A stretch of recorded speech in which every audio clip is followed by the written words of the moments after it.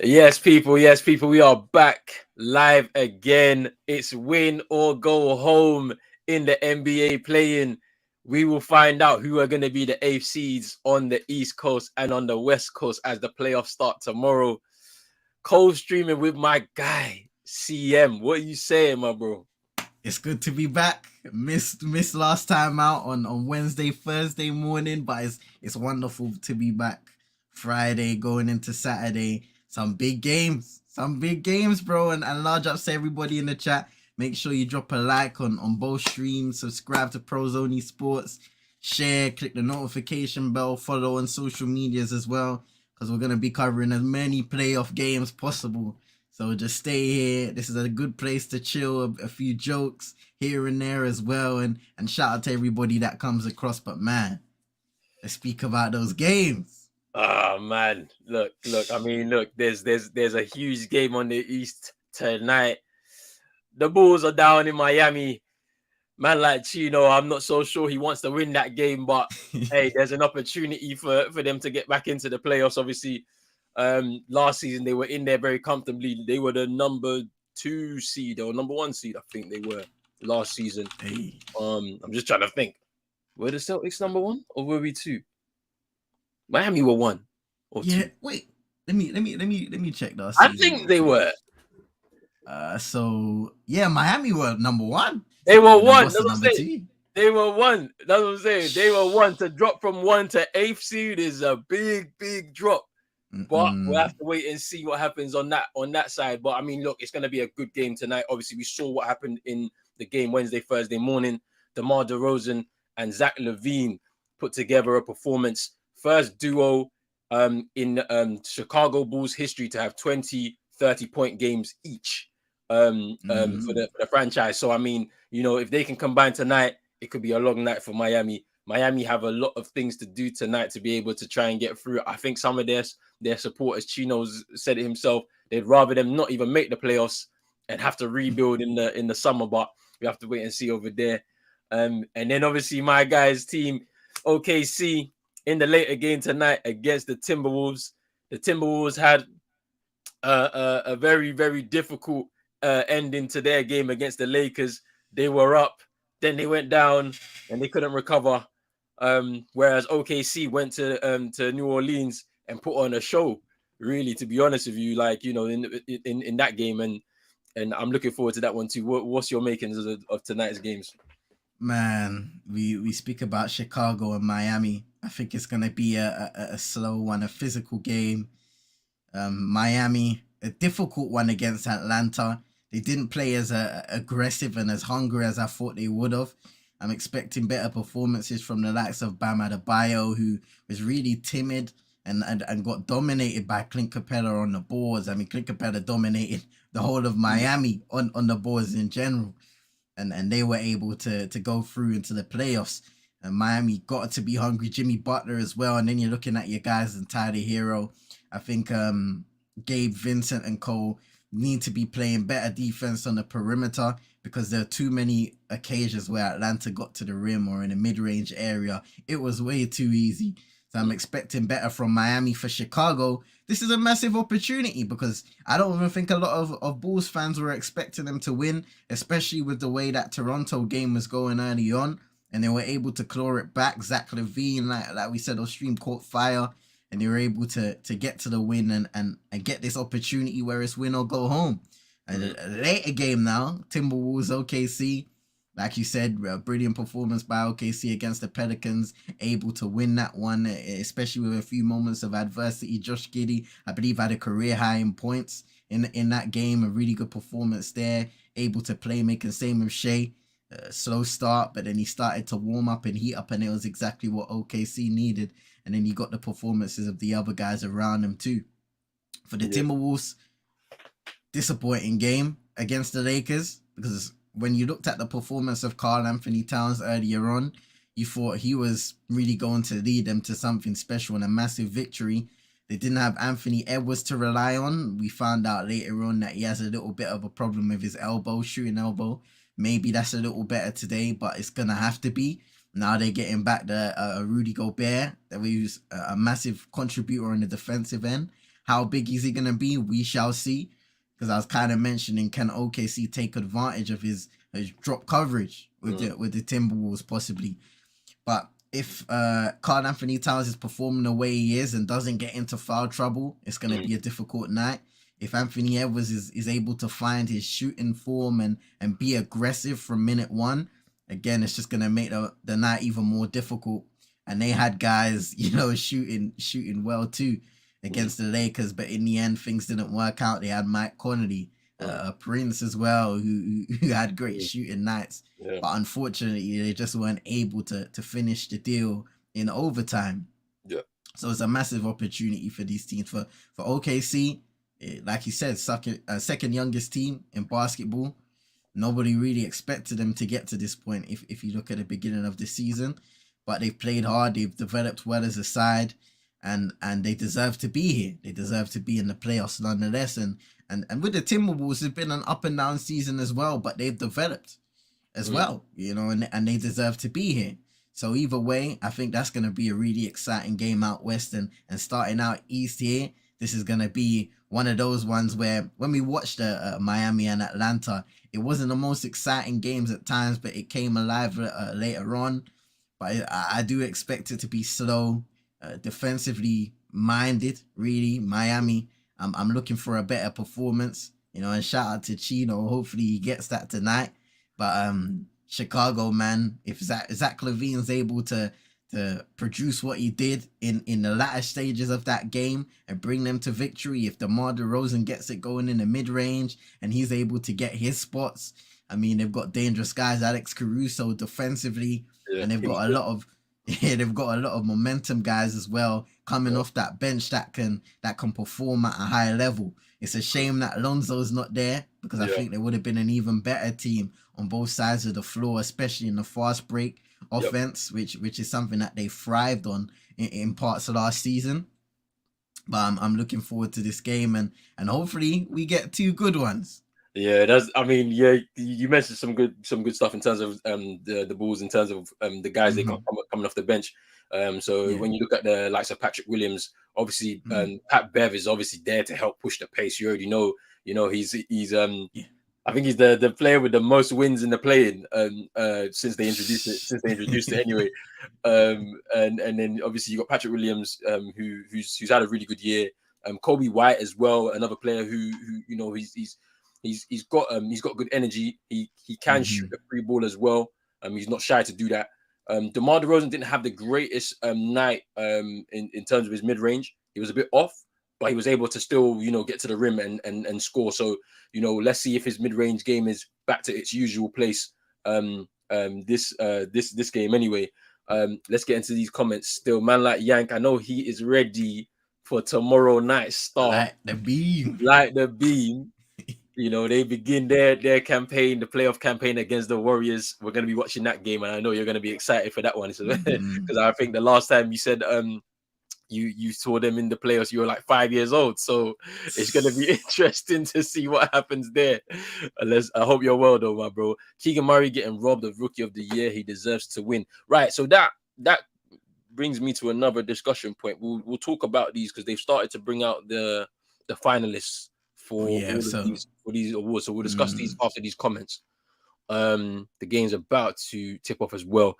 Big up to man like Vibes in the building. I hope you're good, my bro. Murray sets the rookie 3-point record with over 200 3-points made. Yep, we mentioned this last week on our show. And the shooting 41 from behind the arc, fourth in the NBA amongst everyone. Yeah, that's a nuts stat, Like, he's had a really good year, Keegan Murray, for the Kings. But, we've spoken about these awards. Sometimes they're a popularity contest, and you weren't really fancied to even make the playoffs this year, and so maybe that took place into account when it came to looking at players in more detail, when we should be looking at what they're actually doing on the court. We have tipped off here in the game, and let's see what's gonna happen. Monk ain't in for the 6-man. Fox and Sabonis not in the MVP finalists. And Keegan is not a finalist for Rookie of the Year. If Fox don't win Clutch Player of the Year, then NBA confirmed they hate the Kings. Currently, the three players with the most clutch points are De'Aaron Fox, DeMar DeRozan, and Jimmy Butler. They're the top three in the NBA. So I'm hoping that Fox gets it. He deserves it, to be honest with you. He's had some big statements in terms of clutch in those clutch moments. He should win that one. He should win it. Yeah, he should. You say Miami are gonna get smacked out quick. Go on, see him. Yeah. I did hear that. I'm not sure if it was confirmed, but I saw it the other day saying that Mike Brown won Coach of the Year. So, if so, congratulations to him. Oh, I mean, he's in the final list. It's him. It's him, Mark Daigneault, and Joe Mazzulla. Those are the three. Yeah, because I saw it a day ago. Voted NBCA's Coach of the Year, so maybe it's not the official one, but NBCA is okay. Yeah. Oh yeah, but he's part of the top three finalists anyway. So it's gonna be interesting. It's gonna be interesting still. They said they're gonna bounce out Chicago. They're gonna bounce, and then Chicago then get bounced in 4 or 5 in the first round against the Bucks probably. The Mavs got hit with a 750K fine. What was this for? I didn't see this. So this was for sitting out their players. So in the final game when Kyrie, Luka, they made them sit out. Yeah, basically, it's a sticky one regarding that. That's nuts. That is actually nuts. Kings throwing a massive party outside the arena tonight. I'm gonna be there partying. Oh, that's good.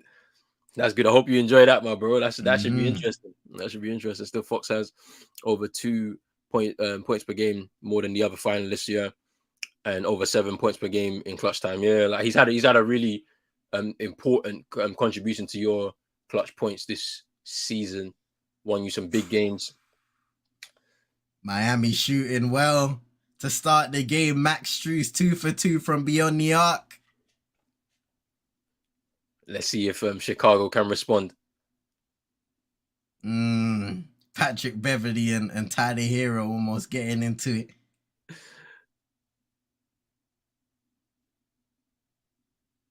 A great ball movement there by Miami. Hero just unselfish, throwing it out to the hot hand early on. And this is the thing. They've had to come out with a bit of pace, especially after that game on Tuesday into Wednesday night. They were very slow through the first 2 quarters, and they needed to wake up, in front of their home crowd as well in the arena. And it looks like they have started this kind of early. You can see already everybody's active on defense when they're on the perimeter. They're not allowing, what we were saying in terms of DeMar DeRozan and Zach LaVine getting into that paint and scoring, making it very difficult. Ooh, Alex Caruso with the free ball. And this is an interesting one here, but I'm looking at this Bam Adebayo, Nikola Vucevic matchup. And Vucevic not known as one of the best defensive centers in the league, as Adebayo misses one there. But offensively, he can produce, and he hasn't always had it easy in the Chicago Bulls uniform. Ooh, but tonight is big. Number 3 for Alex Caruso. Back-to-back threes. That's a good start shooting for both teams now. I hear what you're still talking about with Max Strus from the corner. All right. 3 for 3. You got a game here to start off in this first quarter. 9 points for Max Strus. Yeah, this matchup. LaVine misses that one. This matchup that you was talking about with Vucevic and Adebayo is going to be very interesting, on both ends of the floor. Because you're right. Vucevic is not the greatest perimeter defender, and when you're getting a lot closer to the rim, Strus again. Oh, misses that time. He was going for that heat check. It's out of bounds. Chicago Bull. Big up Manjin here. He's gonna be here for the second game. Okay. Say no more. We'll see you in a bit, my bro.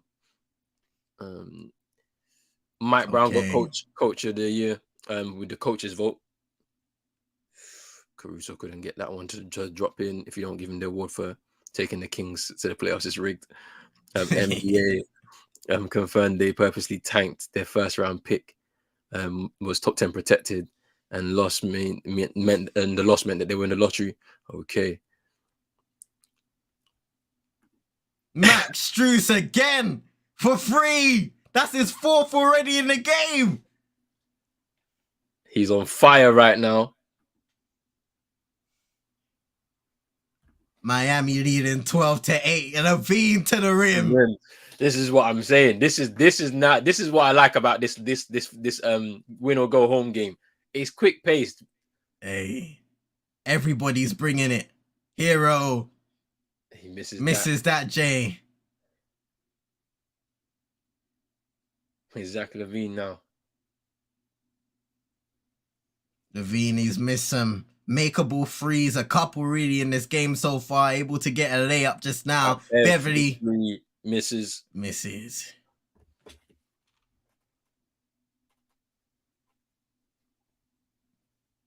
Last game, Max Strus was 1 for 5 from 3, 4 of 5 already tonight.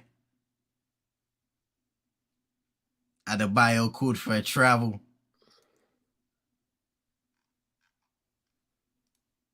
We're in a timeout here. This is the thing with Max Strus, right? I've seen him in pressure games shoot like the way he's shooting right now. And I think the frustration from the Miami fans is why isn't it like this? Why isn't it consistent across the course of the season? Because once Miami get into these positions, somebody that you can rely on at 3 is great in the playoffs because you mentioned it before. Like if teams go on, teams can go on runs, and that's what could potentially affect a game. And if you got someone that can snap that run in half with a free ball or a couple of free balls, then all of a sudden the game kind of balances out or comes into your favor. And it's like, like you're getting here, but like, they've had to struggle to get here this year. It's not been the same this season. So, I think that's where a lot of the frustration from the Miami fans will be coming from. But actually, let's go into just quickly. I want to just name the nominees for these finalists, right? So let's begin with most improved player. Jalen Brunson, Shai Gilgeous-Alexander, and Lauri Markkanen. What do you think about those? I think all 3 of those are fair in terms of being finalists. Is there any that you think maybe missed out that potentially could have been in there? I think that this is very deserved when you speak about Jalen Brunson and the impact he's had on the New York Knicks. Shai improving in every facet of his game and really bringing OKC up to a level where they could potentially be in the playoffs and they made the play-in. And then we look at Lauri Markkanen and the phenomenal start at least first half of the season that he had, almost, playing winning basketball with Utah when nobody expected that and still being able to put up a respectable stat line come the end of the season. I definitely think all 3 of those are the right choice. And I think I predicted for Jalen Brunson to win that one. I have to go back and just make a list of all of that stuff. I'll make sure to do it tomorrow so that we can actually review it in a bit more detail. And Yank saying that SGA is going to be first team all NBA in the next 3 years if he keeps this up. Yeah, for sure. We mentioned already the clutch players, clutch finalists: Jimmy Butler, DeMar DeRozan, and De'Aaron Fox. Rookie of the Year finalists: Paolo Banchero, Walker Kessler, and Jalen Williams of OKC makes it into that. What do you think about those 3? I'm free. I remember. I think you brought up Walker Kessler actually. So names that are all deserving of the award once again. I know Yank Talk is not happy about the omission of Keegan Murray. Yep. He's another name, and I think it's a very tough one. But once again, you look at Paolo Banchero, and you probably expect him to win that award. And then Jalen Williams, a great first season in OKC, being able to improve as it's gone on, and Walker Kessler being a good contributor on that Utah Jazz side as well, who once again earlier in the season were able to play some winning basketball. He would have benefited off of that, Yeah. Yank is going crazy still. He's going crazy in here. Can't believe it. Defensive player of the year. So the three finalists are Jaren Jackson Jr., Brook Lopez, and Evan Mobley. What do you think about those three? Yeah, once again, I agree. Strong choices. I picked Jaren Jackson Jr., but then you guys made a very good case around Brook Lopez, which is something I can't deny. Yeah. Just seeing his impact on the Milwaukee Bucks. Evan Mobley, that's another like really good young player who isn't easy. He's two-way. Yeah. And I feel like in a few years' time, he's going to be really elite. Because if you look at what Jaren Jackson Jr. can do on the Memphis Grizzlies, you can almost see the same with Evan Mobley if he's able to improve as a three-point shooter. The mid-range touch that he has, but the defensive impact on that team, very crucial, and excited to see him play more during this postseason. Yeah, the thing about it is you're right. You know, like I remember last year in the playoffs, Jaren Jackson Jr. scored a 30-piece against the Warriors in one of their games. So offensively, he's nice. He can actually shoot the free ball pretty well. Yeah. Big guy. So obviously, you know, when he gets into the paint, and as Yank says here, he's a menace to play against when he gets into that paint on both ends. So yeah, he's looking like he's gonna get that award. But Evan Mobley, you said it. He's two-way. He is nice going offensively too. So it's like we can't discount that as well. And I feel like another year of development, and he's gonna go again next year. And hopefully, you know, stays healthy. He should be good for another good year in the NBA. Sixth man of the year: Malcolm Brogdon, Bobby Portis Jr., and Emmanuel Quickley. Yeah. In terms of that, you look at Malcolm Brogdon's impact with the Boston Celtics, and Roland's spoken about it multiple times, just having that natural ball handler to come off the bench and make an impact and make some good plays. And this is a guy who plays at his own pace. Bobby Portis Jr. for the last few years now, he's been, you know, one of the best six men in the NBA. What he can do for the Bucks in terms of scoring, just making the right plays on both ends of the floor. That's why he's been there for the last few years. And then Emmanuel Quickley, the jump that he's made for the New York Knicks and then being successful this year, he's been really good in that regard. And ever since we've started to see the development of him as a player, just being that spark plug scorer, he's the perfect category for when it comes to the sixth man of the year. Because I remember listening to a podcast not long ago, and they were speaking about what really is the sixth man of the year. In recent times, it's been a guy that can really come off the bench, score at a high volume, and he really fits that ilk. Yeah. The thing about it is you mentioned Emmanuel Quickley and how he's improved a lot. Like last year, he's somebody that was not getting a lot of minutes, hardly getting games, and he must have done something in the offseason to be able to prove to the coaching staff that he can be someone to contribute off the bench. And you know, it's pretty wonderful, to be honest with you. He could have been in with a shout of a most improved as well, but obviously his teammate actually kind of eclipses everybody when it comes into that regard anyway. How about this? You know, Yank talk, Malik Monk. You know what? Malik Monk has surprised me a lot, you know, because it's like he was at the Lakers and then, you know, got moved away. And I was like, I don't know if this is gonna work out for the Kings, but it's actually worked out pretty well. So you know what? He's missed out, but it's not a bad shout. It's not a bad shout. And then, you know, the final award, the MVP finalists. Joel Embiid, Nikola Jokic, and Giannis Antetokounmpo. Yes, now, sir. We all picked different guys. All three of us picked all three of these guys. What's your thoughts on that? It's all well deserved and nobody else missed out? Hey, first and foremost, big up man like Brush. Hope you're doing well. Yes, big up, Brush. Yeah, definitely. I think I picked MVP. Kobe White with the free ball way downtown.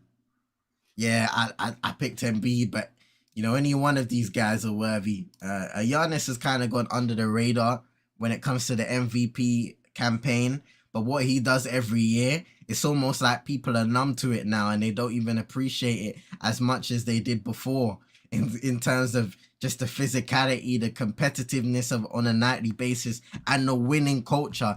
that he has helped develop in Milwaukee. And then we look at Nikola Jokic, another historic year for him, being able to finally put together a really winning season in the West, number 1 seed, and they've really been one of the best teams in the West almost all season.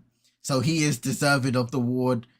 If you look at a lot of the statistics and stuff like that, he is up there. Joel Embiid, a lot of people will say, well, it's his time now. Is it his time? I guess we'll find out in a few days or whenever they're going to announce the awards, but it's very tight. Very tight. Yeah, I just kind of had I feel like Giannis has had a great year, a really great year. And, it's going to be, I think any one of those 3 will be deserving of it. But yeah, we'll have to just wait and see who gets picked, because that's the one that I think a lot of people have been speaking about this season. And yeah, you're right. Giannis has gone under the radar, but his year has been absolutely immense for the Bucks this season. So we have to wait and see.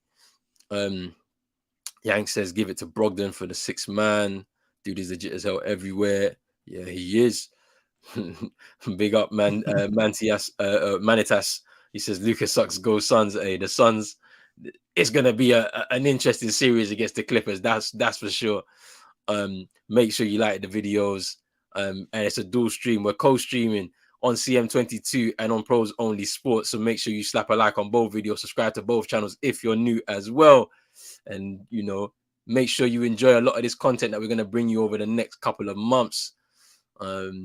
Malik Monk and De'Aaron Fox are best friends from Kentucky. Sabonis with 19, 12, and 7 this year leads the league in double-doubles and rebounds. Yeah, man, it's crazy. Crazy year he had. Jimmy Butler getting the and one there. Miami lead 22-30 in a really good first quarter for the Heat at home. We spoke about taking advantage of that home advantage once again. And it looks like they're doing it so far in the game. Will they be able to keep it up?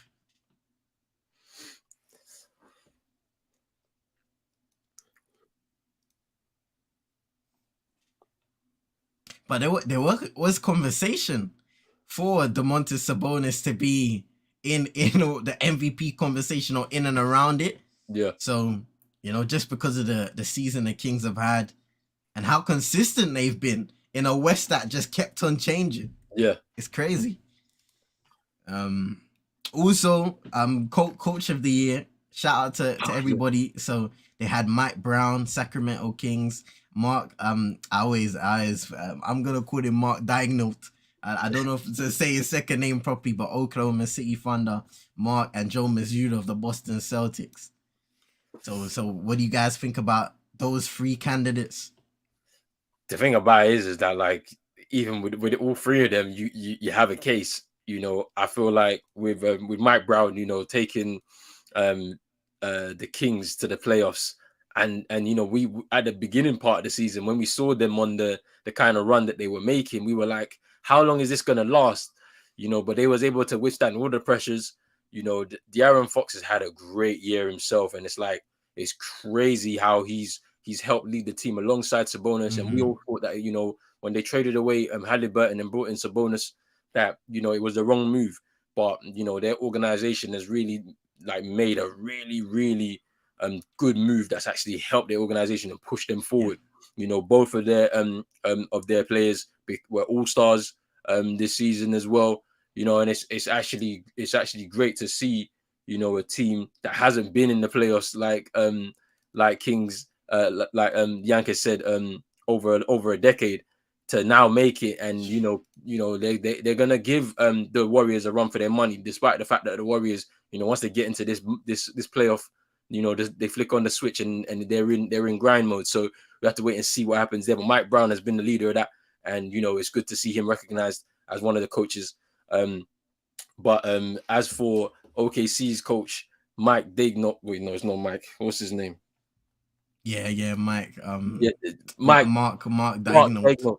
Yeah.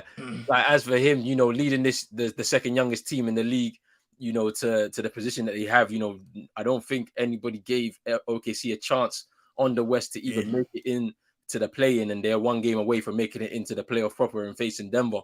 And you kind of have to look at how he's been able to handle the team, as I mentioned off stream, that how in a big pressure game, your players were calm, and I think that the coach exudes that. He's on the sideline of the court. He's got his arms folded, and he's giving his instructions to your team, and then everything that they've been able to put in terms of work on the court, when they're training is actually happening in games, and obviously the results are in the pudding right now. They're one game away from making it to the playoffs, and like, you kind of have to give him a lot of credit for that. And then for Joe Mazzulla to come in off the backdrop of everything that happened with Imo Udoka, and to even transform the identity a little bit, where we're not so defensive, we're really offensive now, and still be able to keep us at a rate where we're able to sometimes destroy teams if we're at our best from shooting. So and also him also being a first-year coach. So we've had 2 first-year coaches in 2 years, and to put us in such a high position in terms of the regular season standings, I mean, you got to give him credit too, man. I mean, he hasn't really had to make any real tweaks or changes, because everything's kind of running like clockwork over at TD. But for him to facilitate what we're doing is actually really good as well. And here's DeMar DeRozan. He's missed that mid-range. And that was a good look there for DeMar. Oh, Max Strus, but is it? Hey.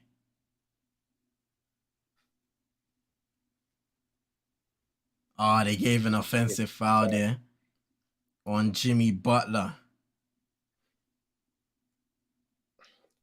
He up by 10. Just over 3 minutes to go in this first. Kobe White with the 3 in the short. Kevin Love rebound. Let's not forget Chicago were able to come back from a Toronto lead that was almost 20 points in the end of the day. So there's still a lot to go in the game. Coming to the end of the first. Let's see what both teams can do in order to get to the playoffs, because this is it now. Win or go home is Patrick Williams now. Leading the charge with the fast break is Ayo Dosunmu.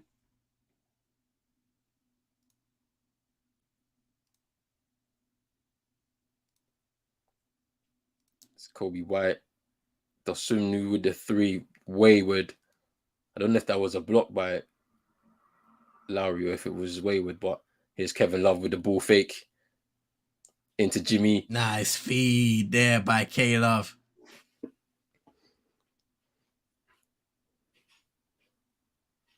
$7 points now for Jimmy Butler.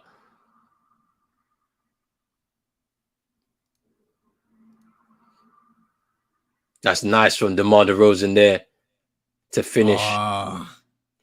Brilliant. And sometimes you just need those looks to get going. You take a couple mid-range shots, and some of them short, especially earlier on, tries to draw a foul. Just get a layup, an easy layup to get going. Nice move there by K-Love. Yes. I think DeMar's, has got the basketball IQ to understand that if things aren't dropping for him, in terms of the mid-range, like he was on Wednesday night, that he needs to just go to the rim.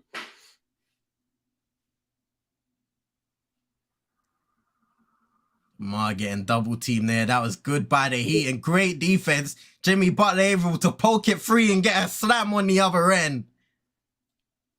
13-2 run. Miami are on now. The lead is getting bigger for Miami. Oof, Vucevic they needed that. Oof. Oof! Max Strus nearly dunked that one in. Hey. Trying to say he's not just a shooter, man. It's Kobe White. No foul? Yeah, that's a foul. It has to be.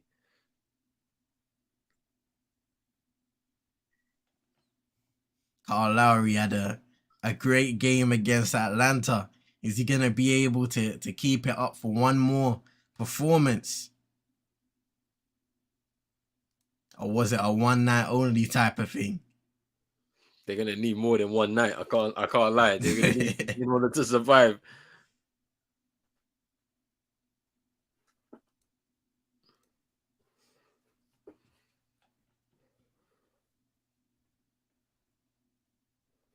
Yeah, Yang's got an interesting question here, man. Someone told me how the Clippers constantly get all-star talent and they're still trash. That's the thing about it. You know, it's going to be interesting if they. Mm, It's that series against the Suns kind of proves everything. They yeah. have to be able to overcome that series. If they don't overcome that series, then serious questions have to be asked of everybody within that organization and that squad of players because you know Paul George was paired with Kawhi in order to Hmm. go for a championship. That was the whole point of them coming together, and injuries permitting, that happened, but and they haven't had a healthy spell together. Really, it's going to be interesting. It's going to be very interesting. Yeah, man. Yeah, coming with another one. So, what's what? Celtics getting bounced first round of United losing Varane, Martinez, and Rashi within a week. It's. I mean, I can't overreact because that's just not. Mm-hmm. I know a lot of fans have said, "Oh, top four is over and it's over." I Yeah. think. I think it's gonna be difficult for United, but we should be able to get through. We should be able to. I mean, yeah, I know people don't like Harry Maguire or Lindelof there, and sure having to potentially be a centre back when he's back. McTominay probably has to be a centre back. He plays there for Scotland as well, so there's potential there. I mean, Casemiro can do it, as well. I've seen him do it a few times. I don't know, man. I mean, Yeah. Celtics aren't getting bounced out first round, though. That's all I'm gonna say. Yeah, it's not happening. It's not happening. I mean, we might drop one game against Atlanta, but I think we come through at least in five. Um, Mm-hmm. so we're second round waiting for who comes out of the Nets and Philly series, which is gonna be a very nice series too. I can't lie. But Hey. yeah, I don't think United are gonna drop out of the top four. I think we've got enough to get through there. And honestly, we've got enough to beat Brighton in the semi-final of the FA Cup and make it there. You know, uh and yeah, like I mean, obviously that yesterday's game was tough, but I said it though.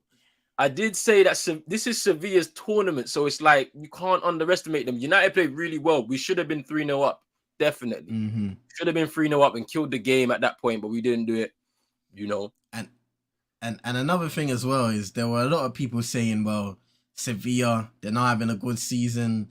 They're kind of flirting with a relegation battle in La Liga. And it's like you can't underestimate the heritage of what a club can build.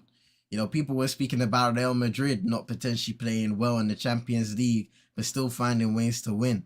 We've known that to be their tournament, and they've won it multiple times. Sevilla in this competition, Europa League, they will find confidence from performing against a club like Manchester United, but also in this competition because they've had a lot of success within it. So it's almost like when you look at the history of the club, they tell you you play with pride in this competition, you give your all, and that's what they did. Because I think, Sevilla, they may have not played the best. I think Manchester United played some great football up until a little after we went 2-0 up. And then I thought the players became a little complacent in the game that they were playing and didn't exactly go for the kill, which has been a massive problem with this team overall. But when you look at before halftime and after the second half began, the warning signs were there with Sevilla. They may have not been creating a high quality, high amount of chances, but their passing was really good. They were able to get into dangerous areas. David De Gea got a couple saves and bailed out Manchester United as he usually does, but they were getting closer and closer. And people always say, well, there was a luck element to the goals that they did score, with two of them, I think, being own goals in the end. But still, Manchester United were complacent, and you get punished for not taking games seriously, and Manchester United have been punished a lot of times for this reason alone. So whether you want to attribute it to in-game decisions, the substitutions, I think the players are a big part of that as well, because their performance was just not up to par after we went 2-0 up. And in the end, now we go from having a comfortable lead going into Sevilla to now having to compete at a high level without the Bruno Fernandes, Marcus Rashford, Yeah, I forgot. Martinez. Bruno was suspended last night as well for the Yeah. second leg. Well, it's gonna be tough. Yeah, like I just think it's Malassia's fault on that second goal. You know, like there was so much space between him and the wide man. Like, you know, he just lost his man, and that's never good. He's young; he'll have to improve a lot. I'm sure he would have learned a lot from his first season and whatnot. But yeah, I think we've got enough to make top four. I just can't see us dropping the amount of points. I mean, this season we've been very consistent in terms of wins. How many wins we've won in the games in the league? 17, I think it is in the league this season. You know, we're not that bad. You know, so I'm hoping that we can get enough points to be able to get. I think if I'm not mistaken, we've got 9 games left in the league. If it's 9, win 5 of them, even 4 of them, I think you confirm top 4. I think it's 9 games left.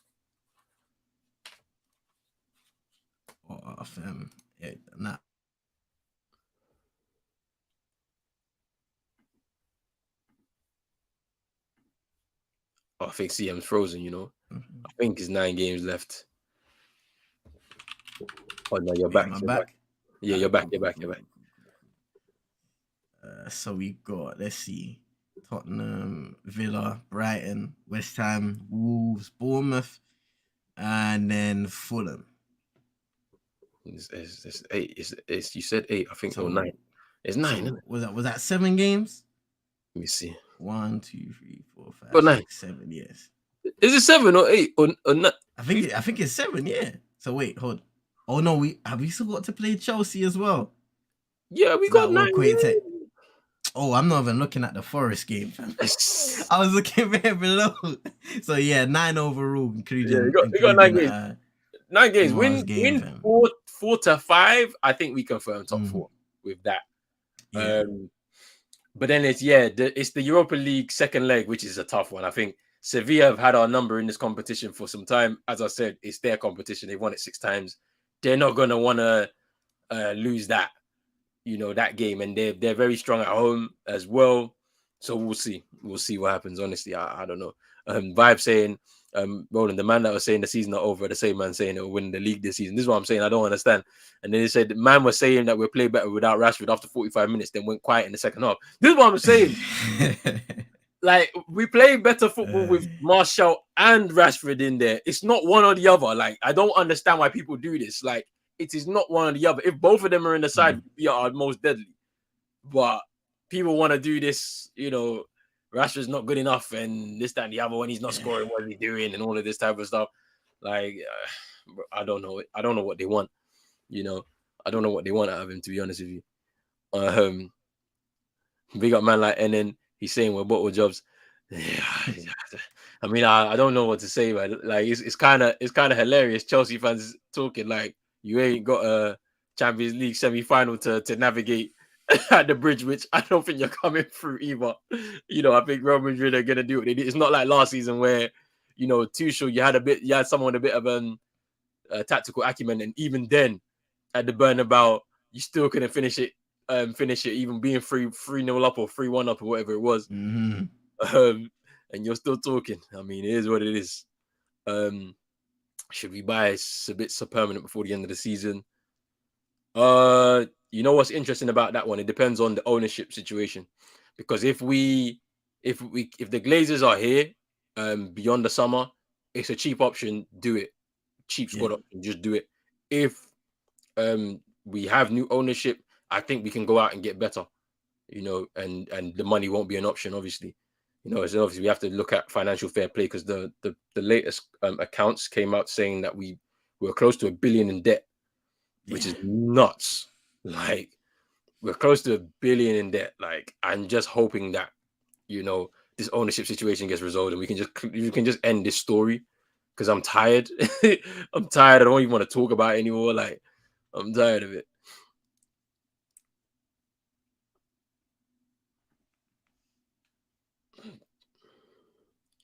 The Bulls are right back in this. Patrick Williams, long 3 but misses. Oh, nah.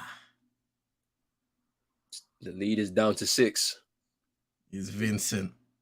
Good defense by Zach LaVine so far. Ball fake. Tyler Hero.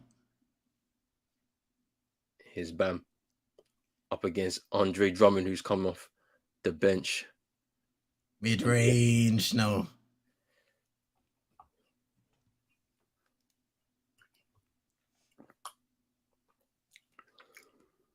Ooh, DeRozan missing another mid-range J there. Early in the shot clock. And it's a foul. Take foul by DeMar DeRozan.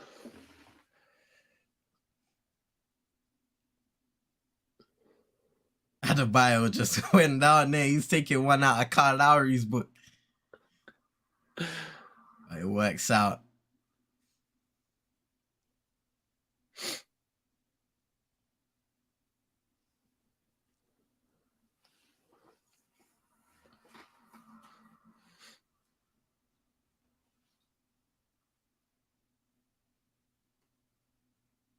Adebayo and Tyler Hero not communicating the best.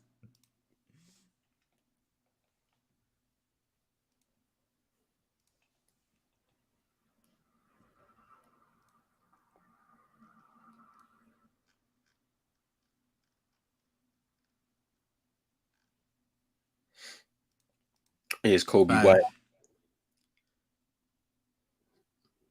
5 turnovers each for both sides so far in the game.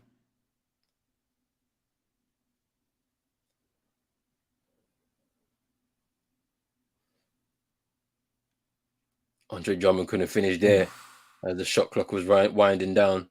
Here's Bam Adebayo. Kyle Lowry. Oh, that's a great charge taken by DeMar DeRozan. Offensive foul by Bam Adebayo there.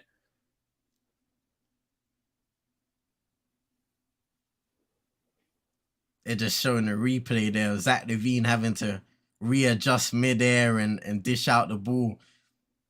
Both teams really not allowing their players to get to the rim. I think been a few occasions.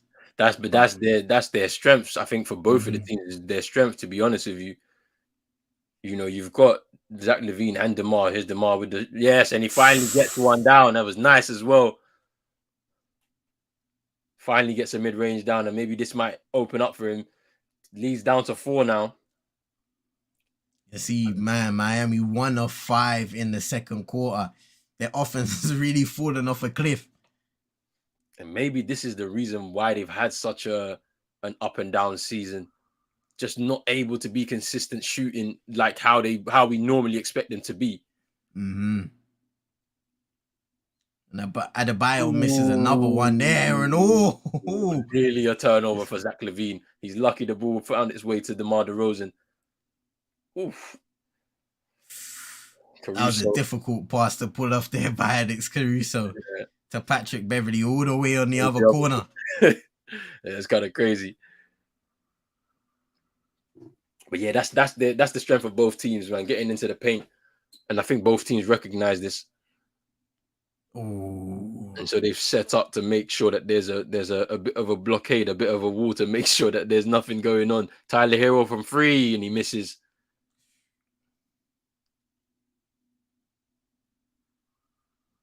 It's DeMar DeRozan now. Caruso from 3. Oof, and it goes in for him. And it's a 1-point game. Here comes Chicago.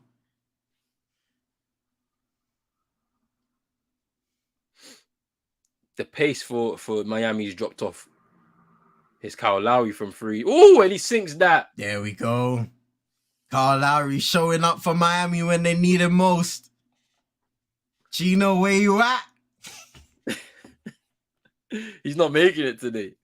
Hey. He's not making it today. He says he's working nights tonight. So, oh, man. Big up Chino still. Big up Chino, man.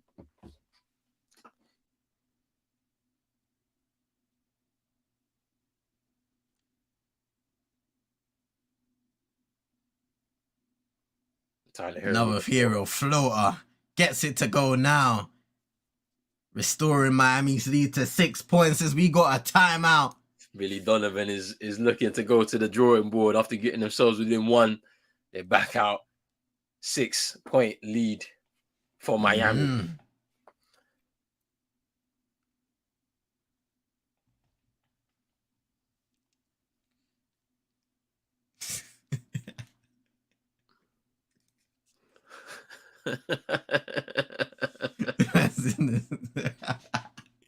I big up vibes, man. Big up, man. So, you know what's so funny?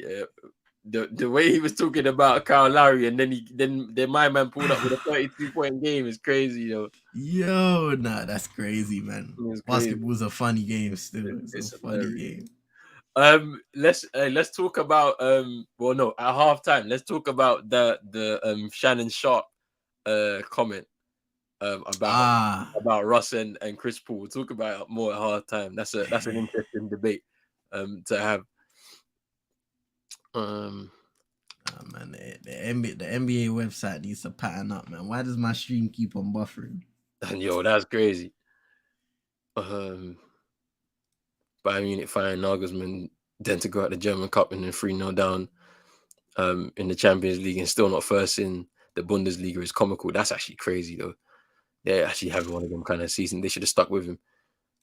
Both OGs, Mario Maguire is a clown.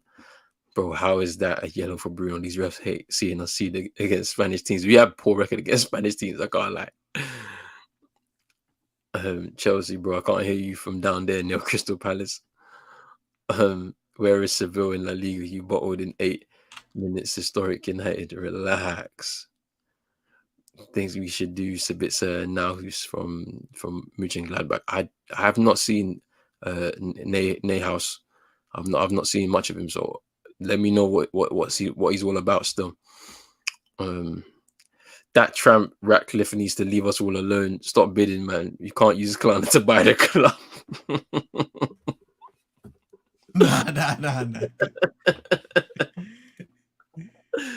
Oh man, yo, it's actually hilarious though. Like what he's trying to do, like the 69%, the rest of it stays on the stock exchange.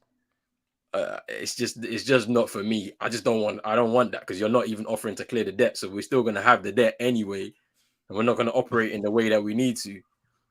And it's mad because it's like, okay, you can say we're gonna shift the debt out of the club, but if that's still gonna affect the finances that's gonna be able to be spent within the club on personnel, rebuilding the team, rebuilding the stadium, training facilities, and just updating Manchester United as a whole and bringing them to the top, then what's the point? You're virtually gonna be in a similar situation we've been in for the last over a decade. 15, 16 years. Like the thing about, what's so interesting, the fact that we've delayed on this is Old Trafford has missed out on hosting Euro 2028 games simply because we haven't made a decision about what we're going to do with the stadium. And it's like you've missed out on potential money there because obviously you're going to get some money from UEFA to be able to host that and all of that. Like all of this type of stuff has gone on. Like, and it's like we were told end of March this will be resolved. Now it's end of season, it'll be resolved. It's probably not gonna. We're not gonna see that until like October. So next season it will still be going on, ongoing. Like, so I think United fans should prepare for a summer where we're gonna have a bit of a long and protracted summer. Expect 3 signings: a striker, a backup right back, potentially I think maybe a centre back, a backup centre back, maybe, and then somebody in midfield. Like. And it's not going to be the options that you want. You know what I mean? I feel like we're going to spend big on the striker. We'll try and cheapen out on the other 2 options, to be honest with you, if the Glazers are still in charge. But we'll see. We'll see. I think a lot of the fans, and more so the ones that have a tendency to be very reactionary, they need to do a better job of putting less pressure on, because I think we've done very well this season in terms of exceeding expectations, especially after the tough start we had, winning a trophy, being comfortably in a top 4 spot for large parts of the season. But you can't let that almost shield you away from what's really going on within the club, because you look at it and it's still very much in turmoil regarding that ownership situation, regarding everything that's going on, the injuries that have been put upon us, but also the personnel that we have, to call upon when there are injuries. Mm. You know what's funny about whenever we have a negative result about our fan base? They always go straight for the Glazers. But when we won the EFL Cup, I didn't hear nothing about Glazers or anything like that. And it's like the movement is very wishy-washy for me. There's people that are, they're on it and they're on it all the time. There's others that only draw for it when it's convenient to them, and how they're feeling emotionally. I've just stayed out of it because I understand, how difficult and protracted some of these things can happen. And obviously, who you're working with. The Glazers, they don't do anything quickly. They're about their money, and they're gonna try and squeeze as many pennies out of whoever is bidding as much as possible. And Vucevic with the mid-range there to bring it back in within 2. 6 points for Vucevic, 4 rebounds, 3 from 5 from the field. But yeah, I'm not expecting. I mean, I'm hoping that it ends and we have the right person in charge. For me, it would be the Qataris, and it's not about the money. It's more about Max Strus with the free ball again. He just has it going tonight for Miami. 17 points, 5 from 7 from 3-point.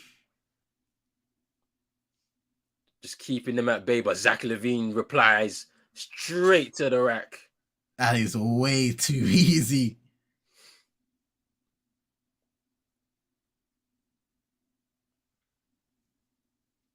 Bam Adebayo. Shoots again from 3, and he hits it again. Miami pull away. Hey, Udonis has them on the bench, loving what you're seeing. What a performance so far by Max Strus. LaVine, turnover. Or is it a foul called it? I think it's out of bounds, no? But that's nice from Max Strus there. Kobe White contesting, and he's still able to knock it down. 20 points for Max Strus in the first half so far. Big shooting night for him.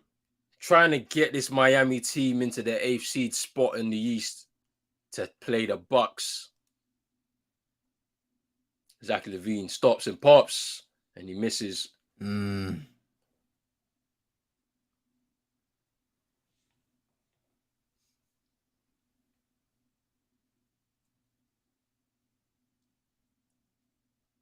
It's a foul on Tyler Hero by Kobe White. Just trying to see. He's not happy with the call. That looked like a tough foul call there on Kobe White. Yeah, I don't think it was necessarily a foul, but we'll see what the interpretation is from the replay.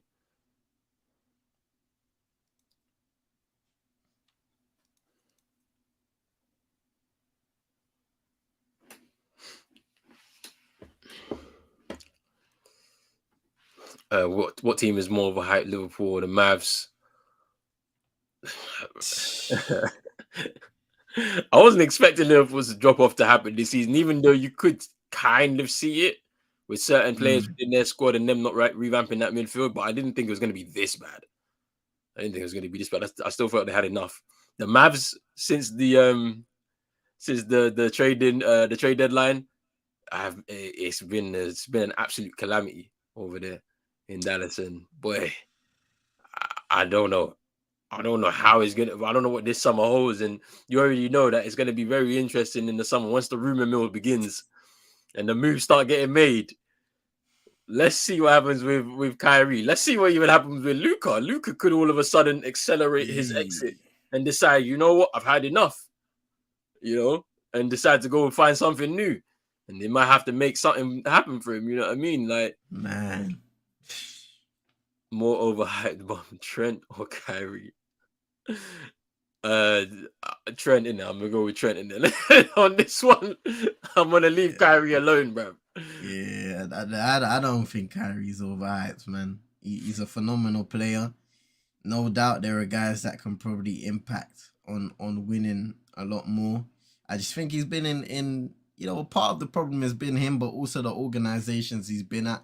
Sometimes it hasn't been the right, like Boston. You look at Boston and the almost ascension of the young guys in Jason Tatum, Jaylen Brown, and co, and then really almost taking over that franchise. So then when Kyrie went back, did they really need him anymore as that leadership figure?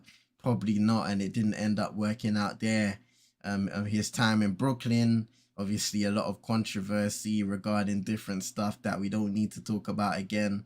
But on the court, for the most part, it was good with KD and Harden, but they hardly played together. He goes over to Dallas, and he starts to put it together offensively, but defensively they're shocking. So they can't get wins to save their lives, and they were in quite a few close games, but in the end of the day, if you don't have the defense to get you over, you're not gonna win in this league, and that's where they struggled at most. But it's a difficult one with Trent in the footballing side of things. Defensively, he's absolutely shocking. Like it's crazy because offensively he can be out of this world. Some of the passes he pulls off, etc., being able to just provide and put the ball on a dime right in front of anybody. But defensively, he has been exposed, unfortunately, and that may be due to the fact that Liverpool's midfield just don't have the legs in them to be able to make up for those deficiencies. We've seen this season as well, Virgil van Dijk being exposed a little more in terms of one-on-one defending, because the whole team and their spine and nucleus isn't as strong as it was in previous years in terms of the energy output and being able to cover positions. So it just highlights even more why having a well-rounded team is important. And you can even bring this back to Manchester United to see why there have been so many inconsistencies in the last few in the last decade and a few years, because the team is not well-rounded. There's a lot of just players in there that don't fit certain systems, that are not able to play a certain way, and for that reason they come into the team and we're weaker because of it. Yeah, I think Trent was a midfielder, and they've kind of tried to accelerate his pathway into the Liverpool first team. Because playing at fullback, 11 aside, is kind of easier than playing in most positions, to be honest with you, because when you play at fullback, most likely you're gonna get stripped. Like, it happens as a fullback. Someone's gonna skin you at some point. But if you can, positionally, be decent enough and you have a good engine, then you'll be fine at fullback. But I think he was a midfielder, to be honest with you. Ooh, they're gonna give three. They're gonna give three for that. That is tough. And I don't even think there was contact though, because Caruso was like, I didn't touch him, but I think it's because he landed in the in his space, right? In the shooting space, right? Because it seems like maybe on the lower region of his body, that's definitely where the contact came from. Because obviously Strus was off balance, he fell over as he took the shot, or as he was finishing off the shot. Yeah, he's gonna get three there. And then with an off-topic question, a white South African UFC fighter says he wants to fight Izzy and wants to be the first African to bring the belt to Africa. Usman replied saying it's like him living in China, saying he'll be the first. Yeah. That's a bit wild, though. I can't lie to you. I mean, I don't know if I can have this discussion right now on this topic. We might have to do this somewhere else, bro. I can't lie to you, bro, because I have certain views that maybe some people won't agree with it. So let me just leave that one to the side. We can discuss this in another type of environment. I won't lie to you. Bro, imagine Doncic at the 3 for the Kings: Fox, Herter, Doncic, Barnes, Murray, Barnes or Murray, and Sabonis. Alex Caruso from the three. He Got knocked it. it down. What a game this is. 14 points for Alex Caruso, 5 from 7 from the field, and it's a 3-point game. Under 2 minutes to go in the first half. Close game. Both teams competing on both ends of the floor.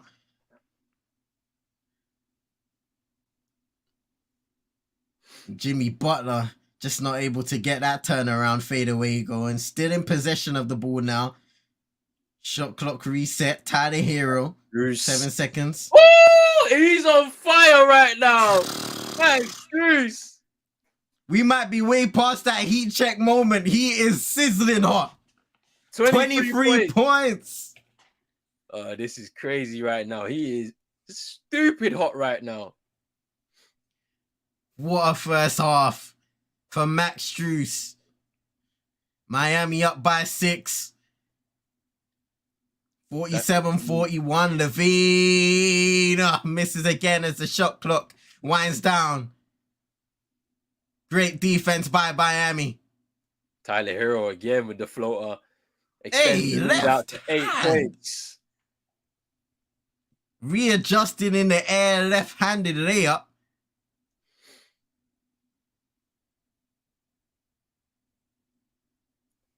DeMar DeRozan trying to get as much time possible for the Bulls up court. Let's see what they can create. That's nice. Oh, that's brilliant. And one for Zach LaVine. You can see that explosiveness. He took control of that situation there. Went straight to the rack. Got the layup and the one. And we're looking at some of the games tomorrow. Brooklyn, Philly, Atlanta, Boston, New York Knicks, Cleveland.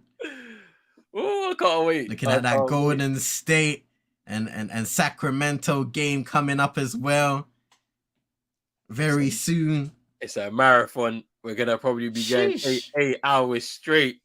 Man. Probably. I mean, we'll see if there's a break in between. If there's a slight break in between there, we may have to break it up into 2 streams. We need to make sure. So it might be 2 streams or it might be just one big one. We'll see tomorrow. Tyler Hero just that free drop. They turn over. No, they don't. They keep possession. 7 seconds left. Damn. Foul given. Pat Bev doing his thing. Hakimi's wife filed for divorce and demanded half of his property. Hakimi owns nothing at all. His property is registered under his mother's names. No property, cars, jewelry in his name. There's somebody wrote this on Twitter, and everybody's been running with this today, bro. This is actually hilarious. There's no source that's saying that this is true. So until we get this, it's actually true. I have no comment. I can't lie to you. It's a nice story, though. It's a nice story for him, isn't it? Like, but I don't know if it's true. Oh, did it? Oh, nice move by Jimmy. Oh no! I think the buzzer went. Yeah, the ball was still in his hand. The ball was still in his hand. Damn. It's a good first half for both teams. Miami lead 49-44. Max Strus on fire with 23. And Miami have needed every single one of his points to narrowly stay in the lead at the half. Vibe said Trent is a stripper, Cardi B defensively. Yo. Fam, nah, it's crazy, man. My favorite King ever just confirmed he'll be at the Big Kings event tonight. My first ever jersey that I still own and wear. Let us know who that is, bro. Sabitzer Wins. Europa League Player of the Week. Mikey Williams was booked on 5 counts of assault with a deadly weapon using a firearm in California. Each charge, I saw this, each charge carries a minimum sentence of 6 months. Nah, this is nuts. Nuts. What are you doing? Because this is, because he's in college, isn't he, right now? Yeah, I think he's committed to a college team. I forgot which one it was. Let me get back. Is he in Memphis? I think it was Memphis. Let me see.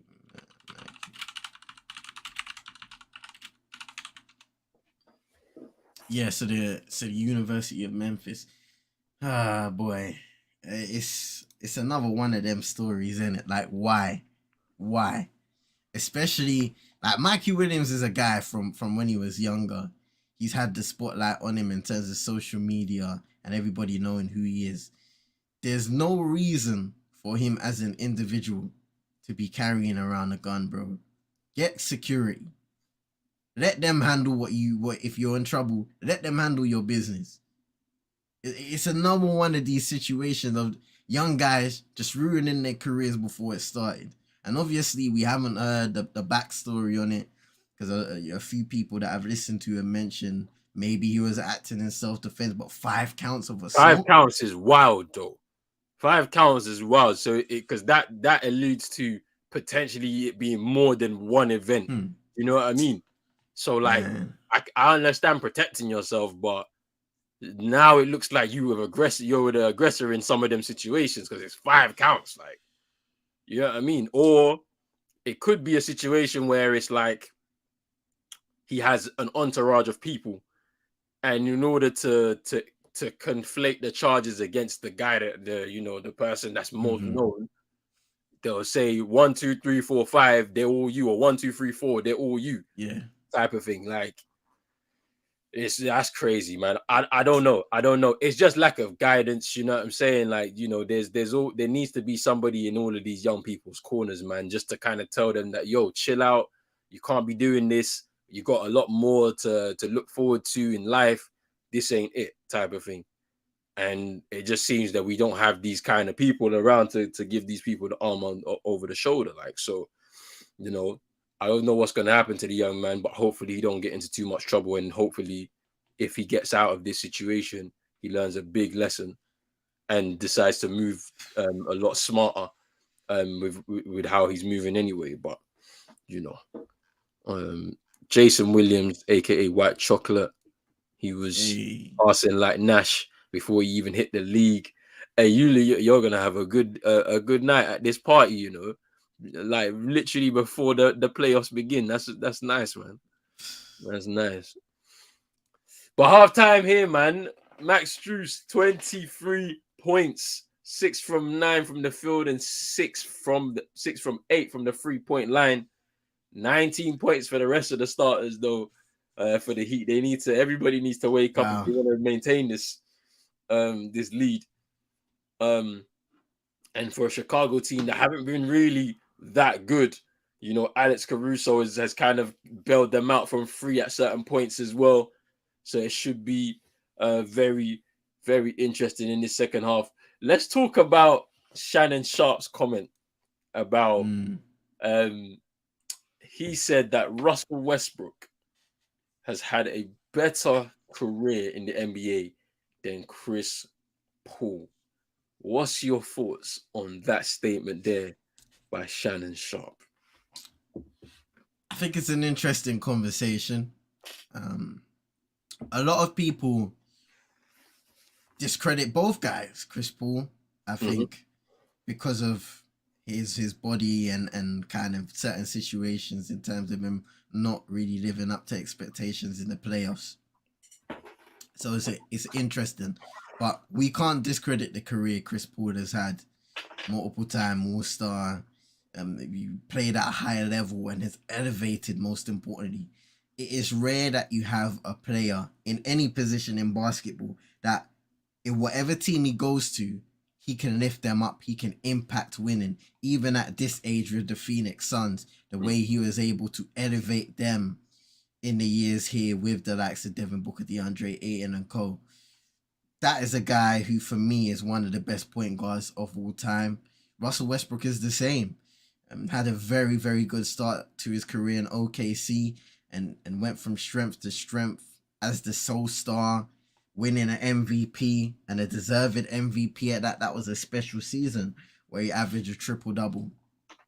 I think where he kind of falters in his career is the fact that once again a lack of success in the postseason on his own.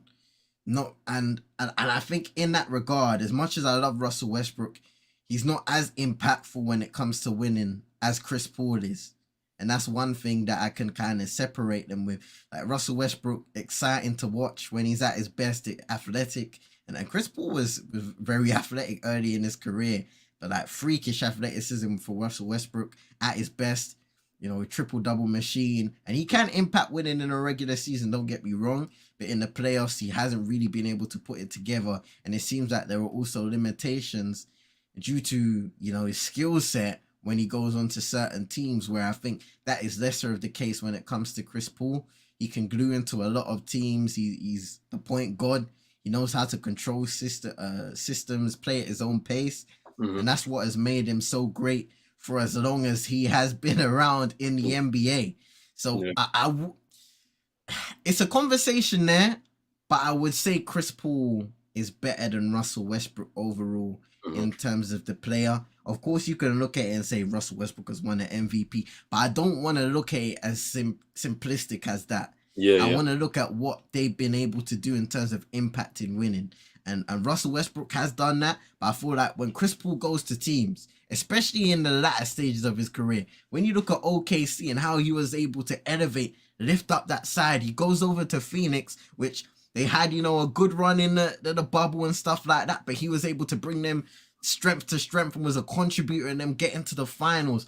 There's so many instances where you can look at in Chris Paul's career and say, listen, that man has lifted up teams. And I think even now he's underrated as a player, even though they called him, you know, one of the best point guards of all time. I feel like a lot of people online or people probably discredit that because of the unfortunate shortcomings of his career.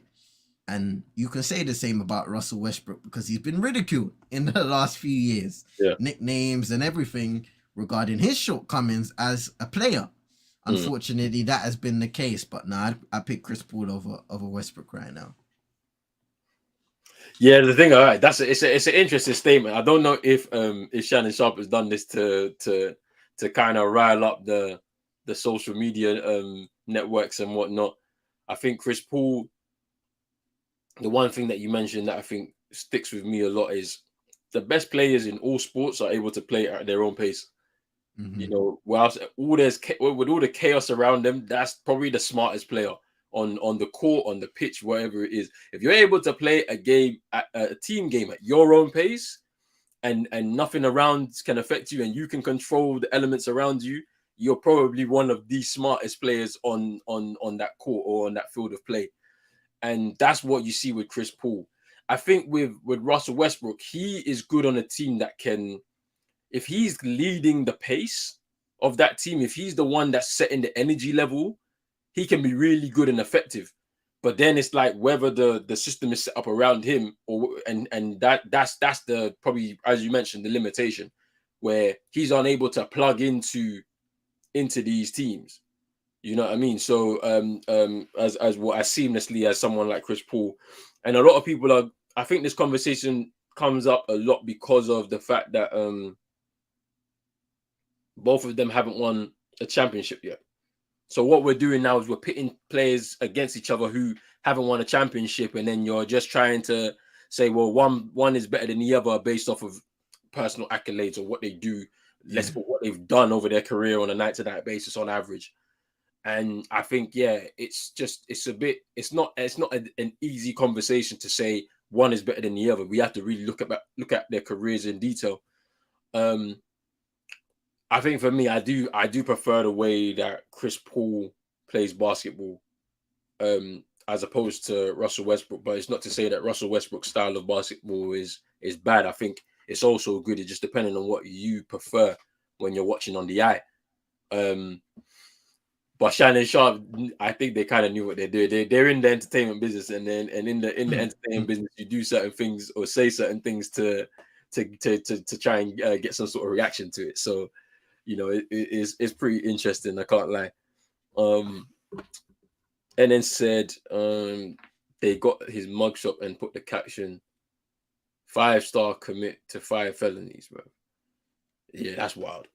That's wild. I mean, I'm hoping because if he's from the University of Memphis, I would assume he's a California native right now and is not in school right now. Because like for him to, because like they're talking about California law. Damn. Because that's crazy. Like, let me have a look.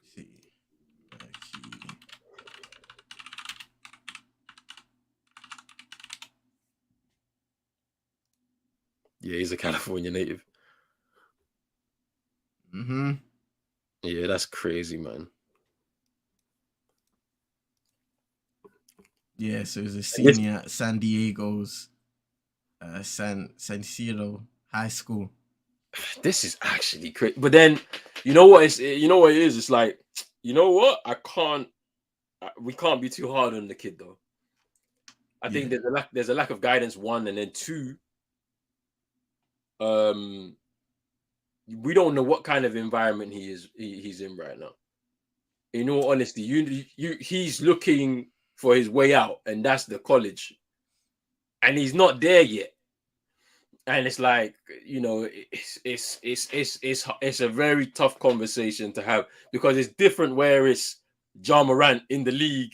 You've passed all of that stage of your life where maybe you didn't have a lot, your family didn't have a lot, and then you're in the league, you're legit, you're doing your thing, and then you're going back to doing kind of stuff. He's kind of right there in the midst of it right now, and his only relief is to go to college. He's not there yet, so I don't know. Like, it's like you're still around the same types of people. It's a very tough conversation. I don't know what your thoughts on it are, but you know, it's one of those. Boy, man. Wait, no. Wait, what did he say? He said, no, Wallow was just giving this guy advice and he was playing with his mic instead. Wait, are we talking about the $1 million worth of game? Them two? And then is that what you're talking about? Because they we see the clip with Young Thug when they were doing the same thing, and he had all them people in the room, bro, and you know they weren't listening because they've been doing that stuff for like 10 years plus. Yeah, okay, bro, I hear you in it. Like, yeah, but that's the thing. It's like some people, they're not gonna listen. Like I told you, like Young Thug was sitting in the room knowing all the stuff that was going on. Like, that's crazy, man. That's crazy. I mean, but like it still doesn't. I still don't think it discounts the fact that he's still in the midst of where he's from. Like, and I understand why.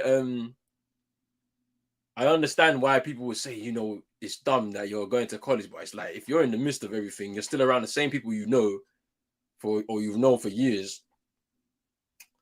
If you ain't got no one to tell you, like, no, you see, look, no, they said that he grew up in the suburbs. Okay, I'll finish my conversation. If that's true, I'll finish my conversation on that one. I ain't got nothing to say else. And the one thing I'll say to combat that is, this is a guy, especially in this day and age where young players are able to build a platform even before they get into college. This guy has had a social media platform for the longest time. So I would find it hard to believe that he hasn't been able to start putting money on the table, even though it's not like generational wealth. I'd find it hard to believe that he hasn't done or started to do that already.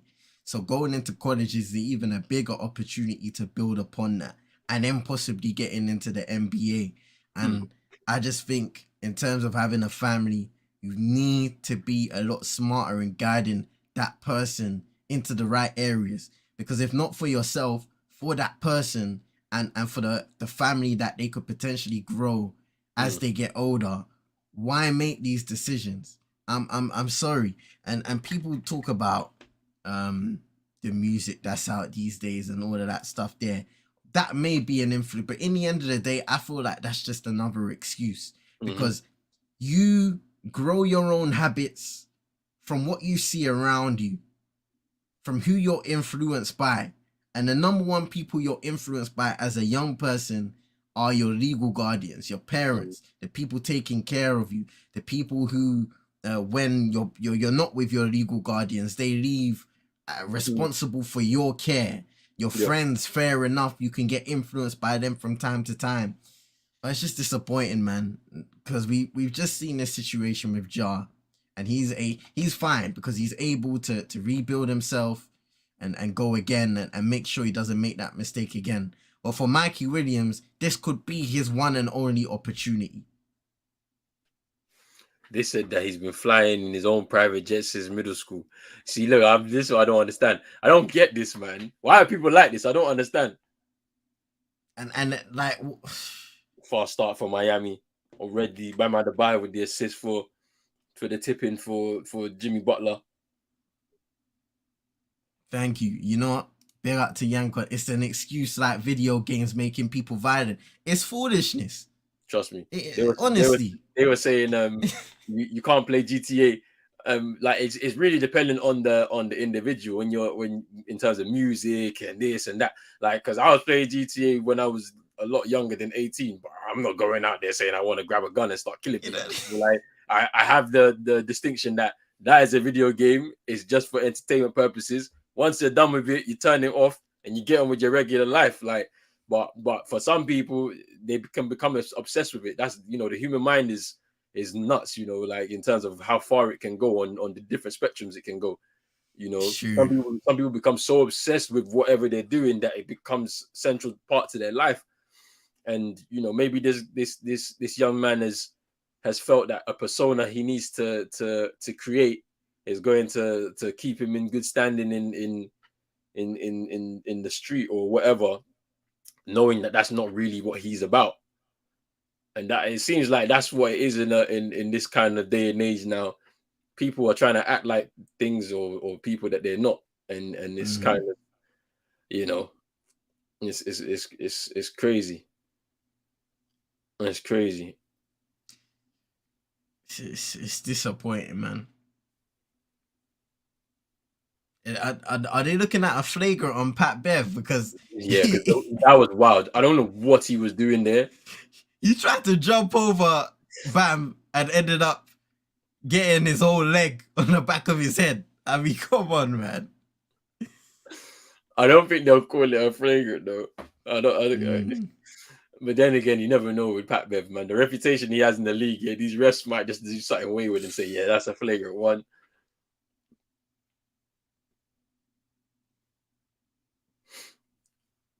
Another opportunity for both coaches to speak with their troops. You see Billy Donovan for Chicago. Yeah, this is a flagrant one. What the hell is he doing? Oh my God. What the hell is he doing, bro? No.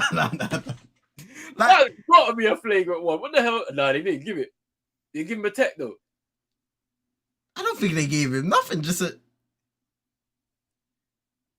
They left it alone. I'm glad to see him back in his hometown though. In Chicago. Hey, I need to see another video, bro, fam. If he was crying about getting in the playoffs of the Timberwolves, you better be crying and getting in the playoffs in Chicago, fam. Yeah. If they get through this game, I need to see more tears, bro. Like, this is worse, bro. Because this is mad. You're doing it with your hometown team as well. It's crazy.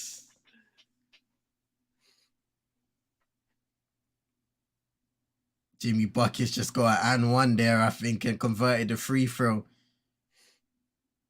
14 points for him tonight. DeMar. Oh, yes, he's hot. He's hot now. There we go. In the mid-range. DeRozan. Mid-range God. Takes down the Miami lead to 8. Patrick Beverly playing some tough defense, fighting around screens to stay with Jimmy Butler. He's bad Adebayo. Oh, he misses. Nice feed. And Adebayo floater. He misses. Vucevic rebounds. Wow. Zach LaVine. What can he do? DeRozan from 3. He misses. Vucevic unable to contest for the rebound. Adebayo over to Harrell. Max Strus from 3. He misses. He's short. Rebound DeRozan.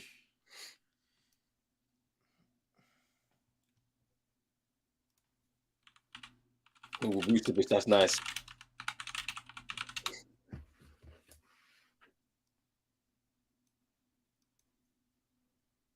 Wow. And I didn't even realize Mikey Williams had a Puma deal, bro.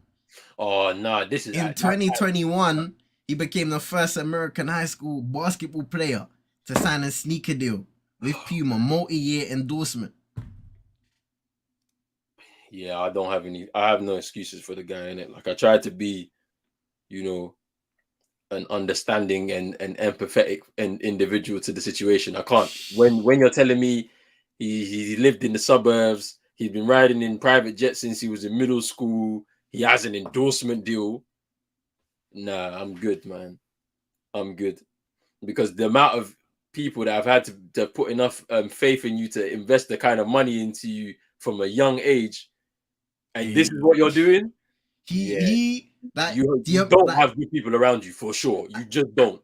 Like, I can tell you wholeheartedly from seeing this guy multiple times, he should be out of the hood already, and he's not even in college. Yeah, see, look, this is if he was there, he should be out of the hood already, fam. He hasn't got good people around him for sure. Because if they're allowing you to do this, it's crazy. Short there from Adebayo. And a 10-point lead is now down to 4. Zach LaVine. He was looking for the and one, but he couldn't get it. And it's down to 2. 10-2 run for the Bulls. Wow, Zach LaVine coming alive. DeMar DeRozan being able to hit some shots. Stripped. Here's Caruso now on the fast break. Euro lays up and in. Tie game. Miami time out. Alex Caruso doing it again. And Eric Spoelstra is not happy. Livid. Absolutely livid. But Chicago once again showing their staying power, showing the resilience to come back from big leads down. And as my guy FCM mentioned in the streams a few days ago, basketball is a game of runs, especially playoff basketball. And you've seen it right now. 10-2 run for the Bulls. Man, what a game. This has been brilliant, honestly.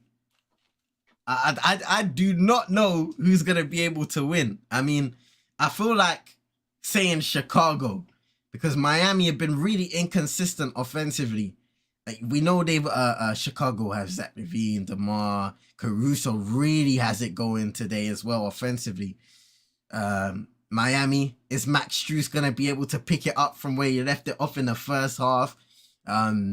Jimmy Butler, is he gonna be able to come along in clutch and answer?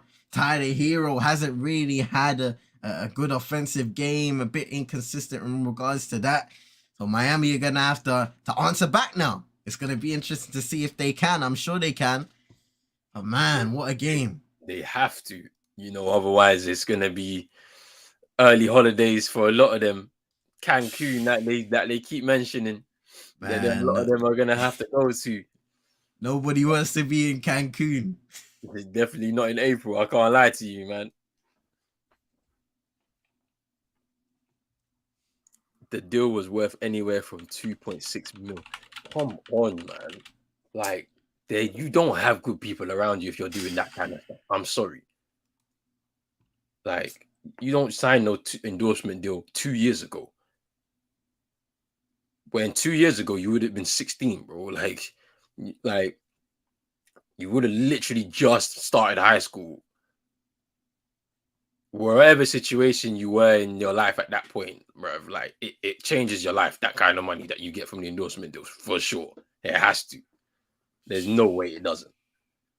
Like,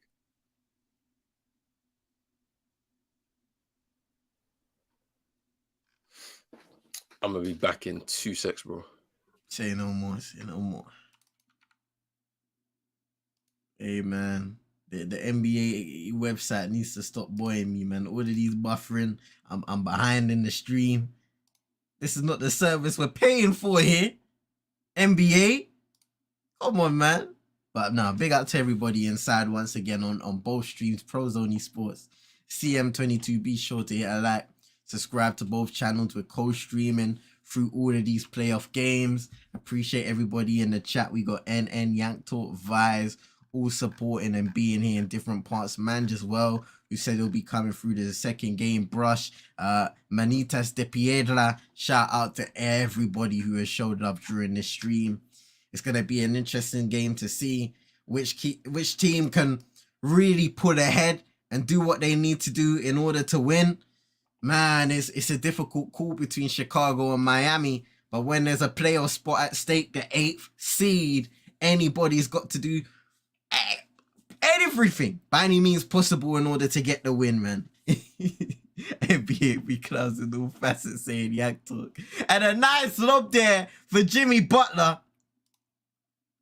Out of the timeout, Miami lead by 2. Let's get some predictions in the chat though. Who do you think is going to win this game? Who do you think is going to win the latest game between OKC and the Minnesota Timberwolves? DeMar DeRozan with a tough mid-range fadeaway.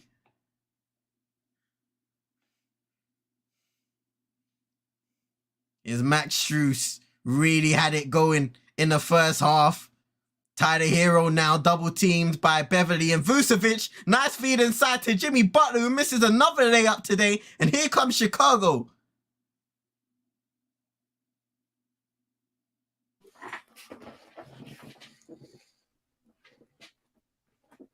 Tie game. Caruso blocked by Hero. Oh, good defense by Tyler from behind. Strus. And he misses. He's not. He's gone cold. It's always them things when you're as hot as he was in the first half. You just want to keep on playing. That's it.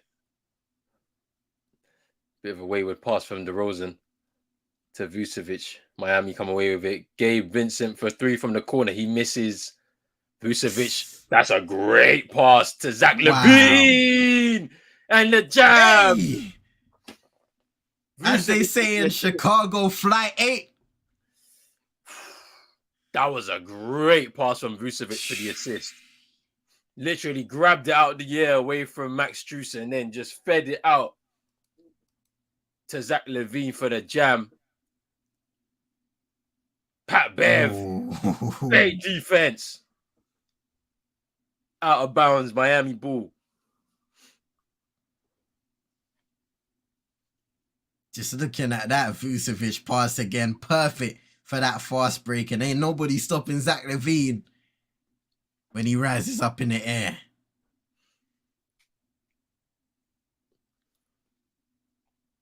.1 on the shot clock. Strus. You had to just let that go. Is LaVine, Kobe White. Caruso. Good ball movement there for the Bulls as he misses.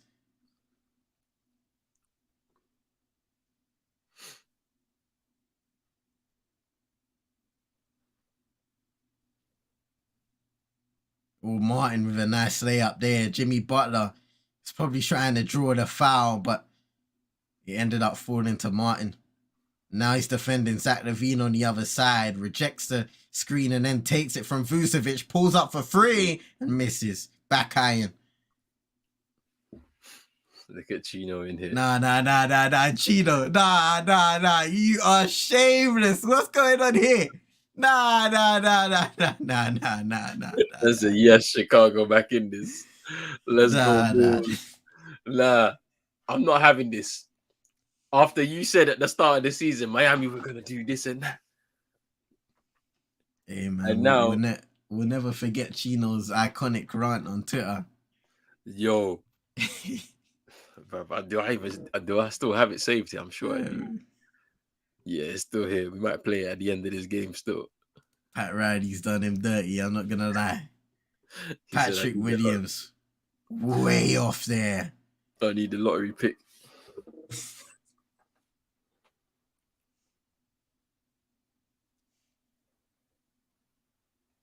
I'm literally watching on mobile view right now because that's the one that has me ahead or closest to you, man. Oh yeah, Because if I go on TNT, it has me way behind, and I'm like, I'm what's on going on? I'm on the TNT one, so I don't know. Like Hey, they're I'm doing me on dirty. I'm on TNT. It's been moving all right for me, you know.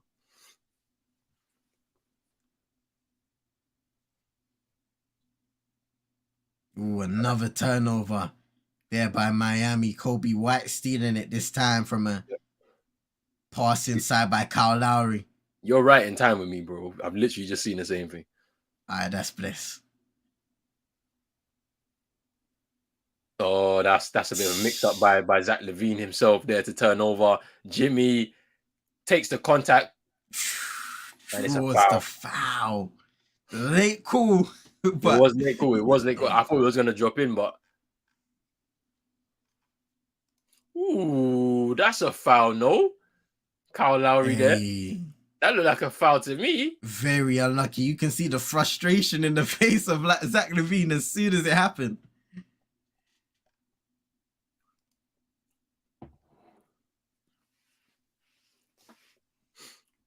Chicago have 4 guys in double digits. All starters. DeMar, Caruso, Vucevic, and LaVine. I think Only that's. Pat Bev breaking that streak with 0 points, but we won't talk about that one. I think that's the difference. I mean, in terms of what Chicago have to bring in this game, with all four, well, at least 4 of their guys of their starting 5 that have the ability to score, if they can keep up the consistency through the game, they probably win it. You know, whereas Miami are relying on Jimmy Butler, on Bam Adebayo, and Max Strus to score. Well, let me tell you about Bam Adebayo today. 1 for 9 from the field. Not good enough. 4 points. He has 13 rebounds, to be fair to him, 4 assists, and 4 turnovers. Yeah, that's not good enough, man. You know, but it does speak to what Chino was saying about Bam not having a consistent player next to him to help develop his game a bit better. You know, he's had a better overall year than even last year. You know, a bigger jump, but it's I feel like the consistency level is still not enough, I guess. But let's see what Miami can do in the offseason. Their offseason could be tonight if they lose this game. And so there'll be a lot of work to do in that regard. But let's see what happens. I mean, as for Chicago, they're playing really well. Zach LaVine is locked in, which is something that a lot of people weren't expecting from him, but he's decided to take the mantle by himself and do what he needs to do. And more power to that, man. More power to that. You might have to bring in man like UD. See if he can give them a few points off the bench. 24 in his last game. Why not give him a light run out? See if he can bring some of that culture back. I think in this situation, he's gonna have to take a seat. I can't lie to you. In this situation, it's just too high level right now. They can't afford no passengers right now. You know what I'm saying? Like, but big up UD, man.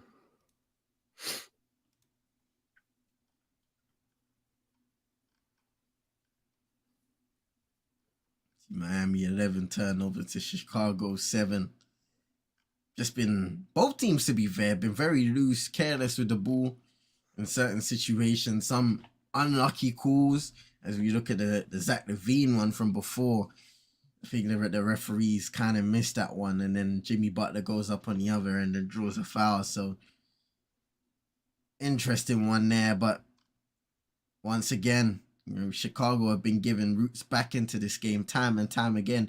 Even when Miami had that excellent start, just through turnovers, offense becoming a little stagnant, not being able to find their spots and hit shots like they were earlier in the game. Max Strus still stuck on 23, and he's had a couple good looks himself. Jimmy Butler Bam Adebayo, two guys have missed some easy looks at the rim so far in this game. Tyler Hero, 3 for 8 from the field, 8 points, doesn't really have it going. 0 for 3 from downtown. It's 6 rebounds, 6 assists. So at least you're trying to influence the game in another way. Gabe Vincent not really offensively involved in it tonight either. Kyle Lowry only has 3 points, has taken a 2 shots. So they aren't really looking to go through him as much as they were against Atlanta. Who's going to answer the call for Miami? Kobe White missing there after creating a little space for himself to shoot. He misses with that mid-range. Kevin Love back in, so is Kyle Lowry. Nearly turned the ball over there. Kevin Love. Oh, good block there. Kobe White needs to be careful though as well. I feel like he's got 3 fouls. It's a good clean block. Really good block. And yes, he is on 3 personal fouls. Same with Alex Caruso. And Patrick Beverley. And for Miami, Bam is on 3 fouls. Matt Shimmy on 2.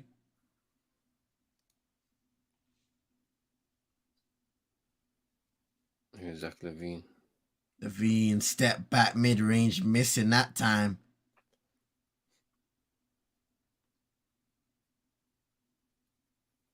Wow. Rest of the team 1 for 11 from 3. Max Drew 6 of 10. It just explains the poor shooting as Kevin Love is able to make one.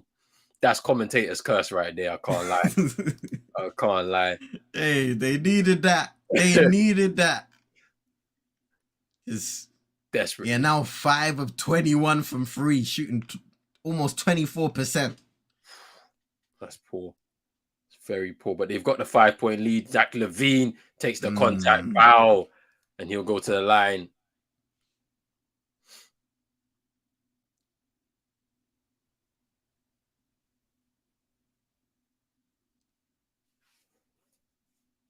See Kevin Love just setting his feet after receiving a ball from Jimmy Butler and sinking that one. And on the other end, trying to get that charge call, not going his way. LaVine will shoot 2. Misses the first one. Short. That was very short.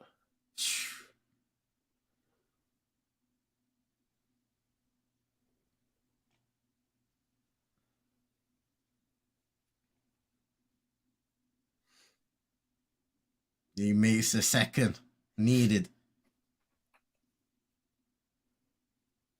What do you think about Andre Drummond, bro? Because you think about where he was a few years ago in Detroit. Definitely one of the best rebounding bigs in the league at the time. This guy has some historic games in a Detroit uniform, but I guess he weren't really able to put together those winning seasons on a consistent basis. And now he's kind of become somewhat of a role player here in Chicago, not really being able to establish or reestablish himself as a star player in this league. What do you think about the development of him? Because he was in Brooklyn as well, wasn't he? Yeah, Brooklyn. He was in the Lakers as well for a short spell. Can't forget that one. Yeah. So it's been a bit of a slight journey off the course for Andre Drummond since the Pistons. I think, to be honest with you, when you look at what the bigs are doing now, like some of the better ones are able to score on the offensive end at a high level. Some of them are are very athletic as well. If you're looking at, let's look at the likes of Jonathan Kuminga as well. These are very athletic, big, and you look at Evan Mobley the same. Like, you're gonna have to be able to offer a little bit more if you're gonna be able to stand the test of time in this league. I know Giannis isn't a natural big, but he can play there, and he's very athletic as well. Like, if you want to be able to stand the test of time, you have to show some different elements to your ability other than just protecting the rim. Kyle Lowry there with the 3-point and he's unable to. That's a really good rebound there by Kevin Love, putting his body on the line and getting fouled. Just almost poked in the eye, and he hits his head. Oh, yeah, he landed pretty. That's a tough fall. Heavy. It's the back of his head.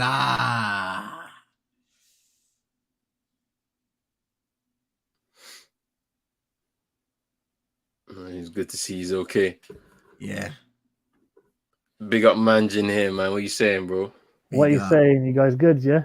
Yeah, sir, yes, sir. Yeah, man. What else is I'll fall asleep in it. Watching a bit of Friday Night SmackDown and that. I thought I'd jump on, man, to stay awake and that. You guys doing good, man? Big up. Come on, big up yourself, man. Yeah, yes, sir. Tomorrow's gonna be a long one. I can't lie to you, bro, because I won't be able to get no sleep in between because the first game starts at 6, I think. 6. Okay. Yeah, 6 in the afternoon, 6 early evening. Right. So what time are you guys going to? Was it just yourself, brother? Tomorrow? I mean, I don't know, CM. I'll be there, man. I'll be there. All right, cool. Yes, so then we're running through all 4. There's 4 games tomorrow. So what's the if someone be asking, what time is the do you know how it is now? What time would be the 11 o'clock or 2 o'clock games? What is it? So it goes 6, 8:30, 11:30, and then 1:30, I think, on the games. That's when they start. Let's see. I'm just looking at it now. So 6, 8:30, 11, 1:30. So at least people be going to bed at a good time. Yeah, decent time. I can guarantee that everyone goes to bed at a decent time. You'll be in bed by 3:45. Hey, I don't want no overtime, man. You know what I'm saying? Yeah, unless there's overtime. No. Don't do that, Judge. Yeah, unless there's overtime, you'll be in bed by 3:45. I can guarantee that one. Still, I can't lie to you. Yeah, I rolled through about 11:30 tomorrow with you guys on that. You know yeah. So big up, man. If you're doing the 11:30 thing, that's calm, man. We'll be here. Yeah, man. Oh, yeah, man. Oh, what is this TV show, man? CM, don't watch it, man. Trust me. Oh, Lord. I'm gonna rewatch it in the morning, fam. But it's a. You know it's bad. I'm not giving no spoilers, isn't it? Man. I ain't even watching the game still. What's the score over there? What's it looking like? So 67-65 in favor of Miami. Got 25 seconds to go in the third. It's been a close game throughout. Miami have had their run. Chicago have got back into the game at times. But right now, both teams, it's about who's going to find their offenses. DeMar DeRozan and 1. That was nice from DeMar. So he misses the 3 rebounds. And then goes straight to the rim and gets the and 1. That's nice. What does N1 mean? No, people keep saying that. N1. What does that mean? So, is that like a phrase? So basically, you get fouled and then you're able to make the bucket after the whistle is called. So then the and 1 is the opportunity that you get once you make the basket. So you get 1 extra free throw and a chance to get that 3rd point. See, yeah. Because I was like, what does and 1 mean? Yeah. So obviously I'm trying to learn the universal language of basketball. You know what I'm saying? Yeah. For sure. I watch the games, but I don't understand the terminology that much. But I just don't enjoy the games and that. You know what I'm saying? The more you watch, you'll pick it up as you go along. Yeah, facts. I literally learned it by playing NBA 2K. Yes. and playing basketball with my friends at school. Yeah. Literally. Yeah, I learned it in school because we played a lot of basketball in school. So the only thing I know about is like traveling, like what do you call it, fragrant fouls and all that stuff from NBA. That's the fragrant foul. How am I sounding? All right. Yeah, you're good, bro. Yeah, calm, bro. Good, man. DeMar DeRozan gets the finishes off the 3-point play. 6 seconds to go. Tyler Hero. Yes. Shoots the 3 way too short. Air ball. And that's the end of the third. Chicago lead by 1, 68-67. And look, we're locked in now for this final quarter. What's going to happen? Who is going home? and who is taking the AFC to take the Bucks on in the first round. We have to wait and see, people. But Who would you prefer out of these two? Obviously, they're going to lose to the Bucks, innit? Let's be honest. Yeah, they're gonna lose to the Bucks. The Bucks. I don't know. They're both the same, innit? Sort of. I would say I'd prefer Chicago. Well, you're gonna get swept, yeah? Yeah, it's a tough one because Miami, we've seen the players there capable of when they're playing well, that is capable of giving the Bucks a hard time, and it's been a while now if we look at this season and the way that it's gone. Chicago, they've had an up and down season as well. I would love to see them in the playoffs, see how they fare in that kind of situation with Zach, with DeMar. Once again, it's an interesting one. Either one of those sides, to be fair, I don't mind. But I'm gonna say right now, maybe Chicago. I feel like they could win this game a little more. Thing about it is they faced the Bucks in round 1, and I believe they got swept. I don't think they won a game in round 1 last year. I'm just trying to think. Who's home first? If it is it going to be whoever faces Milwaukee next? Is it Milwaukee at home first or? I think the Bucks are at home first. Yeah. I just need to see. Let me check. Oh yeah, it was 4-1 between Chicago and Milwaukee. Yeah, they got the one. It might be 4-1 again. Yeah, to be honest, it probably will. It might be a sweep this time around. Yeah, the Bucks are at home. The Bucks are at home first.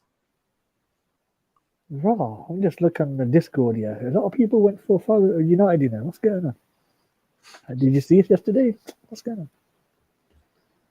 Anyway, basketball time. Let's not speak about them, fam. Hey. Leave them to do their thing for now. You know how many people phoned me today that I haven't spoken to in like 6 months? Like, oh, go away, man. my block section there. Filling up, man. Pause. Where's Chino, man? Feeling the heat. Chino's working right now. How is he? Fair play to Chino, man. He's working right now. Is he playing a game? He's trying to hear, isn't it? Yeah. He wants Miami to lose. How is it?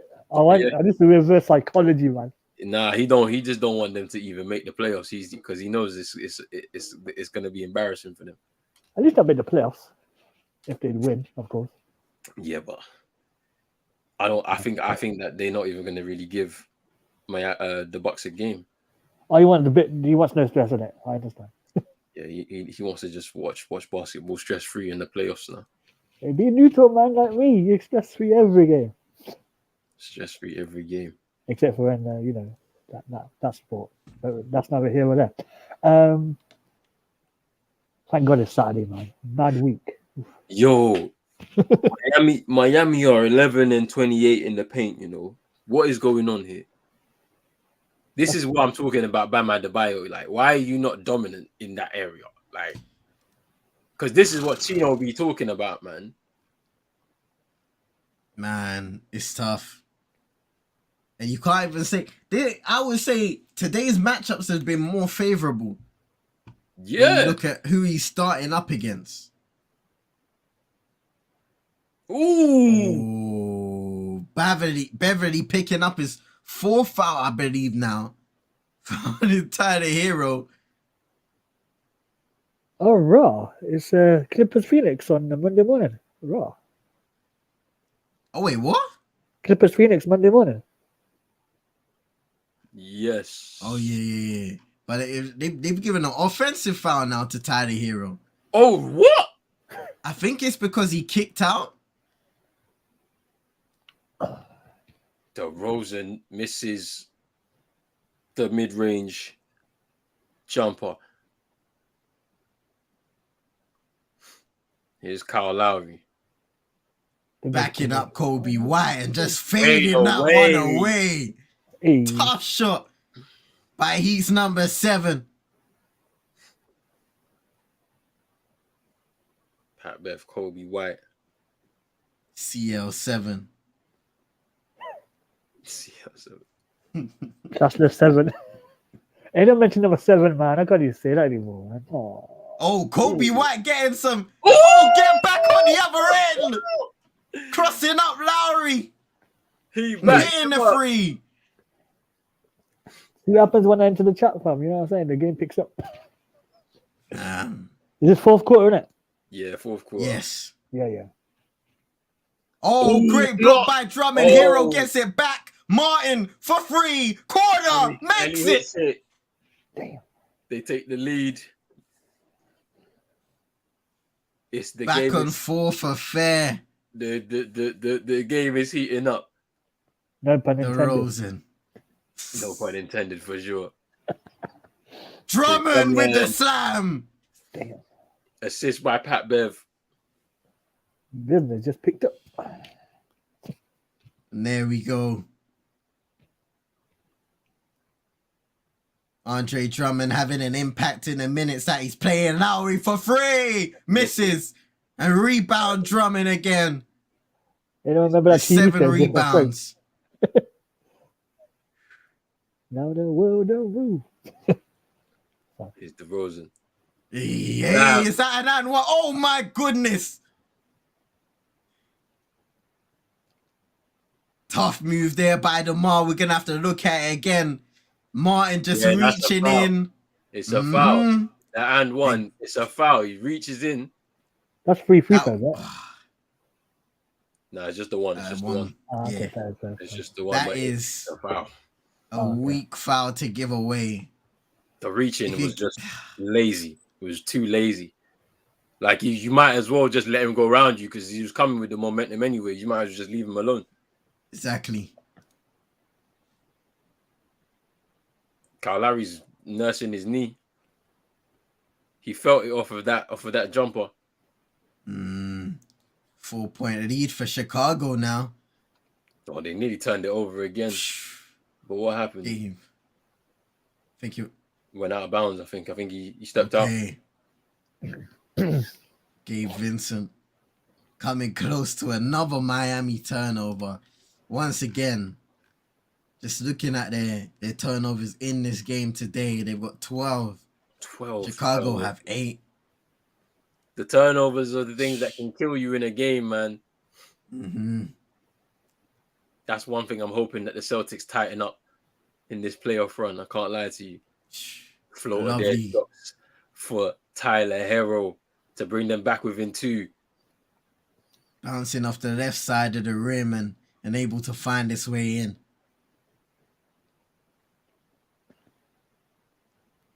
Patrick Beverly trying to initiate some offense. DeRozan has it now up against Caleb Martin. Fade away with the shot clock winding down. Andre Drummond. Doing his thing. And we were just having a conversation about him. Well, he's having his say now in the game for Chicago. Nice move by Martin to the rim. Contact. Doesn't drop. Fouled. Yes, he gets 2.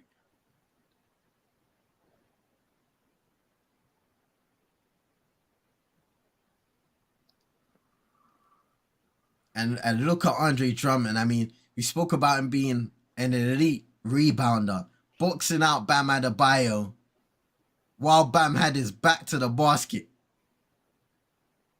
Great effort there and activity. Caleb Martin's going to get his 2. Sinks the first one. Levine coming back into the game now for Kobe White. Getting close to closing time. How long left? Shout out to a man like King KB in the cut. Big up, doing well. Big up, Mike. King KB. He'll be watching his Philadelphia 76ers once playoff time begins. He missed the second one, Caleb Martin there. Damn. But yeah, the Sixers, it's going to be interesting, man. Philly heats up when it's playoff time. You got Brooklyn in it. Yeah, they play Brooklyn. I'll give you my picks in a bit when this is finished. DeRozan found that one! Oh, what a shot! The mid-range is back tonight for DeMar DeRozan. That's one thing I will say. Oh, wow. Tough shot, man. Fade away. over Caleb Martin, hits the rim and drops in the nice bounce in there. He gets the foul. Just fakes the fadeaway on one side, turns around, gets the lucky bounce, and it's Caleb Martin giving away the foul this time once again. That's 2 fouls in succession on DeMar DeRozan as well for Caleb Martin. An opportunity to open up the lead to 6. Mid-range ain't dead. Say it again. Come on. You're saying 6 is going to get past Brooklyn in 5. That sounds like a realistic one. It does. I mean, we'll see how it all pans out tomorrow. I feel like the Nets have a point to prove after getting swept in the first round by the Celtics last season. So we'll see. Chip on the shoulder and that. Yeah. How things have changed since then. Oh, stripped by Pat Bev, and he said the foul. Wow. Oh, Pat Bev. He's on the brink right now. I think he's 5. Pat on the brink, Beverly. Ooh. Yeah, they've told him to sit because I think he's got 5. He's got 5 personals. So okay, he's currently on 4. He's currently on 4. Yeah. On 4. Okay, cool. I think after 5 you get dejected or something. 6. It's 6. Oh, just 6. Okay. Yeah. So you get in there, man. You know what I mean? Come on, man. They said playing beat. Playing beat. Oh, that's a nice move. So I just watch it around.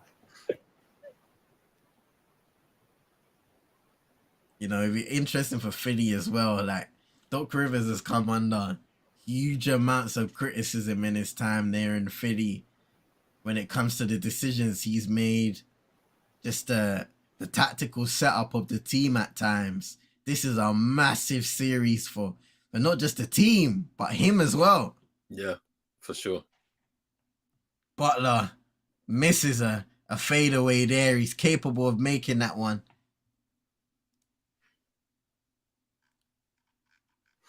Now Jimmy Butler, he has 18 points, but it hasn't been the most efficient of games by him. 7 of 18 from the field. Jump ball here. Kobe White just lost his dribble, nearly turned it over, and then a little bit of a wrestle with Max Strus there. And it's going to be a jump ball. Kyle Lowry's looking like he's going to be sitting out the rest of this game. Interesting. He's put on his warm-up jersey, and he's sitting on the floor currently. Might be done for the night, eh? Man. You know, he doesn't look happy at all, so let's see. 2023, they're still doing this storyline. Jeez. So.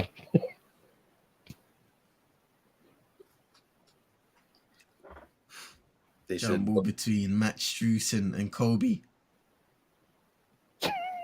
Doc is a terrorist keeping it 100, but I got vibes of this playoff run.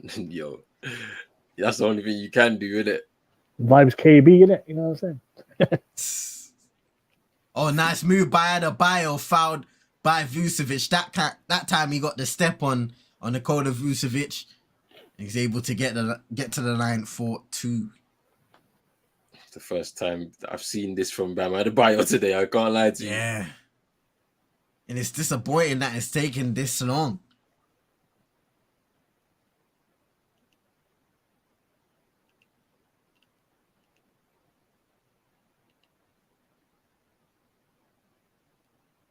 Makes the first.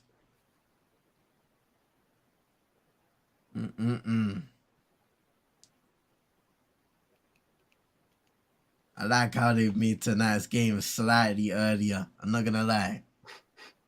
If you continue like that, I'll be happy.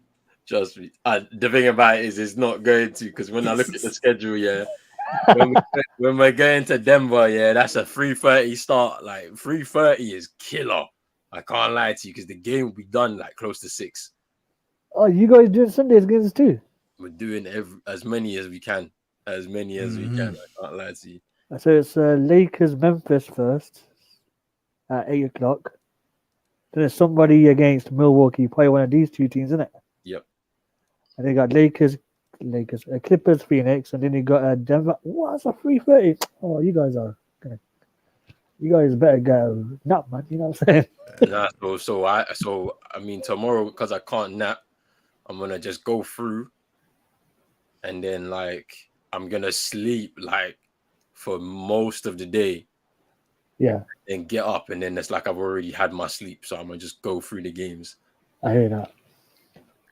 Like, do you know what I mean? Like, sleep is close to like 3 o'clock in the afternoon or something, just to recover. I hear you, man. And then just kind of get myself ready for the game at 8. Yeah. I'll keep you updated on the Leicester Man City game, innit? You know what I'm saying? Leicester Man City, yeah, come on. Oh shit! I need to be on my predictions as well. They said Doc got to go. I feel like he'll f up this run. Boy, it's gonna be a tough run anyway, though. For the Sixers, you get past the Nets, you most likely are playing the Celtics, and then you got to get past the Celtics, and you're probably gonna face the Bucks in the Eastern Conference Final if you can get past the Celtics. Like it's a tough run anyway. Like. Well, damn. Oh, turnover. Jimmy Butler to the rim. He gets the drop in. Oh, lovely layup. Back-to-back buckets for Jimmy Butler. Shout out to Big Task. And hope you're doing well. Hope your day's been blessed. King saying, who do you have in the West game? Oh, Miami's rocking right now. Only a 2-point lead for Chicago. CMU OKC, innit? Kobe White. Uncontested 3, and he hits it. That was shot. Needed. That was needed. It's a silencer from Kobe White. That is a big shot by Kobe White for Chicago. 11 points now for him. Caruso's third assist of the night. Chicago lead by 5. Timeout Miami.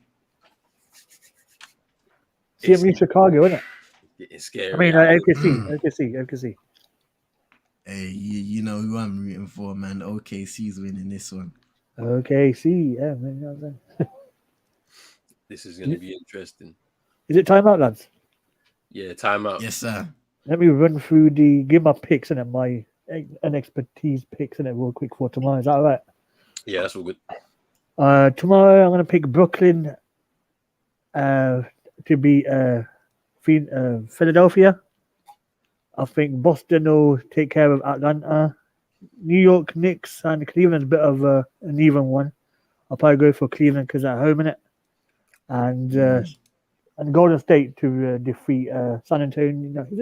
Is it Sacramento, isn't it? Yeah, Sacramento. Yeah. The Kings. There you go. Oh, Sacramento Kings. Oh, they've been all right, isn't it? Yeah, they've been really good this season, to be fair. There's some good stuff about them. Now, true say I have, man, because like I listened to that, didn't you heard of Sarcasm City and that channel? Yeah.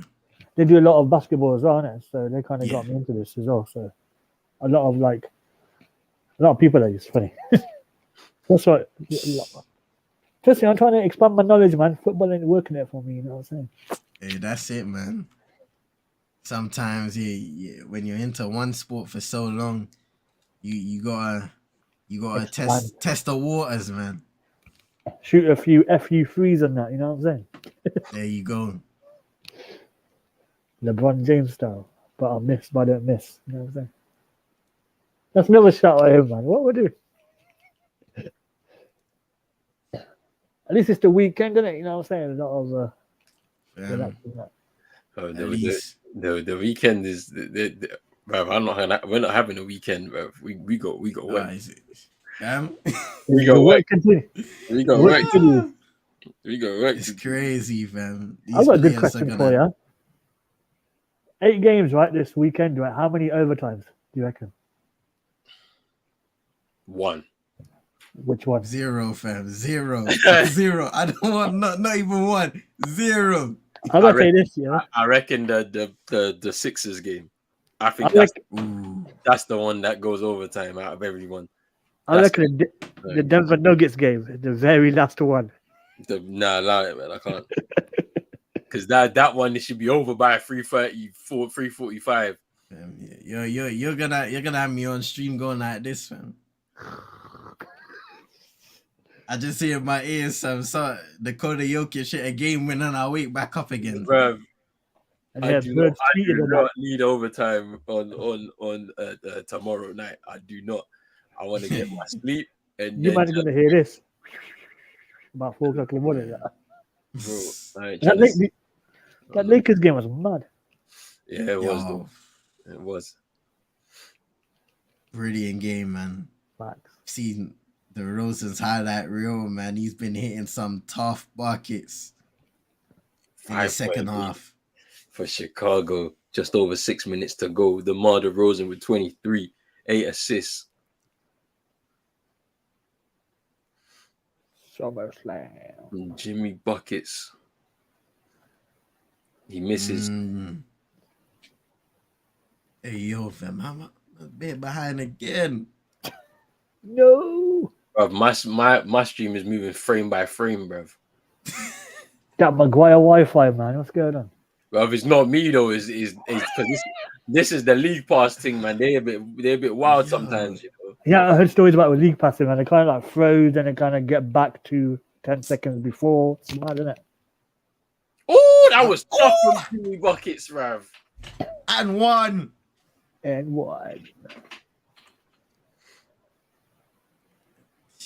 Alex Caruso's wondering, like, what the hell, bro? There's contact there, man. The strength of Jimmy Butler. Definitely a foul there. Man, I'm in the bonus as well still.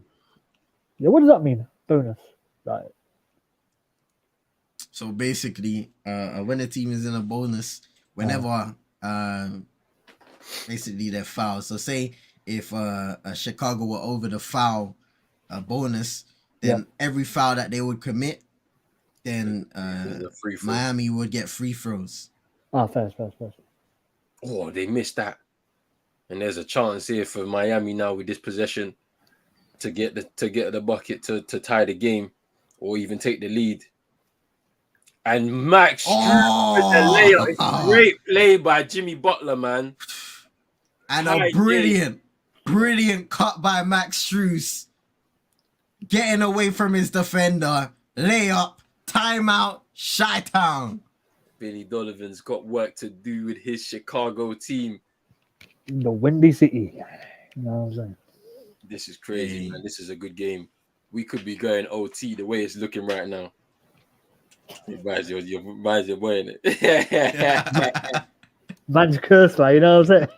Reminds your boy in it. Big say Miami have this game. Oh CTC sources, man. You know what I'm saying? That's the every time a timeout. Why am I buffering? Nah, league pass. This is not good enough now, man. I could be on a Bandulu thing, fam, and then probably buffered the same amount of times. This ain't it.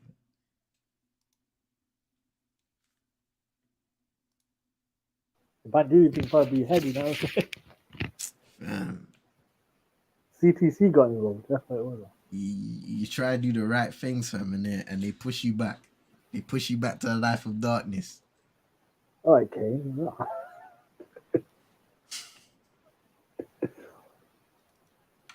Oh, the draft's in 2 weeks. Fair enough. All right.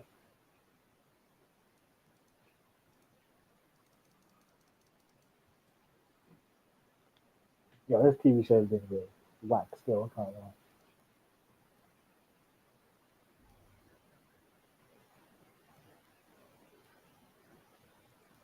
Stay for the rest of the game, please, fam. Huh? Please. Nah, I'm talking to the league pass, fam. Are you guys back in the second quarter again? No, you're taking. I'm voting now. I know. I don't even know what that means. Vibes is sending shots out here, fam. I say, man, still thinks Jordan plays for Chicago. But he's better than, hey, listen, Vibes, at least he's better than LeBron, you know what I'm saying?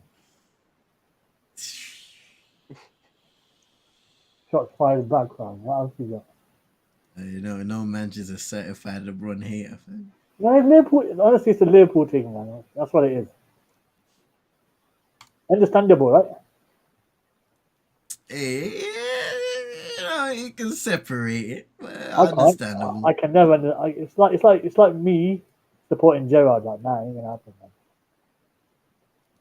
They both slipped up at key moments. You know what I'm saying? I don't know, but probably Ronan's a good person to ask this question.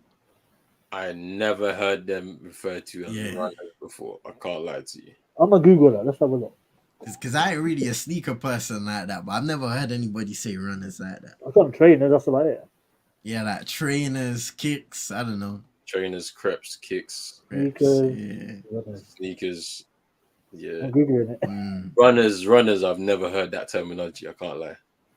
Maybe you wear them and you run with them. Maybe. I don't know. That's probably it.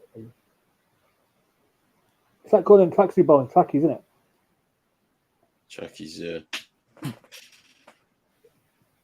We just roll with that. They call them runners because once you steal them, you better run from the police. Woo, woo. Tie game, 25 points. Jimmy Butler. Hey, listen, it may have not been the best performance against Atlanta, but Jimmy Butler is turning up in the clutch. Here's Vucevic, Levine, Caruso, great ball movement, DeRozan for free, and he hits it. Three. I was a 2. Or is that a 2? Oh, okay. 2. It was a 2. He was inside the arc. Nonetheless, tough shot there by DeMar. Max Strus misses. Bam fighting for it. Out of bounds. Chicago Bull. Yeah. Oh yeah, you cool sneakers runners in Australia. Say no more. Okay. What kind of home alone get up? Home and away get up is this? What's going on? Not the complaint department. Oh, man. Turnover Levine. Oh. It's Tyler Hero. Caleb Martin. Oh, turnover. Incredible sequence. Right now. Zach to Levine. The rim. No. Misses. And Butler's fouled by Zach. Wow. What a sequence. Time left on the clock, please. Time left. Oh, that was good defense there. Great contest by Bam. Just under 4 minutes, man. Fair. Just under 4 minutes. This game could go overtime. The way it's looking right now. Yeah. It's so close.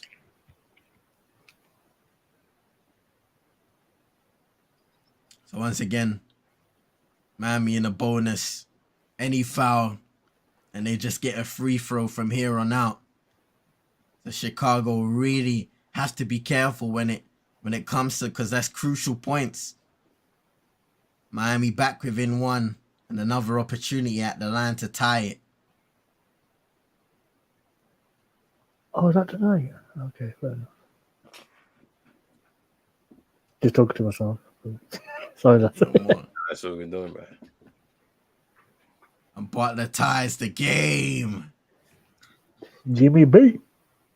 This is the thing. Like, Chicago have to be careful about what shots they're picking at this point in time, especially when you have possession of the ball. Kobe White with Kobe White, another big triple, and he is coming alive. Big contributor off the bench. Look at that. 14 points for Kobe. 9 assists now for DeMar DeRozan. 3:45 to go. Timeout Miami. It's win or go home right now. And we still don't know who's going to get through this game and get through to the 8th seed in the East. They both want to stay. But we can only have one winner. Facts. Let's see. Kobe White 4 of 5 from downtown off the bench. What a contribution. 5 of 8 from the field.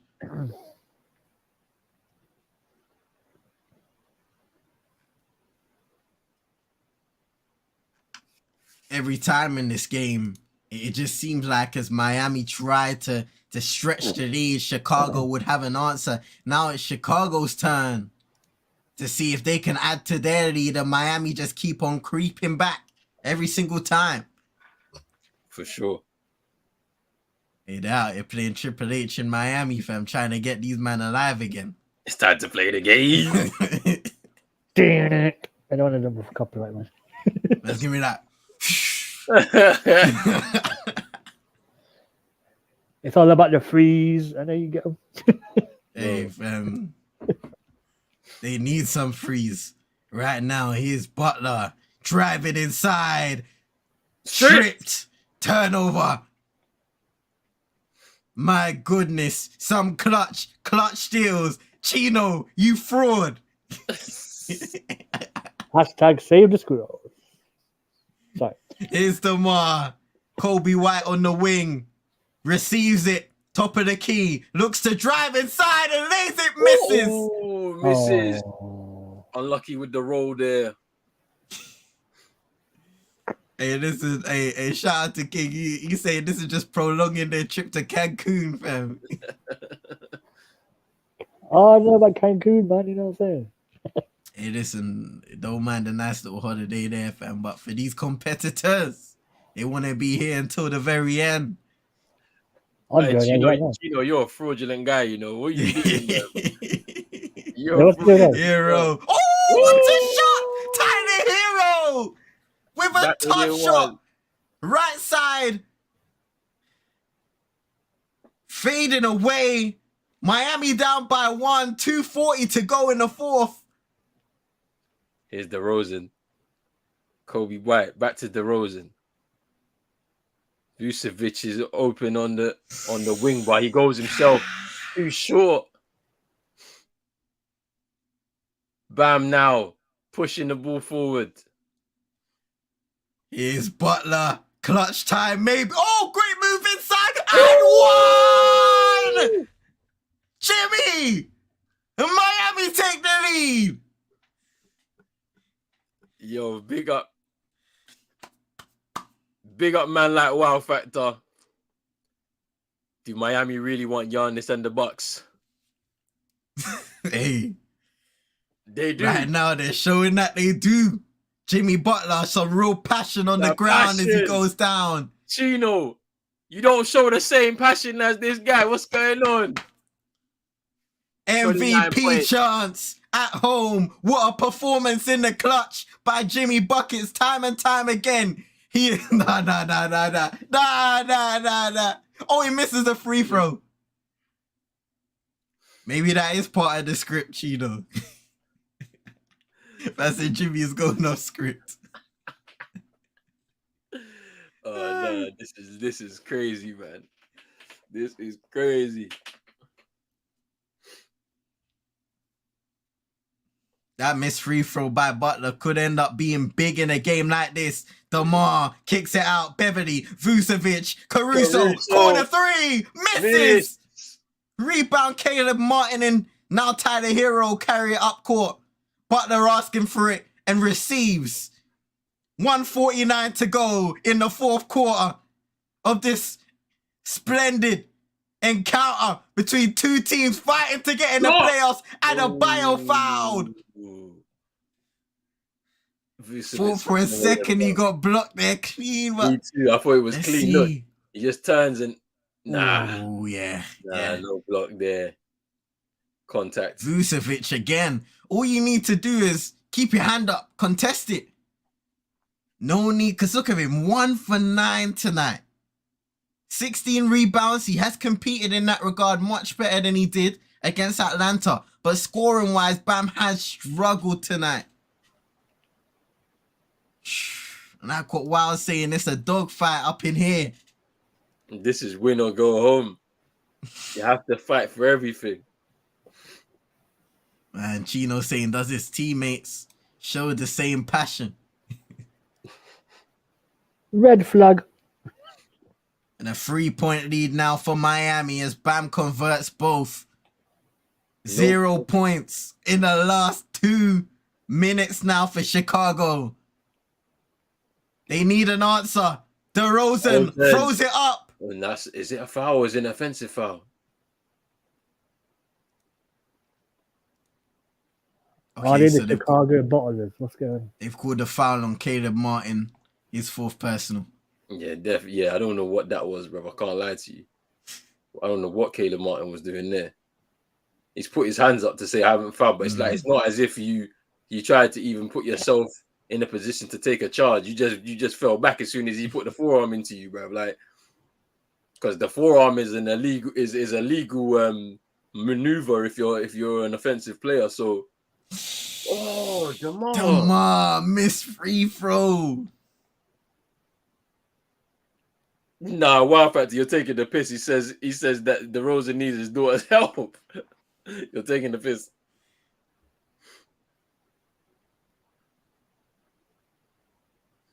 Man said the chokes and bruv.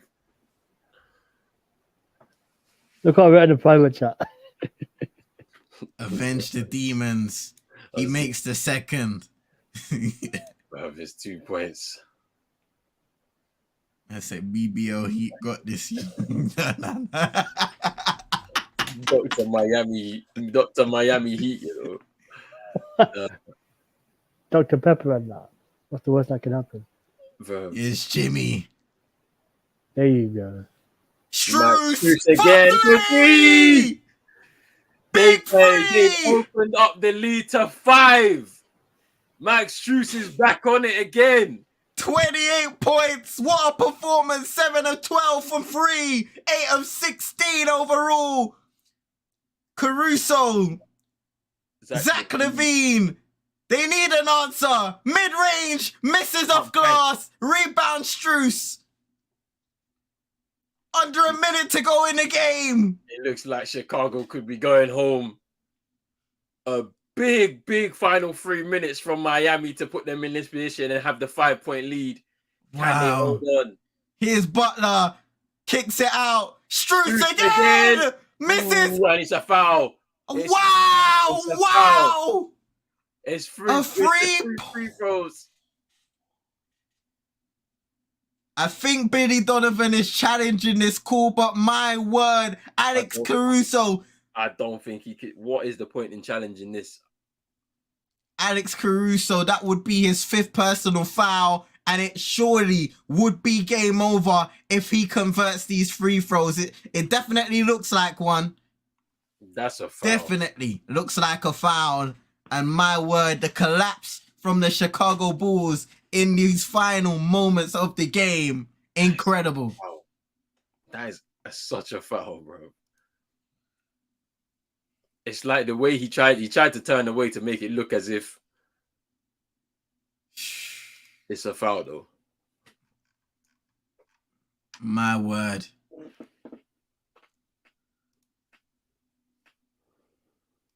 Unsuccessful challenge. It's a foul, man. Yeah. My goodness. So the lead is 5 now. Potential to make it 8.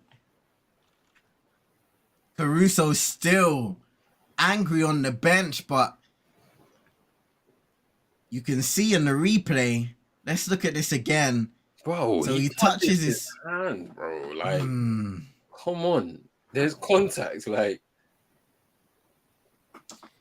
and you're in the landing space. No matter if you were side off, it doesn't matter. Like, it's a foul. He can complain all he wants, but yeah, and lost the timeout on top of that.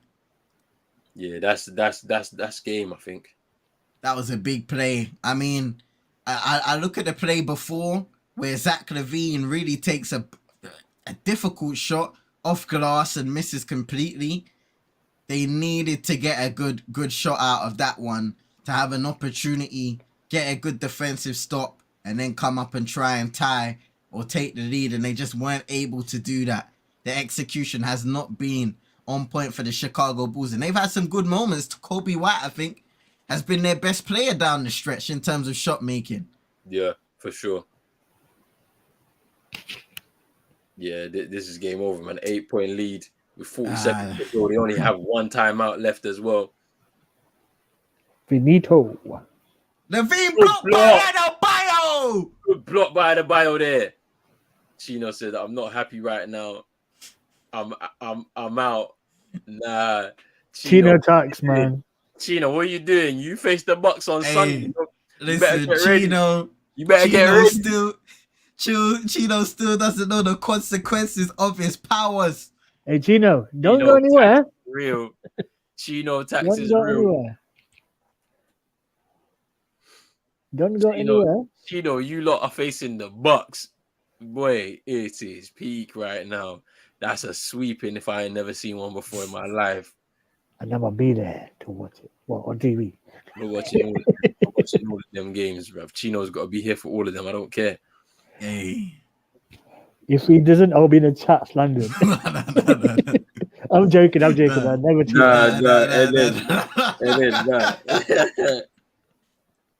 Okay, hey, Via, man, Via. Yo, Ellen, you're nuts, bro. Yeah. Hold on. Put that back on screen again. What do you say? Nah, that is nuts. No. Move on. Red flag. Levine bricks a free. That's game over, Caruso man. fouls. That's game over. Night Cleveland. That's game is over, for you, fam. I just wanted to say that. But anyway, it's night Chicago. Hey, and then, man, what kind of Sean Paul comment was that, man? What's going on? Man, it's just give me the light. it's disappointing for the Bulls. But it's an opportunity for them to go into this summer and really evaluate what they're going to do in order to turn it around for next season. And for Miami, their season lives on to the delight of Chino. And like, hey, Chino got the playoff shirt ready, fam. Bruv, white hot heat, bruv. That's what them man are gonna be doing, bruv. On Sunday, white hot heat, full stadium. Hey, they'll be feeling the heat when Giannis gets control of the ball. Bruv, this round one ain't like last year's round one when they were playing the Hawks and it was easy money, yeah. Nah. Bucks are sweeping these guys, bruv. They play like this nonsense, bruv. I heard Drew Holiday's having a good season as well, isn't it? Drew Holiday. Yeah, Drew Holiday has a good season, yeah. Hey, fam, I'm sick and tired of seeing Mayo, fam. If he ain't gonna bring it on both sides of the floor, I've had enough, bro. Fam. I thought you said add the mayo. That was the mayo, fam. The mayo, bro. Oh, are you talking about mayo as in condiments? Okay, fair. Yeah, condiment. Listen, I don't care about him getting. How many rebounds did he get today? 16? Okay, he got 17 rebounds. Fam, 1 for 9 from the field offensively. You think you can let that run against Brook Lopez? Fam, he will cook you. Fam. It's a madness, fam. Oh yeah, Brook Lopez as well. He's like Tyson Fury of hair, isn't it? You know what I'm saying? Lopez is gonna look at it's peak. It's peak for Bam still. If you don't pattern up, yeah. Sunday, game 1 against Miami.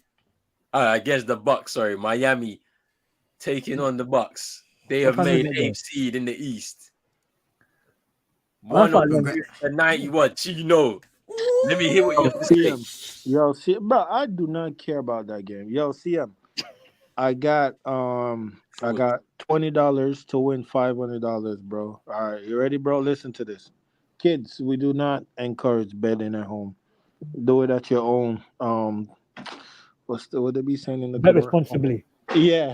If the fun stops, stop, bro. Or don't cash in at all. If the fun stops, stop in it. Don't be out here running up debt because you're betting too much. Hey, if the fun stops, you're already broke on your feet, fam, begging in the street corner of William Hill, fam. It's over. So I did 6 picks, right? Disclaimers. I did 6 picks, right? I only had 1 pick from the Heat game, and it was Kobe White because I do not bet on Heat players because they're trash. I did Kobe White over 9.5 points. He got 11, so that's green, that's hit.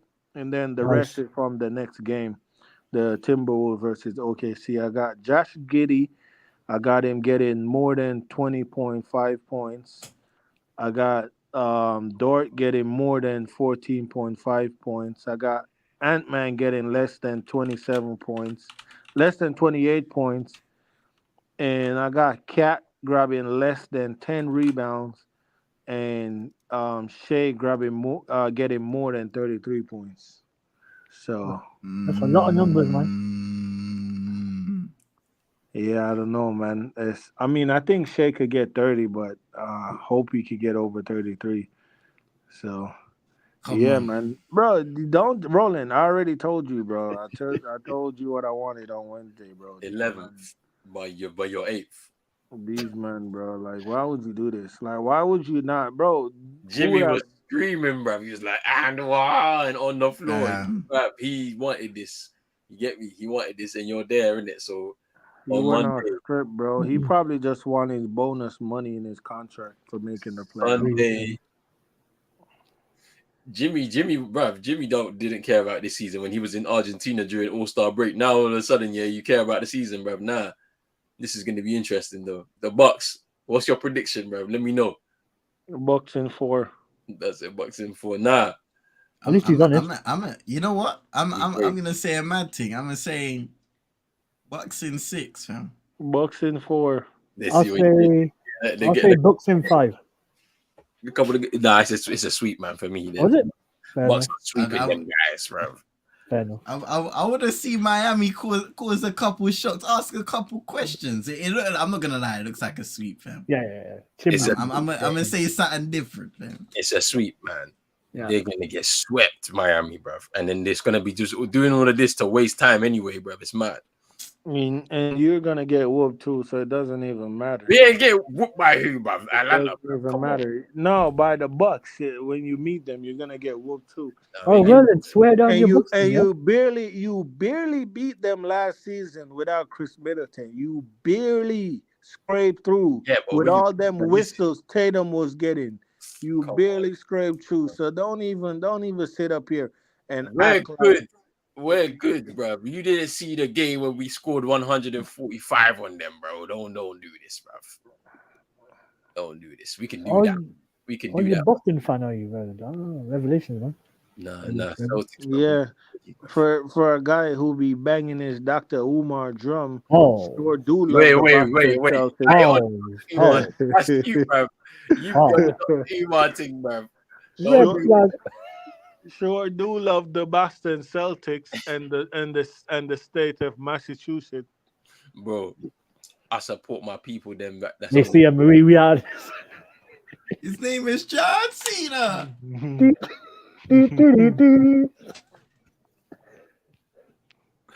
Yeah, they said Bam Adebayo. Nah. He said 4 assists. 1 to 9 from the 1 of 9 from the field. A true Nigerian scammer scamming Dr. Miami of the hard-earned pesos, bro. You are typing wild at 3 a.m. Hey, Vibes is one is even peaker, fam. If you scroll up and see that one. Man said is the bet about Jimmy Buckets getting a BBL like Lowry, bro. I check out the one about Bam, fam. It's peak. It's peak still. I did Mayo stats: 9 rebounds, 7 missed shots, 1 turning his back on Nigeria, 2. No. Nah, I'm out. Not involved. I need a drink, bro. Man, I'm moving crazy, bro.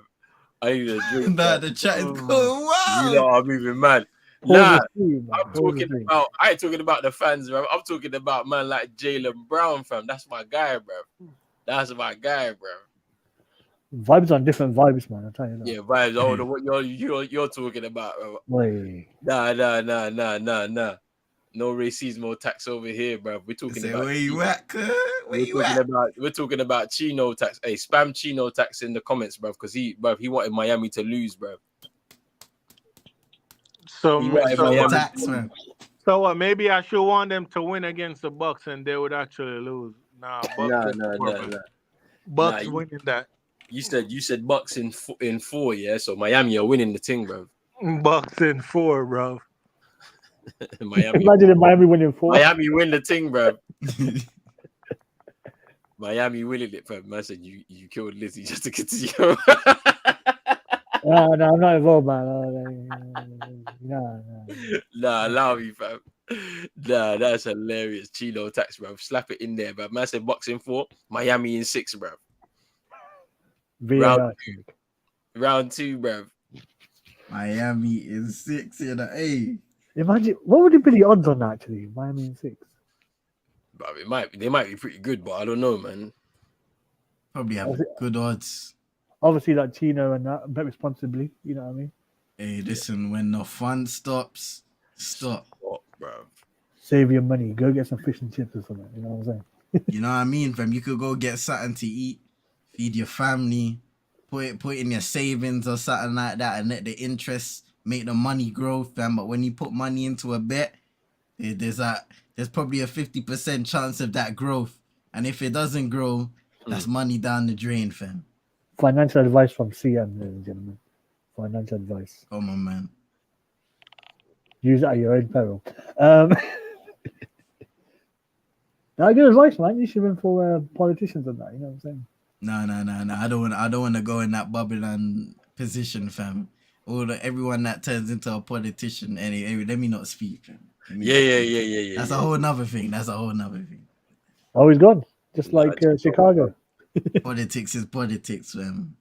I don't belong there. Adam Mayo named after his... Oh, for God's sake.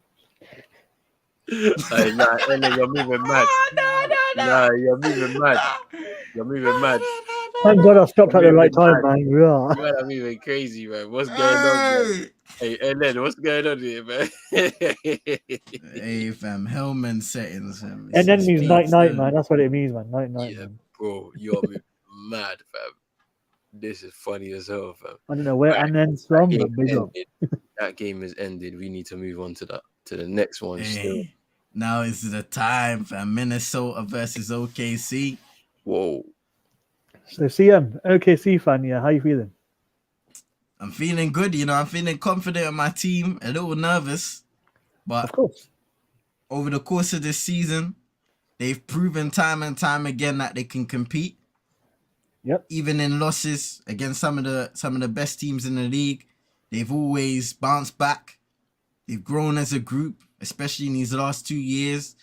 And the additions, we only get stronger when Shaq comes back next season.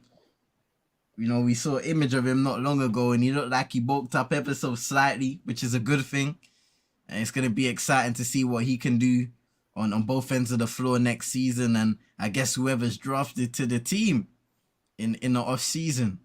So yeah, man, a good future for the team, and that future can be accelerated ever so slightly right now if we can make the playoffs.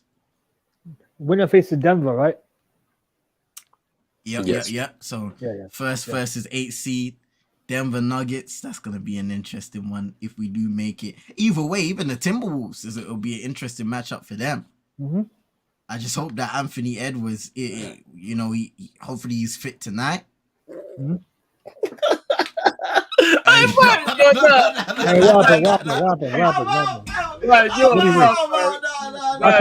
can't see the.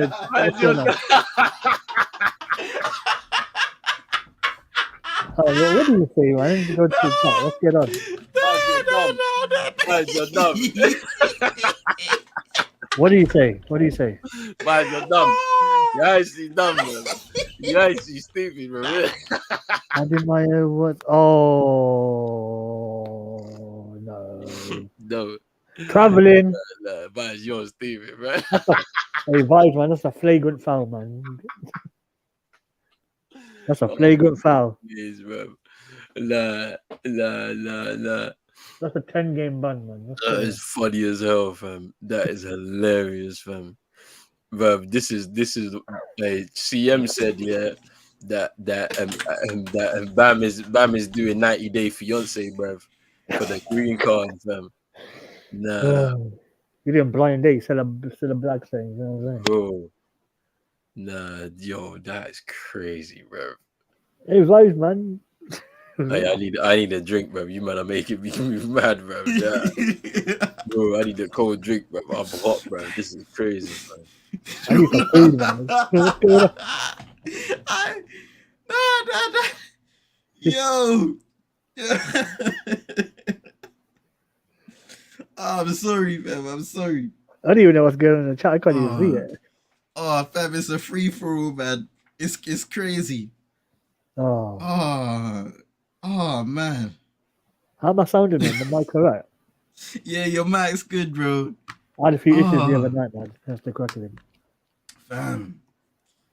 Ladies and gentlemen, give me Why your is it even predictions in the different, chat. Give me your predictions in the chat for today. Well, now's the game taking place now. I can't even speak. Today? OKC taking on the Timberwolves. Who's gonna win? Who's gonna be the 8th seed in the West to face the Denver Nuggets, ladies and gentlemen? And also, while we're in a little interval waiting for the game to begin, be sure to hit a like and subscribe to both channels, Pros Only Sports and CM22, where we'll be co-streaming as many playoff games as we can. The vibes are always here, whether it's in the night time, a little earlier, or extremely late. Shout out to everybody supporting once again, man, and share to your friends and frenemies. Pros Only Sports, CM22. Don't follow big me. up to Chino, big up to Manj coming through, big up to everybody in the chat. Vibes, wow, NN, King, Brush earlier, man. We had Chino once again in the chat. I know Drizzy will probably be here at some point if he can. Big task at hand. Everybody that's supported, man. We had Yank Talk as well earlier, getting ready, excited to see the Sacramento Kings back in the playoffs after how many years? Over a decade of waiting. Stops very, very soon. Tomorrow, very, very soon, or even after. The years of pain stops, man. sounds like an England football team. You know what I'm saying? Manitas de Piedra. Shout out to him too. Well, how's Roselli these days? Because I know he was fasting before, wasn't he? Hey, shout out to Rizzetti, man. He's up in the Discord. And shout out to everybody, man, dude. Ramadan. Shout out to them. Once again. You know what I mean? Big up every faith, man.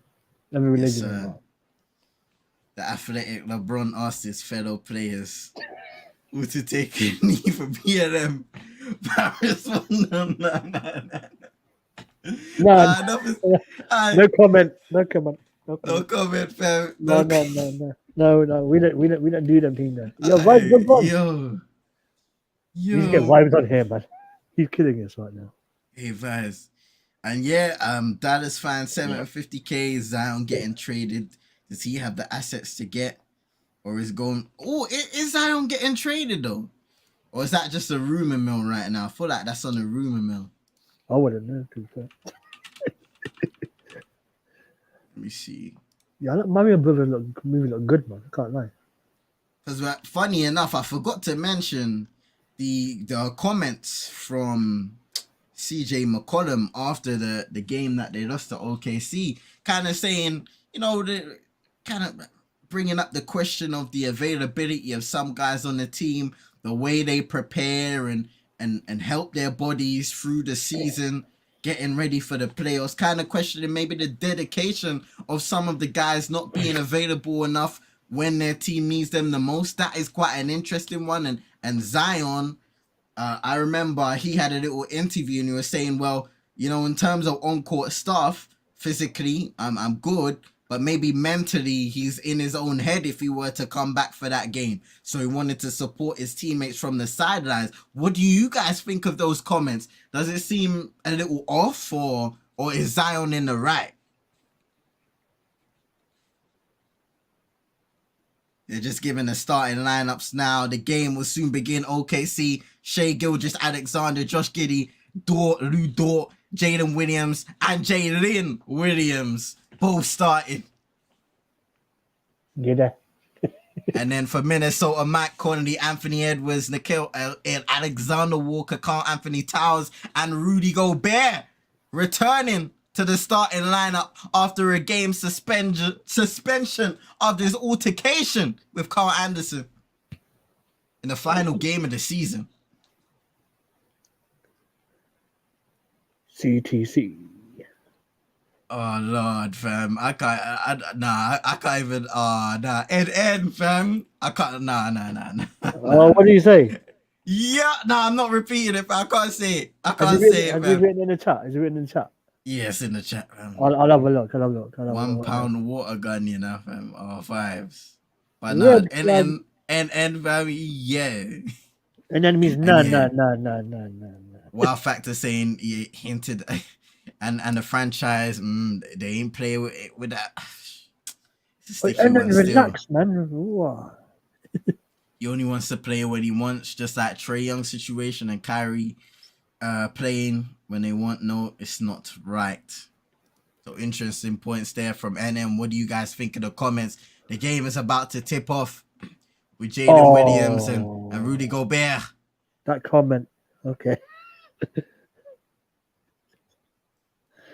And Gobert wins that one. Minnesota will start the game with possession. Mike Conley had a phenomenal performance against the Los Angeles Lakers in the first game of the play-in. Unfortunately, he came up with the game-tying free throws. Unfortunately, they weren't able to seal the deal in overtime as Alexander Walker floats it in to start the scoring. See, I'm looking at Vibes' comment, man. Yo. Listen, look, No. fam. We say male defense league. Josh Giddey just turning it over now. Here's Anthony Edwards. A lot of talk on his injured shoulder. And he goes into that one. Great defense there by Jalen Williams. Here's Giddey once more. Starting in the center position today. OKC playing small. Lou Dort. Out to Jalen Williams. Back to Dort. Wide open for 3. Knocks it in. They left him open. And he answered with the triple. Lou Dort. Continuing where he left off. In New Orleans. Hey, fam, if you see it, I don't know if you've seen some of these comments, bro. But, fam. Yo. Yeah. Here's Anthony Edwards. Misses. Yo. Hey. Giddy up against Mike Conley. Jaden Williams, just a nice one-legged fadeaway. Sinks it. Guarded by Towns that time. It's going to be interesting to see how Rudy Gobert takes over in terms of the defensive side of the game for the Timberwolves. They were relying a little bit on Cat, and Cat caught himself in a bit of foul trouble. No. In the game against the Lakers, so we'll have to wait and see. Nice move there by Lou Dort to the rim, getting right past Karl Anthony Towns in a reverse layup. It's good. That's the thing I like about Lou Dort, man. He's just mad aggressive. You know, he especially when he's going towards the rim. Ooh, Timberwolves almost turning it over. Towns able to save it.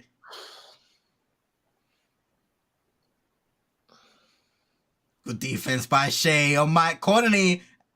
And a foul, last-minute foul. Last second foul with the shot clock winding down. Mike Conley will shoot 2. Yo, Vibes, you're still going, bro. We're on this guy.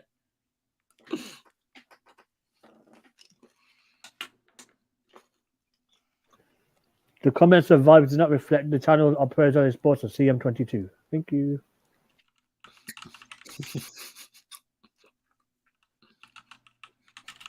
Disclaimer.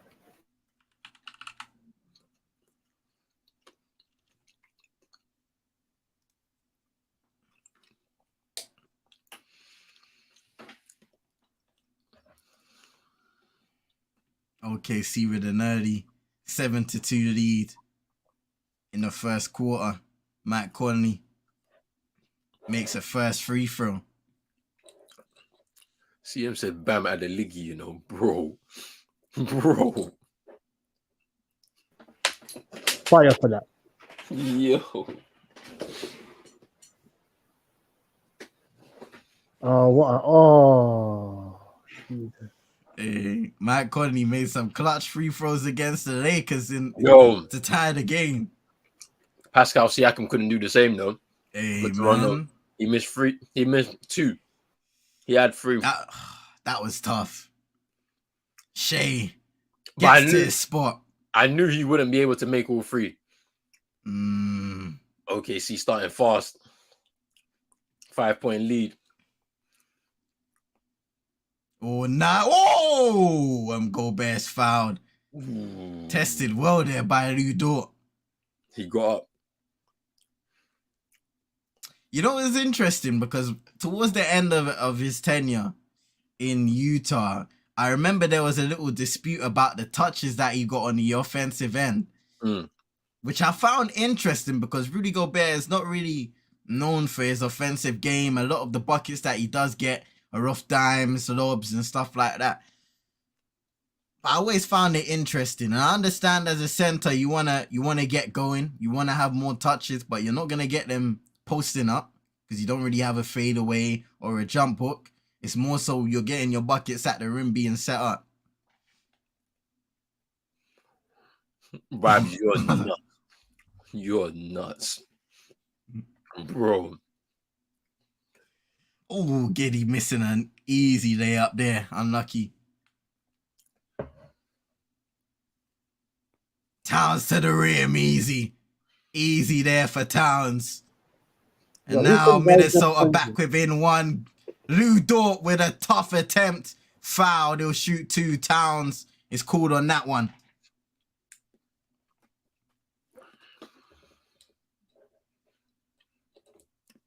This is already a competitive game. Yeah. Just like the Chicago and Miami game, both teams going for it early on to try and establish their dominance.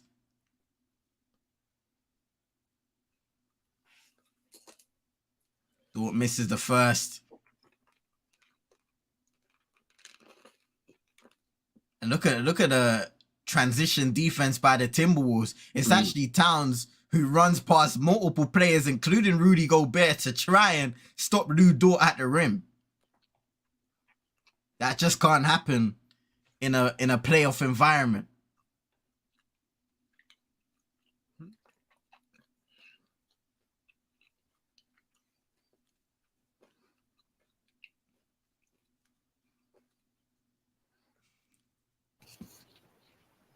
Oh, nice feed, and Gobert misses the layup.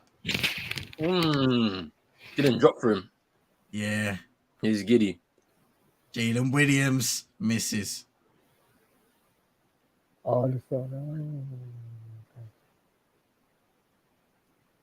hey, what minute you at? 7:45. First. 10 all, yeah? Yeah, it's 10 apiece. Fair. Oh, nice. Gosh. Shea with a nice 2-piece there. Can you respond? Oh, yes. Nice layup there. That's nice. Yeah, this is way too fast paced. But that's the thing. I feel like OKC are the guys that make this fun. It's the same thing that happened in the game against New Orleans. That's it. Oh, In basketball, that's all I know. Oh, that is nice. Williams travel. Brilliant defense there by the Timberwolves. Never mind. Showing that replay on the Connolly layup. I mean, yeah, nice handles there to get around the defense of Josh Giddey and then finishes strong with the layup. Commercial.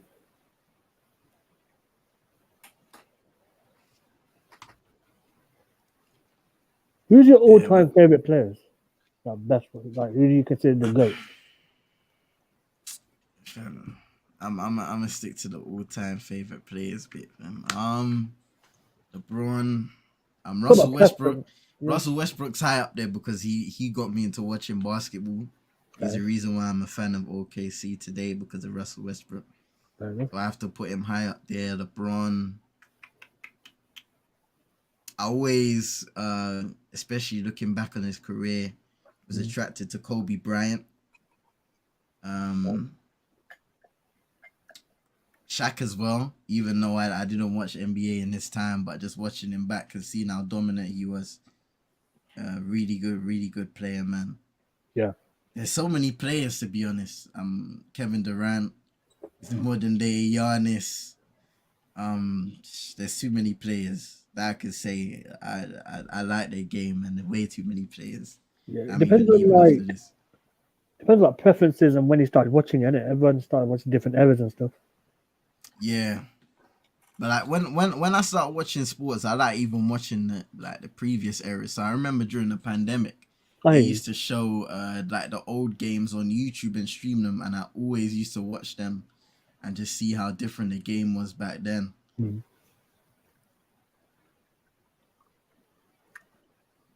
Yeah, for me, modern days KD. Yeah. Yeah, KD's too cold with it, man. LeBron, Allen Iverson. Yeah. Allen Iverson. Yeah. Mm, What about Patrick Ewing then, man? that's before my time. I can't lie. Way before my time. See, I know names. But Jordan, like Jordan's one of the goats, man. I don't like to like say like he's just the ultimate goat because I feel like LeBron in 20 years, LeBron will be bigger than Jordan. Like I just think, It's a bit like because once he retires, once LeBron retires, people are actually gonna really like appreciate him more. Yeah. I think currently the people that do respect him, and there's people that don't. But when you can see what he's been able to maintain over the last 20 years, nobody, I think, ever in the sport of basketball is going to be able to do it again because for him, it takes a lot of sacrifice and dedication. But then even like you look at it again, it's like he seems to be like one of them kind of individuals that just keeps on top of everything because for someone to be so good at the game of basketball, but then still able to raise 3 children, like the way he's been able to, well, from what we can see in it, like I don't know how inner workings look, but he looks like he's raised his 3 children the right way with his wife and that, like, and obviously she must have made a lot of sacrifices too, you know, for him to kind of, you know, get to the level he's been at. But yeah, like, I mean, yeah, LeBron's legacy is only going to get bigger once he retires from the game of basketball. We're actually really going to see that for someone to come in and become the all-time leading scorer, breaking a record that's been standing for maybe over 30 years. Do you know what I mean? It's like you're saying, like people appreciate it more when their career's up and that sort of thing. Yeah, like, but they're really gonna do that with LeBron, and I think he'll be bigger than Jordan in about 20 years' time. Fair enough. I got a question for you. You have to choose one, right? Jordan or LeBron, like in your team. Well, I didn't see a lot of Jordan, so maybe you could say, you know, it's a bit of bias. Whatever I've seen of him is like watching past games, but for me, the reason I picked LeBron is obviously I've seen a lot more of him, but in terms of being an all-round player, he was that guy, an ultimate teammate, somebody that can lift up a team that isn't really expected to do a lot and elevate those players. In terms of playmaking, he's elite. That's his best attribute, but he's also the all-time leading scorer, despite people not really seeing his offensive game as something that is spectacular. Defensively in his prime, ultimate athlete, a guy that could jump out the gym, just extremely exciting to play. But to see how he's been able to rebuild his playing style as he's got older, shooting more threes, mid-range shots, improving in the post area, still taking advantage of his physical attributes. Just always a great player to watch, LeBron, man. Fair enough, man. He's getting a few answers out there, you know what I'm saying? Getting to know what people think and that. Because obviously, like, if you ask them about social media, it's like a lot of like convoluted answers. If you ask them like straight, it's like you're getting your word across even more. Like, if that makes sense. Yeah, I think this is the problem I have because, you know, there's a lot of people. Fair enough, they're like stands, right? So it's like, oh, it's Jordan, it ain't even close, and then they disrespect LeBron, and then the other side disrespects Jordan.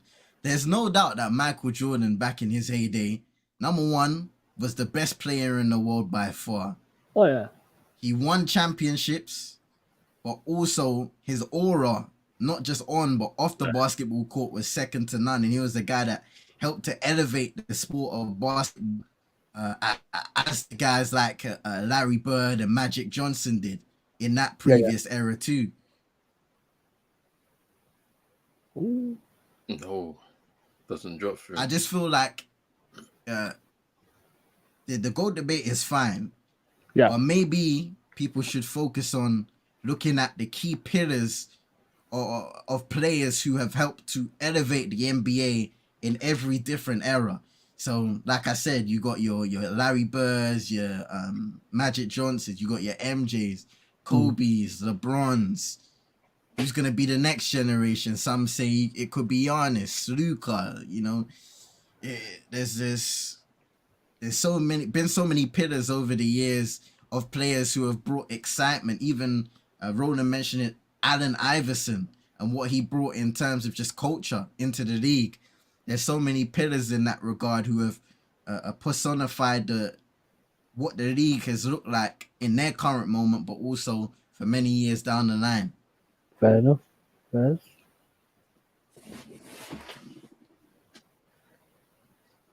I don't think I could pick one, man, between the two. To be honest with you, I don't think I can. Like, it's too hard. It's too hard, man. It's too hard to say, because obviously I seen a clip that the Kai Cenat guy had Rich Paul on and he was talking about that same thing, right? Where if you're gonna talk about rings, because that's what a lot of people kind of draw for when they go Jordan, LeBron. Bill Russell has 11 rings, so like that kind of settles the debate right there. Do you know what I mean? Like, whereas you could say that Jordan had was 6-0 in the finals and won all 6 of them. Yeah. But when and obviously he's the guy that basically transcended the sport, or was the first person to kind of make it crossover, because you know, like it became appealing to everybody once Jordan got into the game of basketball. But then LeBron, like CM mentioned, is kind of elevated it to another level. Where you've come through another generation and nobody's talking necessarily about Jordan being their favorite player. A lot of the younger players now look to LeBron. That's who they saw. And then, like, you know, LeBron is still currently operating within that. Like, I don't know anyone that, you know, they refer to so much that is still kind of playing as well. He had so many great moments over his career over the last 20 years, but he's still playing at such a high level. It's actually nuts. When Jordan was kind of at this point in his career, he wasn't the same kind of player. Do you know what I mean? So, yeah, rate the consistency though, that the levels that LeBron's showing though. I give him credit for that. So. And that's the thing. It's like watch this playoff run. I don't think you know, it's a foregone conclusion with them against Memphis. It's going to be a very tough series for them to get through. And if the Lakers want to win, LeBron's gonna, or if the Lakers do win that series, LeBron's gonna be at the heart of it for the majority of it, like, because you know what I'm saying. But you just hope that no injuries catch him, because obviously now, because he's older, you can see it over the last few years. A lot of injuries have caught up to him now, because his body is getting to that point now where it's at breaking point. Well, not breaking point, but it's at that point where like one little thing could happen and it sets him back for another 4 weeks. Or something like that, and then that could be the end of his season, type of thing. So it's all about game management as well. You know what I mean? Yeah, that's the thing, and I just don't think that they can game manage LeBron James. Like, you know what I'm saying? Because he wants to play every minute of every game. I think that was the aim with Anthony Davis, but then at the same time, his body can't hold up. That's the most disappointing thing. Oh, it was an old clip. Okay, my bad. Oh, you're talking about the yeah. What's going on? At the last game of the season, you know, the man decided to just implode. You want to go on holiday, that's what it was. Right? I was like, it's actually nuts that they decided. Like, it's actually nuts the way that it all transpired. That, and then obviously, Jaden McDaniels punching the wall and I think fracturing a finger or something. Oh boy, Dario Saric off the bench misses that free. Oh, that's nice from Shea, you know, to get the ball away from Alexander Walker. Pass it. Oh, bumps him. That's the hustle. Oh, nice move. 3. Brings them back within 1. Hey, you man on League Pass? Yeah. Fair. Even though it's doing both of us 30 tonight. Yeah, I'm actually ahead by a second. What's going on? The other day I was behind by about 10 seconds. That's wild, bro. Deep it road in, fam. That's crazy. Keep rolling. It's actually nuts, isn't it? Yeah.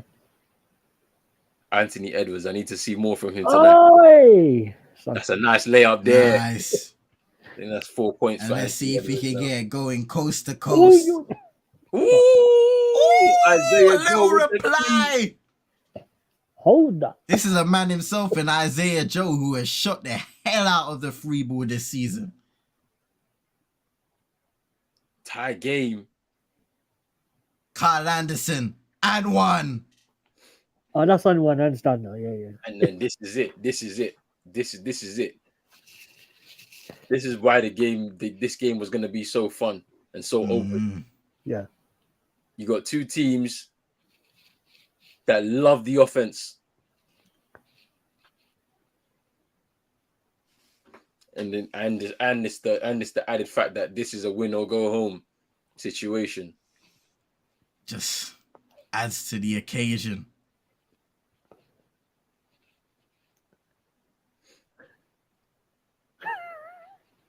You're looking at man like McDaniels on the bench with the big old cast on his right hand.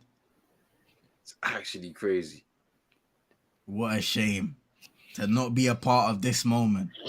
It just says out indefinitely, bro. That is actually mad. Why would you do what that? a move!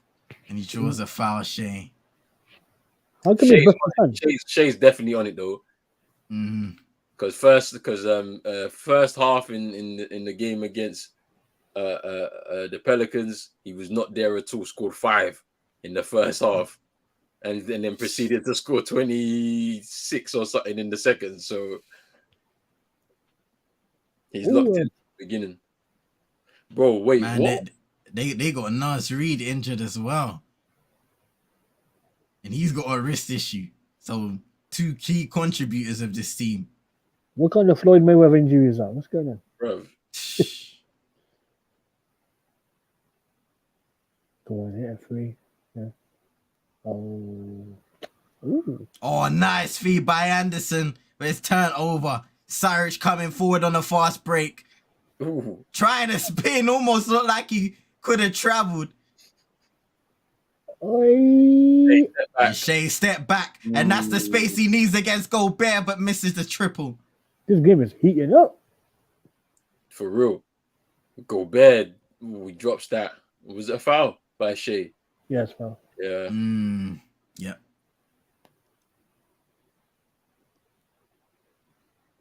OKC. OKC.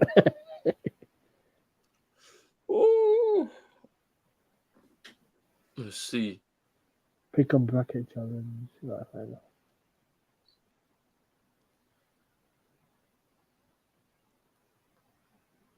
Is Edwards. Anderson has the time to set himself and hit the triple. Isaiah Joe just couldn't get out in time. Can you respond? Shea kicks out. Saric wide open. Misses. That sounded so wrong, man. Hey, fam. Pause Patrol is asleep right now, fam. We ain't had none of that. Bruv. Hey, yo, this Bam Adebayo slander is moving crazy in the chat, bruv. You man are taking your rightful place at this time of night, bro. This is when these comments can occur, bro. They might be watching too much Comedy Central, man. I tell you that. Comedy Central. Kyle Anderson, any part of the OC in wrestling? What's going on? In it. OC, fam. On block by Isaiah. Oh, nice block on McLaughlin. And he's going for the free ball. Ooh, misses. Good hustle, though, to get the offensive rebound. Mid-range. Be able to score. He doesn't. Oh, there with the intervention. Dude, Dort with the hustle again. There we go. There we go. Go on, Lindelof. Man said Lindelof, you know. That's That's not, I don't know, with the what do you call it? The Waters the third with the triple. so just like win or go home, innit? Yep. Nice.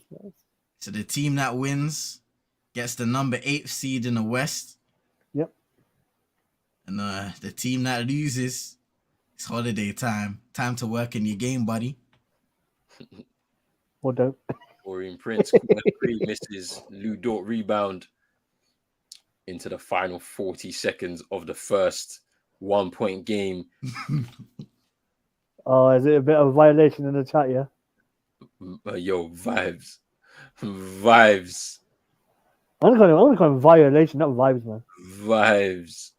What do you say? Vibes. Is it too rude for the top screen? Yeah. We can't do that. Cool. We can't show that. I'll have a look. We can't show that one. Vibes, you're crazy, bro. His vibes are mod, yeah. Kick him out. Yo, and then you're not. You're not. Oh boy, no. No, not what you want to read at 3:17 in the morning, man. What's going on? Other time zones are available, but still. Yeah, it brings more entertainment to the thing, man. You know what I'm saying? Yeah, and then you're nuts, bro. Oh no! Sorry for saying that. That's all good. End of the first. Timberwolves. I just read what I read in the what do you call it? In the high, what do you call it? The speech bubble, what do you call it? Oh no! 24. No. Oh. Can put vibes in timeout. Man, it's been a very quick first quarter from both teams, starting trying to assert themselves in the game. In the end, Minnesota have a 1-point lead, but we look at some key performances. Overall, the whole team has given effort. Karl Anthony Towns with a early 6 points, 3 or 4 from the field, making an impact on the offensive end. You can see Carl Anderson, he's hit a 3, and he's got another bucket as well. Really impactful off the bench there for the Timberwolves. And for OKC, Lou Dort really made an effort of driving to the rim with a level of intensity that we've got used to seeing from him. He also hit a triple that he was wide open for. They just left him there to set himself and take a shot. And then you have Shai Gilgeous-Alexander with 6 to start with. Jalen Williams with 5. So a lot of contributions all over the floor early on for both teams. 4 turnovers for the Timberwolves, 3 for OKC. But you can see both teams making an effort to go on the fast break and push the pace of the game. It's going to be which one can get the defensive stops as the time goes on. For sure. Like this is it's been a very, very fast-paced game so far. The one thing that I did notice from OKC in the game against the Pelicans, they are a very good team from 3.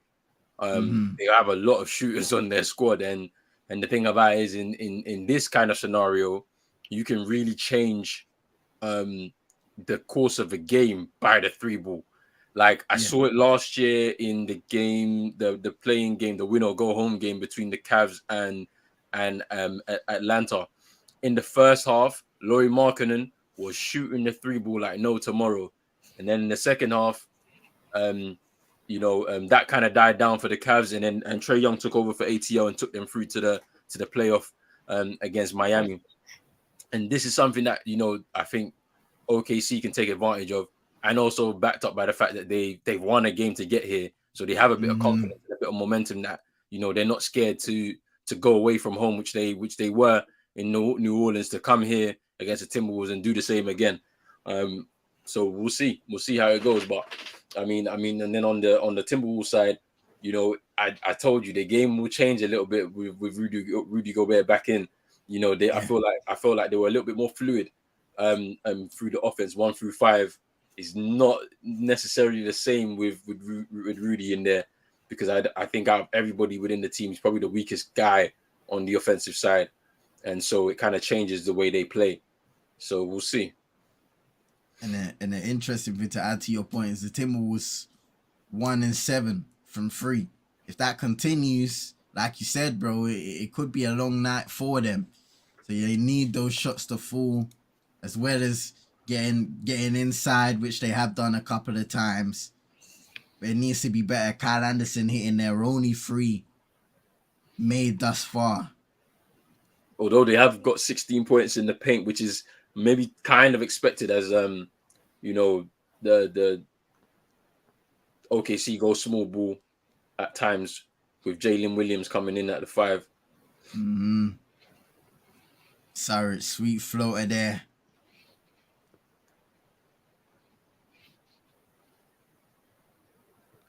Oh, this Chapman. Yo, you man are moving us still. Carl Anthony Towns with a lovely move, just shrugging Jalen Williams off of him and taking that mid-range shot. Getting it to go. Isaiah Joe gives it to Saric, almost fumbles the ball ever so slightly. Now Saric drives. Misses. Easy shot there from Wiggins. He misses it. Here's Conley.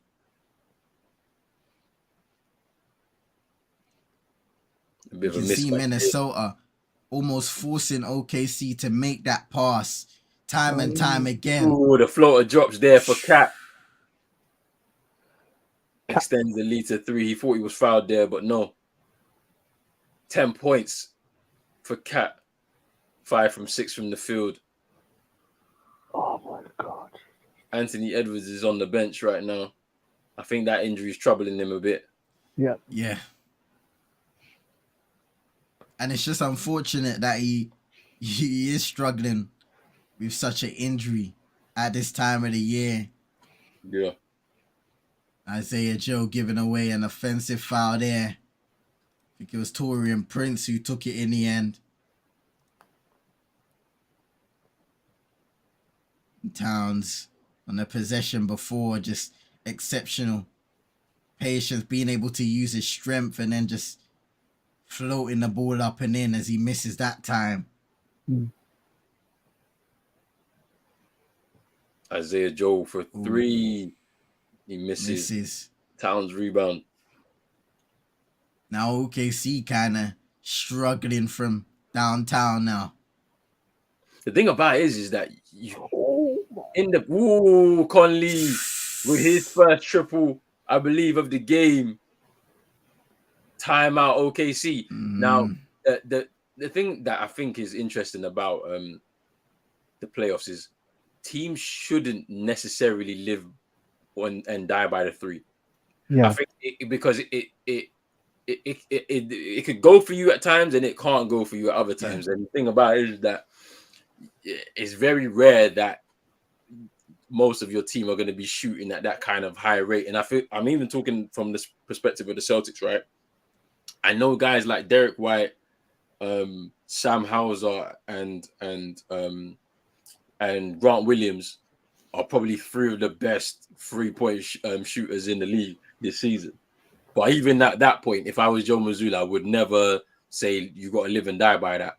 You got to try and push and get to the rim, and try and score that way. And it's going to be interesting to see how that kind of develops throughout this game as well.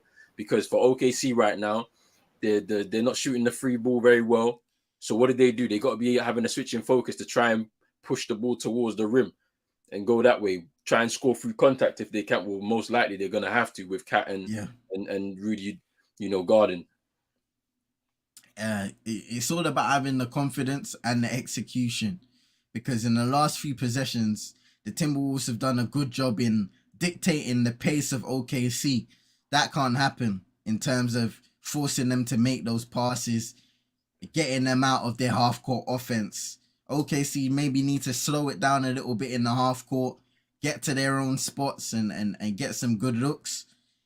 But yeah, you're exactly right, bro. In terms of that free ball, sometimes you just can't settle, because as much as you can win games with the free ball, if it's falling, you can also shoot yourself out of games altogether.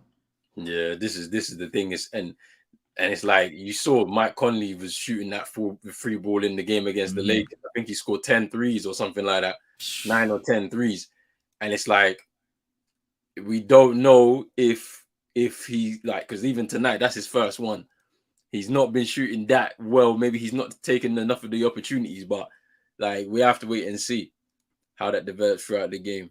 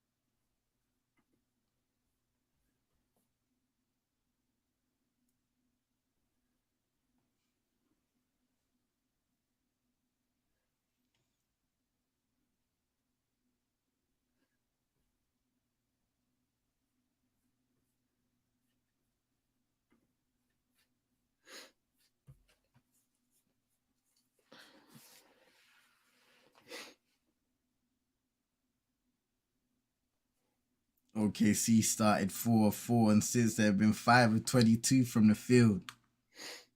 Yeah, that's a very damning stat, and there's a turnover there for OKC. Ball slipping out of Saric's hands from the Jalen Williams pass.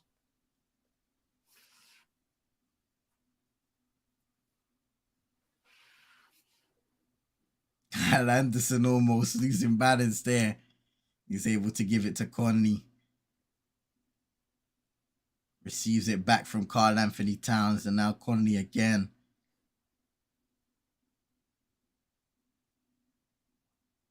Oh, that's nice from Cat. Oh, that was nice from Cat. Wow. That was nice from Cat. That was a very nice move. Ball fake, spins, gets away from Wiggins, just chucks it up, and he banks it off of the backboard and in. It's a lovely move from Cat. Even has a bit of English on that. Brilliant circus shot by Karl Anthony Towns. Lovely.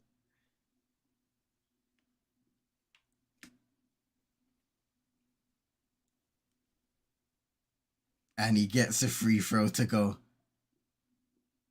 13 points for him now. 6 from 8 from the field is Jalen Williams. Gets fouled. It's fouled. That's nice from Jalen Williams, though. He needs to do that. And now, second foul on Karl. If he can continue to do that, drive on him. He was isolated that time. Rudy was a little late on the rotation. Help defense.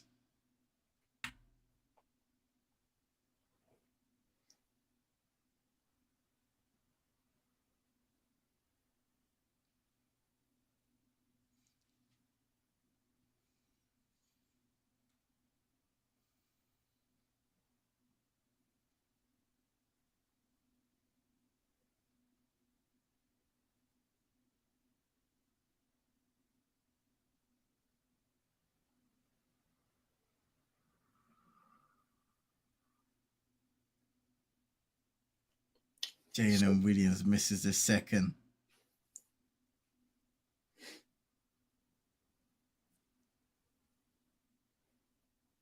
Here's Cat again. Let's see what he can do. Feels like he's fouled there. Nothing doing. Giddy. Oh, Josh Giddy to the rim. Applying pressure. And in comes the man himself. Man like Drizzy, you know. They got I Drizzy, am man. here. Here's Josh Giddy. Blocked by Gobert. Oh! Carl Anderson, even. Carl Anderson, even. I thought it was Gobert. He's gone out of the game. Look at that. Look at that recovery. You look like he misses it first time and then just able to block the path of the ball to the rim. Shout out to Kendall in the cut. Big up yourself. Hope you're doing well. Big up Kendall still.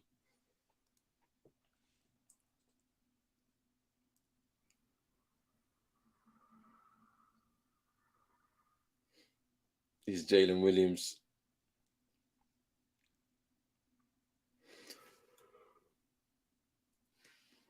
Thought for free. Misses. Rebound Towns. Anthony Edwards back in the game now. For the Timberwolves. A nice fake there by Anderson. Torian Prince. Corner. In and out. And Edwards able to get the offensive rebound. Floats it up and in. 8-point lead now for Minnesota. No foul. Shea missing the layup right there.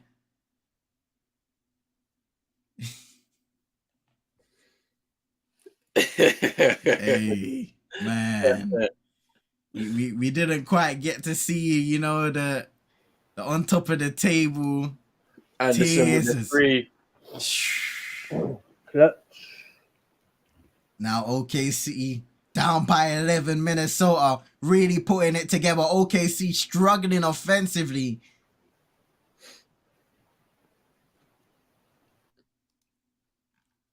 The thing about it is OKC came back from a 12-point lead, I think it was, against the Pelicans.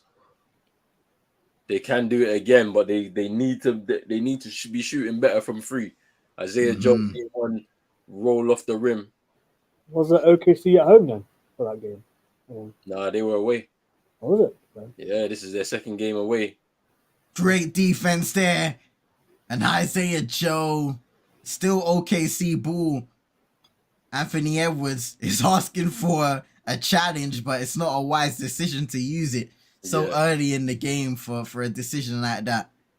No. Let's see what happens.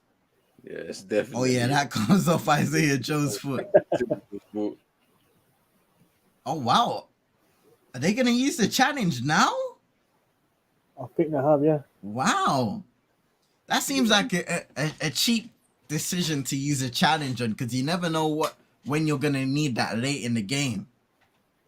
But wait, don't you get them back if they're successful? Yeah, that's true.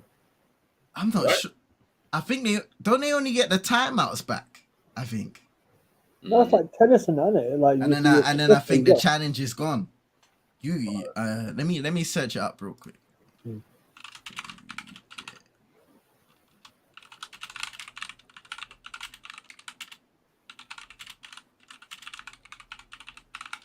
This is a waste of a challenge, bro. I can't lie. Okay, so they'll retain their challenges if they're successful. Yeah. Team out of bounds calls and goaltending basket. Okay. It's kind of straightforward. I don't know why they having to deliberate on this. Yeah, it clearly comes off his foot. Probably get more tactics involved, isn't it? Into the game. Yeah. Hey, Drizzy, that Spencer Dinwiddie thing and Kyle Kuzma, that was wild, man. Well, that's hilarious. I don't know where the smoke. I don't know why they used to be teammates. I think as well. Yeah, that's a bit of smoke. I never expected to happen, but I can't lie. Man, and Kuzma did a whole thread about him, man. It's wild.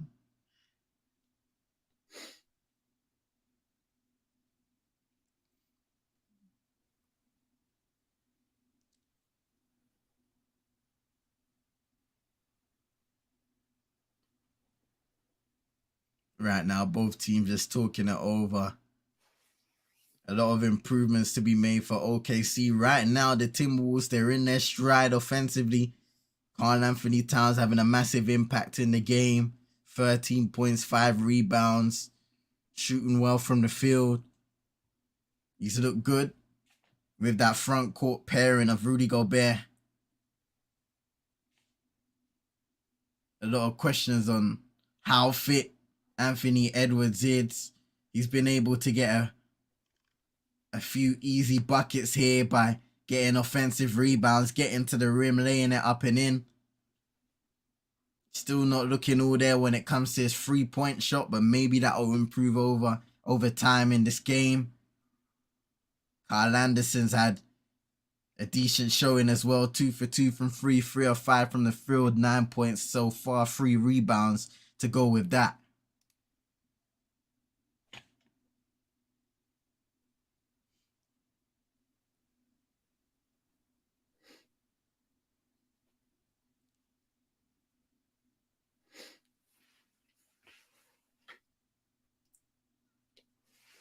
Sunday, the big game.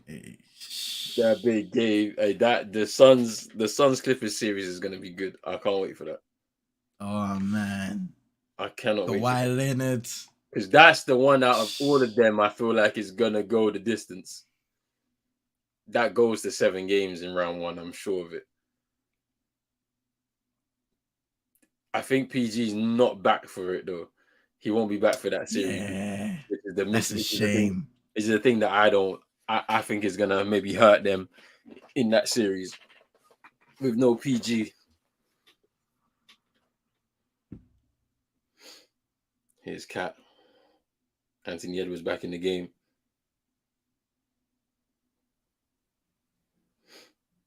Sets the screen for him, Taurean Prince. Here's Cat. Gets fouled. Hey. You can see that Towns is just, he's looking at the height of that OKC team, and he's just driving, being physical, and drawing those fouls time and time again. But this is what we've been wanting from Cat though, right? We wanted him to be a lot more physical, use his advantage, his physical advantages, in order to take the advantage, right? For his team, but he just doesn't do it often. He does it in games here and there, but he needs to do it more.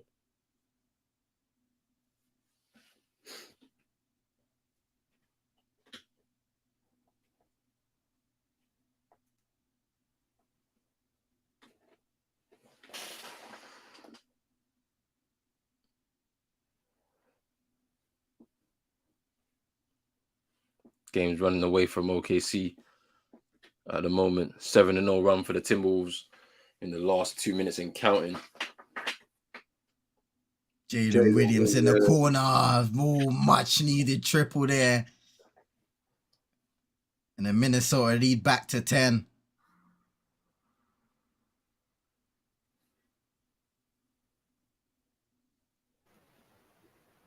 And that's the thing. You need someone confident to try and step up, to try and snap those runs in half if they can. Yeah. Ooh. Oh, what a move by Kyle Anderson. Got the lucky roll as well. 11 points now for him. What was the third? Oof. Oh. A bit too high shot, that was a floater. Nice move by Edwards. Edwards, yep. That's big boy basketball there. 14-point lead now. Getting away. Jalen Williams for 3, and he sinks that. That's nice. He's been looking confident, real confident early on. I think that's his 3rd 3-pointer of the game so far. Yep, he's 3 from 4.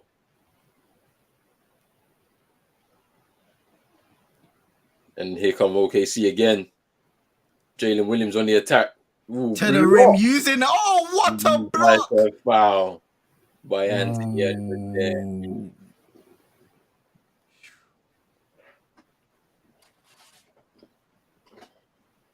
Oh.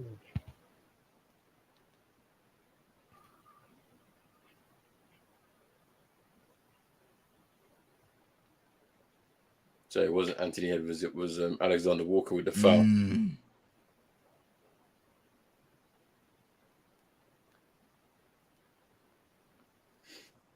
OKC are capable of pulling this lead back. If you're shooting the 3 ball, just to give you the momentum, then yeah. Give you straight back into.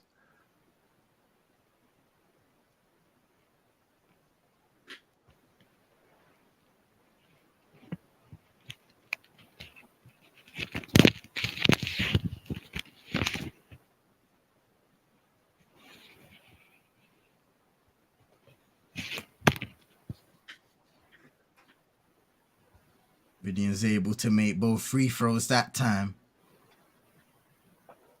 Mike Conley back in the game for the Timberwolves. Initiating the offense. Torian Prince is just taking a blow to the on face. the ground. Ooh! Tough shot. Walker. Dang. He was off balance there, and it dropped in for him. What are they called now? Offensive foul there by Williams. Just push. It looks like he pushed away.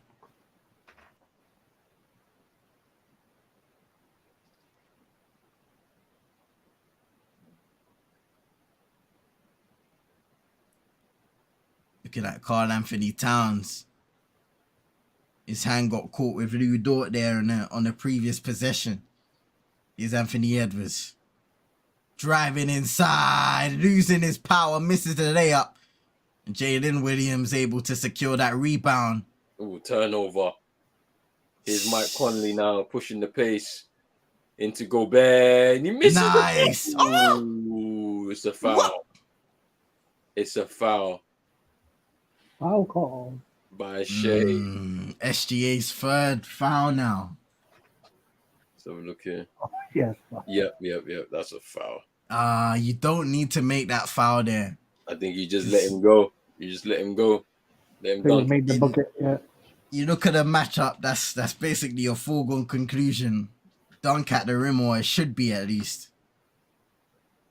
I'm surprised he didn't go for the dunk, because that's an easy and one. Yeah.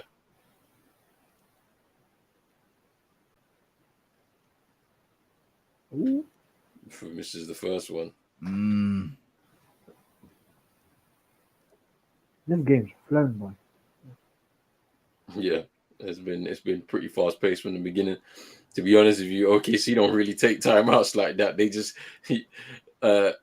let them flow. They let the young guys flow. To be honest with you, that was one thing I noticed in the game against New Orleans. Like for the majority of the game, OKC had 5-6 timeouts left, and we was like late in the third, and they still hadn't been used.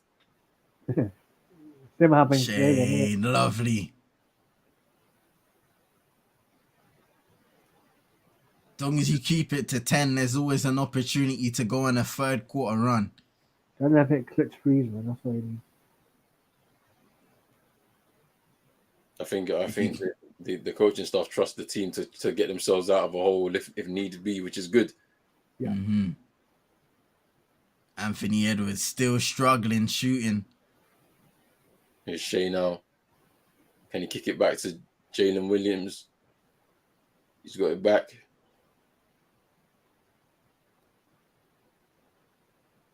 Oh, that's nice. He cuts through. Step through there and misses the layup. In and out. You know the hard work, It's man. Timberwolves. Yeah.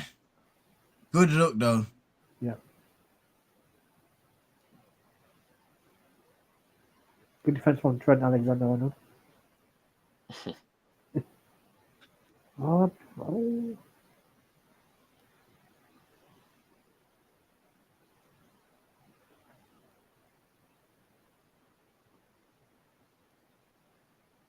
Drizzy saying, can't believe the NBA fined Dallas. Yeah, it was a massive fine in the end of the day, but it did seem a little strange what they were doing at the end of the season to try and sway a little things in their favor when it came to their draft picks. Oh, we missed. Draft pick. Anderson Walker, that's a big time play. Oh, Rudy. Oh, brilliant. Yeah, they've absolutely ran ragged in this second quarter. The Timberwolves have 50 points in the half so far. He's giddy. Oh my God. That is. Connolly, what a recovery! Great hustle there from now Conley. Jaden Williams for free makes it. Big triple. OKC won't lie down. Now the Timberwolves lead down to 9. Edwards pump fakes. Now, Alexander Walker gets. And he misses the triple. He got rid of Shea that time. Sidestep missed it. That's nice. Iddy and Lou Dort with the finish up and under. Try to get to single figures before I can. It's 2 assists now for Josh Giddey, 4 rebounds. Alexander Walker for 3, misses. Rebound Gobert, and he misses the layup. Ooh. There's a chance here for OKC to get themselves right back in it. Shea to the rim. And that late contest by Gobert may have been it. And on the other end of the floor, Alexander Walker. A brilliant cut. And a layup. Mark Daigneault is not allowing that. He won't do the timeout. He'll let them just try and play through this. Put the foot on the gas a little bit. Final minute and a half.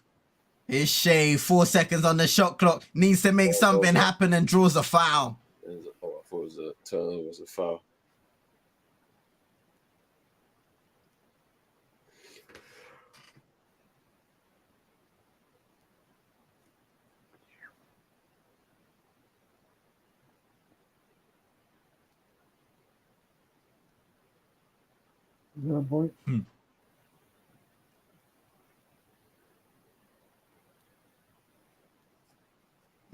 Another foul off the ball there that time from the kill at Alexander Walker on Shea. And now we'll be shooting free throws at the line.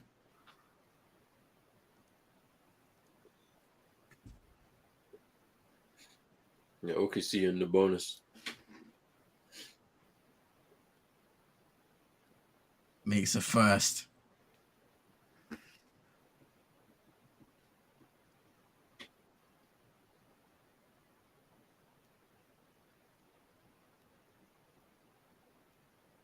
And the second.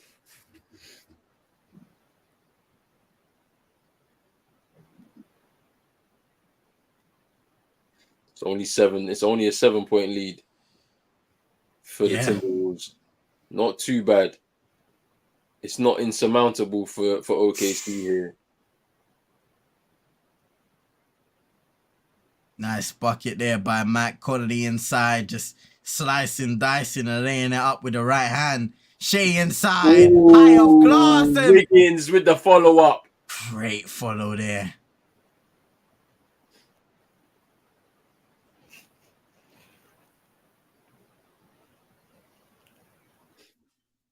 OKC need a stop here on this. Looks like the final possession in the game of the half. Sorry, just to keep the score down to 7 going into the half is Edwards. Edwards with the triple. Finally gets a jump shot to fall. 7 seconds to go in the half. 4. Giddy, they won't get a shot off, or they do, but it's short. And a half-time 10-point lead for the Timberwolves, 57 to them, 47 to OKC. And what a half of basketball we have here in the win or go home final spot up for grabs in the West to play Denver on Sunday. I mean, early on, like we said, a quick start by both teams. The Timberwolves, in terms of just offensive production, did very well in both quarters, to be fair. And OKC, the quality was lacking, especially in that second quarter, struggling to create. Towards the end of the first, that Timberwolves defense really suffocated them every time they drove inside, forcing passes, not really allowing them to get comfortable in their own offense. But The lead is only 10 at halftime, and that allows OKC a little space to get back into the game, maybe have a third quarter run. And it's important for the Timberwolves to see if they can keep on getting buckets, because every time OKC do come with an answer, the Timberwolves have also been able to get it on the other end of the floor. So they're going to need the production of a Karl Anthony Towns, a Rudy Gobert on the defensive end, everybody to commit. Kyle Anderson has had a really good game in that regard from three, and also inside Mike Conley, a good contribution from him. Anthony Edwards, he's had a few layups on the inside and now has sunk a three-pointer, so maybe that gives him a bit of confidence on the offensive end to try and be a little more aggressive in the second half. For OKC, we're looking at Shai Gilgeous-Alexander as the main guy. 3 of 12 has somewhat struggled in the game offensively, but we know he can work his way back into the game. Josh Giddey as well, not as aggressive offensively and has missed a few shots himself, but his playmaking abilities, he's had a couple nice passes here and there. Jalen Williams, very aggressive, 3 of 4 from 3, 4 of 5 overall, 14 points as a starter. Great production from him. So for OKC, it's about creating good shots and taking those good shots, because we've had some open threes. We've also had some tough shots not go. So Shai's missed some layups. Lou Dort has missed some layups. He's also made some good layups here and there. It's just about creating better looks, playing at our own pace. It's good in transition to push the speed, push the pace of the game. But once we're in the half court, which we have struggled with at times this year, how are you going to be able to create those open looks, get players out of position in that Timberwolves defense? Yeah, man, I think there just needs to be better options available for OKC in order for them to score. It's very congested in the paint. You can see it. There's a lot of crowding. It's not as easy as it was for them in the game against New Orleans to score at the rim. They're making it very difficult, which is I think the advantage of having Rudy Gobert there defensively, and obviously a lot of his teammates are also helping him out, the likes of Cat and Torian Prince and Anderson too. But it's going to be interesting to see what happens on in that regard, because obviously Shai I think has had a bit of a down half. He was able to pick it up in the game against New Orleans. Can he do it again in this half? Yeah, because you know there's a lot at stake here for them to stay in the postseason. And then on the other end, you know, what a great half of basketball from the Timberwolves. I mean, you know, like even towards the end, you saw Anthony Edwards getting in on the action and sinking his first three. They've been really alive on the three ball as a team. And to be honest with you, they need to keep it up. But that's the thing; these games will swing in other people's favor if OKC can start to heat up from the three. Then all of a sudden the momentum shift will change and they could be right back into the game and potentially take a lead again in the game. It's only 10. There's a lot of basketball to be played as well. So let's just see what happens.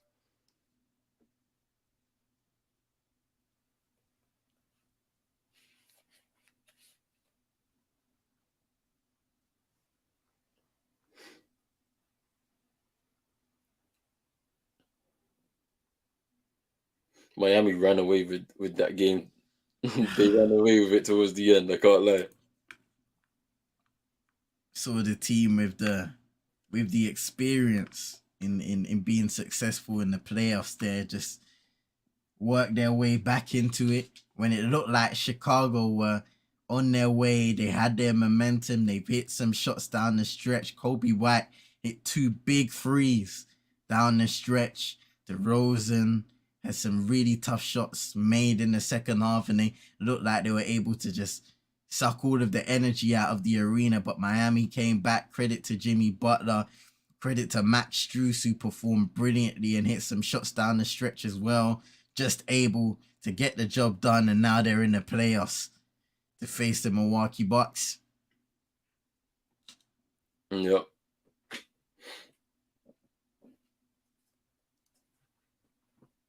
The cooking in the chat has been crazy. Shout out to everybody. Yeah, I was gonna say big up to everybody, man. Like for you to be doing this at this time of the night, I don't think I had the energy for it. I can't lie to you.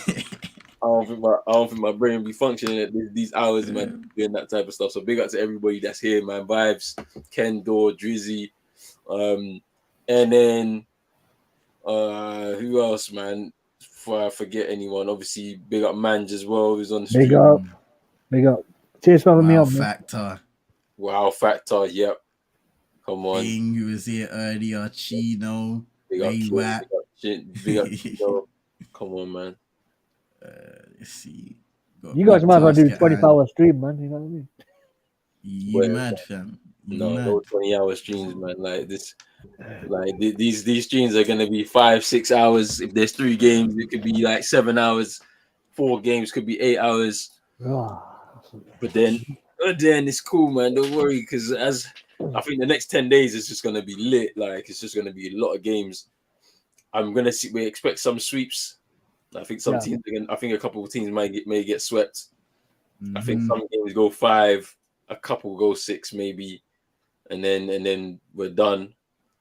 And we might have to there might be a 1 break or 2 day break, no games, and then we back with the conference semifinals, and that should be over within a week and like a few days. Then the conference finals, and then the finals in June. So let's see. They do in like every game from every stage, yeah.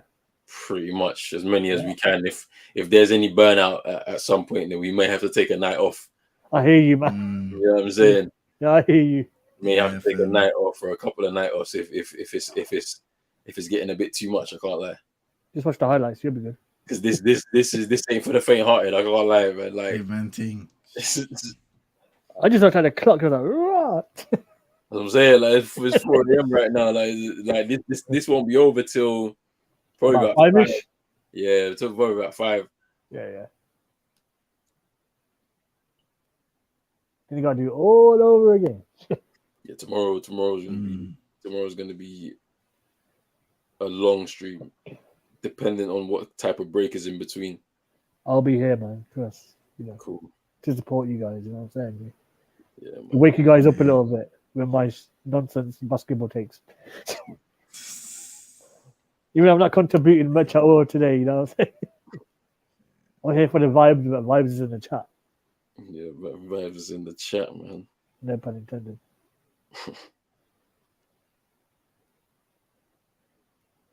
And tomorrow,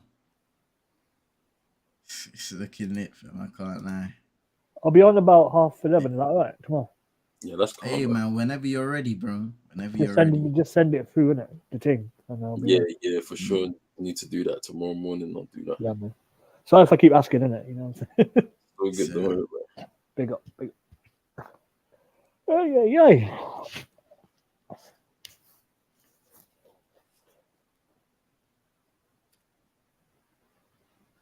Yo, you guys into like Creed and that? That's a good movie. You should check it out, man. It's a good movie. No, I didn't even see the first one, to be honest. First. I'm watching it when it comes out on Netflix, bro. Mm-hmm. Trust me, you're gonna like it. Or Amazon Prime, bro. Yeah. Oof. I watched it today, innit? As you can tell by my tweet and stuff. It's like, this is a very good movie. Obviously, the best one, Rocky and Creed, and it's like Rocky 4, the best one, I think, innit? Oh yeah.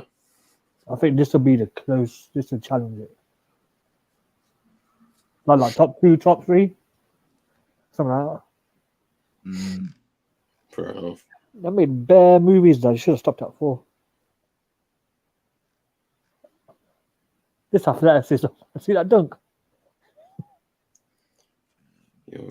LA Lakers. Yo, Roland's falling asleep, man. Wake up. I'm awake. He's like, yeah, man. Yeah. I'm awake, bro. I'm awake. What's the game? What's the earliest game on Sunday? That's 8:00. That's Memphis Lakers. Yeah, that's 8:00.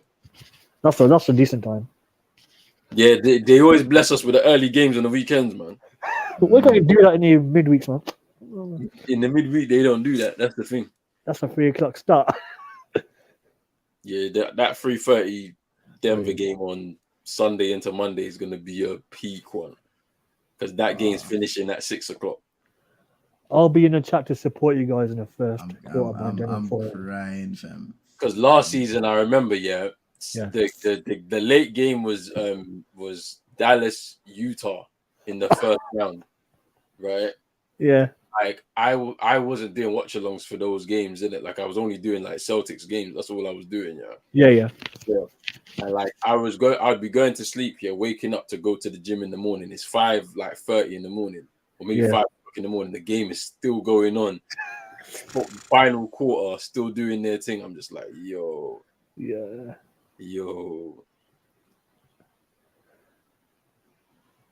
So imagine us doing this now, bro.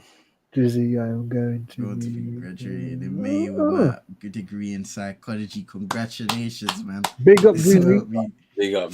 United players more than tendency.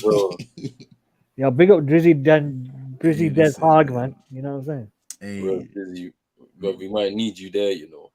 God, annoyed me yesterday, man. Oh, I barely tweet about football as it is. You guys must have seen my tweet in it. Bro, Drizzy, I might need you as the guy, man. Drizzy Nacho and that. Actually, that sounds a bit wrong, but you know. The one we currently got there ain't working for man. I think the psychologist is stressed out. Bro. It's a psychologist from Ted Lasso. That's what it is, man. Yeah, let Drizzy do the job, fam. Drizzy-cology. No nonsense, fam. Yeah, man. Drizzy Ten Hag, man. You know what I'm saying?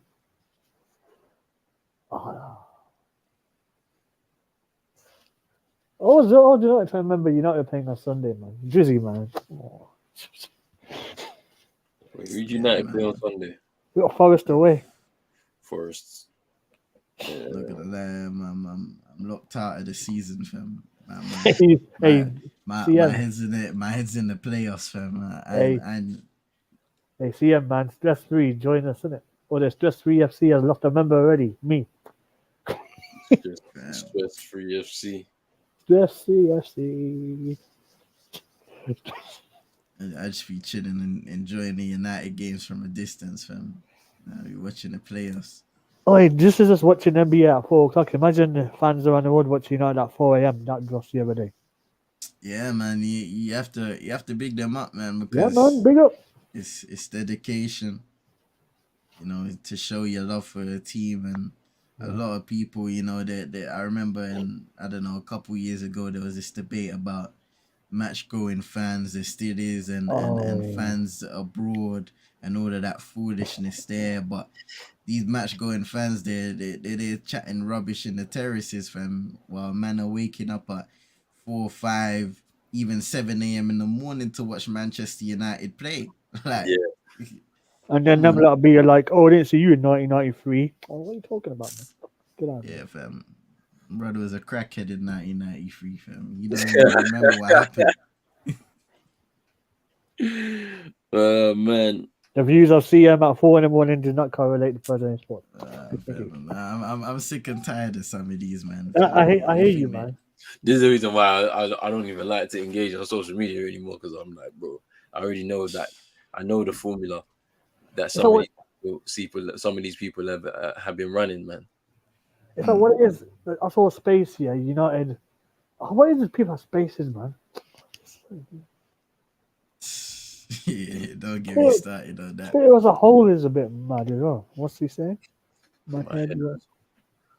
Hey, big up, man. Hey, Drizzy, yeah, when you get your licensing, hit me up on it. We'll talk. You know what I'm saying? We'll talk. That guy just needs to stay fit to the end of the season. If he don't stay fit, bro, he needs to get flogged, bro. He needs to be flogged already. He needs to get flogged. Jalen Williams with a free to start off. Oh, third. Hey, both Jalen and Jalen, they're shooting well tonight. Trust me. Bro, this game's got me annoyed. You know why? I thought it was fourth quarter. Why are you trying to fast forward the thing, bro? Hey, I want to go sleep. But you know what I'm going to chill with you guys. Man, don't go anywhere. Don't go I won't anywhere. sleep. I'm not. It's Saturday until if I ever hear the birds crowing, that's a different story, fam. Where were you in '86? You see them ones there, but them man there, United. United. them man there, bro. Where were you in '92? I didn't see you. Smelling like stale beer, bro. With a They pipe, get out of here, bro. with a pie stain on them. Ooh, Stretch calm. 12. Elite 3-point shooter Cap as a Irwin, big man. man. Cap Irwin. Never intended. That's that free. Oh, Drizzy, who's your MVP pick? Who's your MVP pick, Drizzy? Let us know. I think I'll keep a bit quiet because I'm about 2 seconds ahead of you, and I can't Oh, like God. pause it and stuff. That's what It's Connolly. Oh, Ooh, is he getting a is three? that free? Is he getting 3? You're getting giddy. That was interesting because it's almost like he jumped into Josh Giddey, and usually they're supposed to call those as offensive fouls. Maybe I need to see it again. Embiid, yeah. Oh, cool. He definitely got him in the air. Is he picking Joel Embiid? Embiid. Wait, I'm picking Giannis. I can't lie. I'll pick Giannis too. Hey, this was cold this season, man. And Like, Kumpo. If Luka had continued the season the way he started, he would have been in with a shout for sure. But it just kind of fell apart for them. Yeah. KD was also playing at a high rate as well, and then it all fell apart over there in Brooklyn too. So man, it's a shame that the Brooklyn situation and injuries came and really hurt his case. Shy Gilliges. What kind of name is that? That's a proper name, man. SGA in that. To the right. Kendall saying Jokic is his MVP. I can't be mad at any of your choices, honestly. Like you're well within. You're right. You're well with your right to pick those players, man, because they've all had great seasons. To be honest with you. What about Curry and them, man? Josh Giddey got 2 points. Curry's been injured for a lot of the season, to be honest. Fair. Oh, the lob foot. Gobert on the other side and recovery. Shea goes down, holding his face. Medical timeout. Gonna call the timeout now for OKC. Ooh, he got a blow to the nose. Yeah. N1. Jeez. Let's have a look at that again.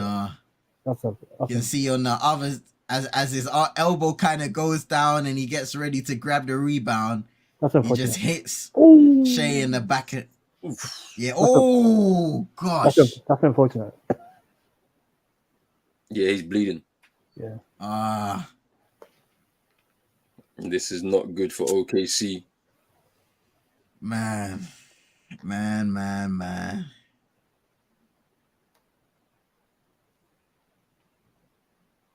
What made you guys get into basketball? Unless to do anything really, but just in conversation. I think for me, playing in secondary school, like literally just because like our school was big on basketball for some reason. I think when I was in year 7, them year 11s were big, man. They were like huge, bro. And like some of them played for like England's like under 20s or something like that, like basketball. And like so we was pretty big on basketball in my school. But yeah, that's pretty much where it started for me. Fair enough, man. But then like I wasn't really watching it like until probably 2007, and it wasn't even like watching it every season. I just turned it on if it was just on and about. But then I started taking it real seriously in 2019, like where I was watching it properly in 2019, like, and that was when I like really was into it properly. So yeah, it's not bad, man. I started watching it during the pandemic time, innit? Because nothing else was on. But that pandemic time was hilarious, man. I can't lie to you. Like I was literally watching the bubble finals, bro. Like, and I was like, this is sick. Yeah, it is so sick. having everyone in Disneyland, fam, all in the same place. I'm in It's Disneyland. crazy, man. Oh yeah, remember the Champions League final was in Champions League stages in back in like one arena or something. One off leg. Let's go. Is that? Hey. Roland is what? Yeah, just your funny, bro. Nah, I'd pretty much the same as Roland, man. I didn't know, like, I used to think basketball was dead, yeah, but I was just an outsider's opinion. And then we all started playing it in secondary school when I was in like year 10, year 11. We'd always stay after school and play basketball after a long day of classes and all of that stuff there. And then I started playing 2K and getting into watching like NBA highlights. Yeah. And then, yeah, I just learned more about the game and got into it a bit more. There used to be like NBA. 2016, 2017. Yeah. There used to be NBA show on the free TV channels, isn't it? One time back in the early 2000s or something. There used to be a magazine show. Can't remember what it's called though. Yeah. Oh, what's up? Wait, so Ooh. is it his nose or is it like his eye or something? It might be in the middle. It might have been his. Maybe his sinuses are, that bit in the middle of the nose. Yeah. That's not looking good for OKC right now. Yeah. He'll probably be back out on the court though. I'm sure he's gonna have to just get himself patched up first. These minutes are big without Shea though. Yeah. I think Josh Giddey is gonna have to be the guy to take over in terms of playmaking, creating shots for his teammates. His Gobert gets fouled by Isaiah Joe that time. By saying to him, you have to be a bit giddy. Hey man, no giddiness now, fam. No giddiness now. We need karma, fam. Calma.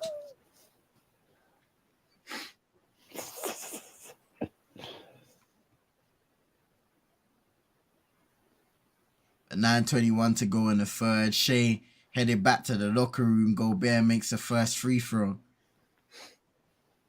Oh.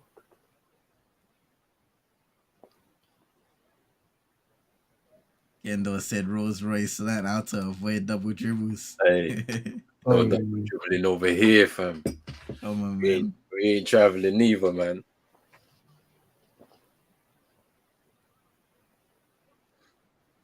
Hey, Drizzy said, I played basketball in high school. I also played gym basketball. Kobe Bryant made me love basketball, man. Rest in peace, Kobe.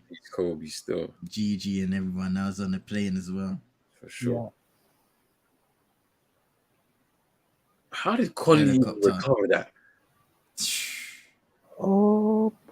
Edwards free ball. Yeah. Oh, you have to score that. No, I can't lie. You have to score that. Once again, just Anthony Edwards just struggling with his shooting form. He's gonna need all the rest he can get if they get through. Yeah.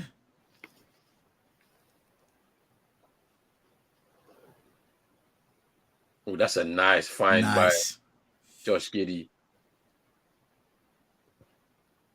And Karl Anthony Towns able to get the block on Lou Dort.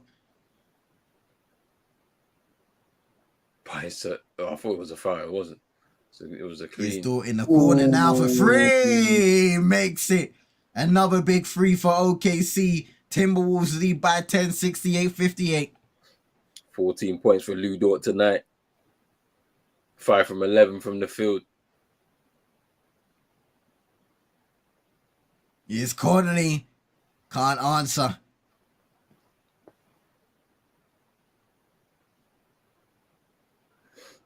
Ooh, ball fake. Good ball movement from OKC so far. That's really nice. Backing down. Oh, brilliant. Ooh, unlucky there for Jalen Williams.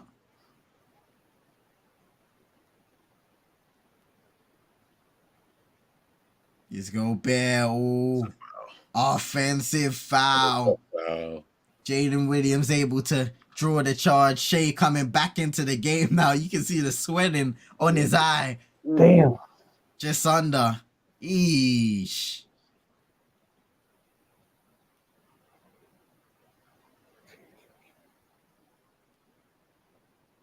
How does that affect his court vision? That's it. There's Josh Giddey. Aggressive driving inside and gets fouled. This is what OKC need to do. Be very aggressive. Take the contact, man. Like as you're trying to finish through the to the rim, because there's opportunities to exploit. In all honesty, because at times Gobert can get lost. Look at where he was, and then it's leaving some of his other teammates to cover his back, and Anthony Edwards there, reckless with the hands. So they need to be a little bit more aggressive, and I think that's the thing. I think they just want to avoid. They want to avoid the contact as much as possible, but sometimes you kind of have to go with it and play a bit of physical basketball there. Exactly that.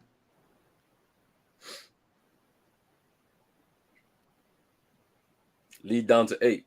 7-0 run for the Thunder in the last 2 minutes and counting.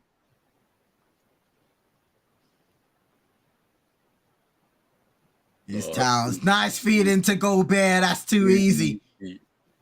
Too easy. 10 points for Rudy Gobert. 8 rebounds. Ooh, turnover. It's Jalen Williams. Sloppy there from Mike Conley. And to Jalen Williams, and he scores. Nice floater inside. The Timberwolves giving OKC another timeline. Lifeline there. Cat. Carl Anthony Towns just too good. And one. Too strong.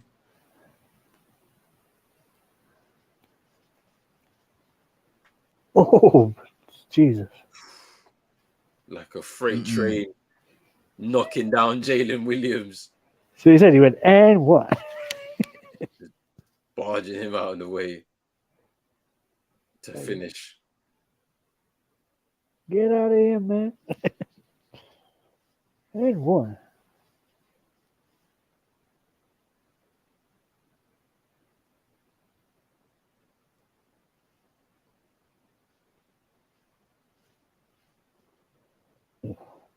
He had to chase down his own shot. He was just rolled in for him. Oh, look at Giddey again. Almost getting stripped there, but gets it back. Here's Shea. Hesitates to take the free. A few crossovers. Out to Josh Giddey for free. Misses. And Anthony Edwards with a strong rebound before he almost loses it. The Timberwolves will come away with that. Towns pump fake, drives inside again, and just one. 13-point game. And this is the Towns, the aggressive Towns that everybody loves to see, the Towns that we saw in the Lakers game before he got into foul trouble. There is no answer for that, especially with this OKC team. How small they are, the lack of inside presence in order to guard a player as versatile as Towns.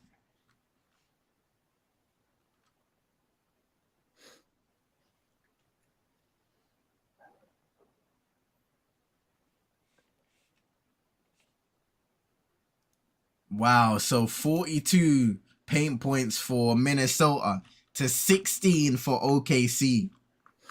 Dominance. That dominance in the paint is showing right now.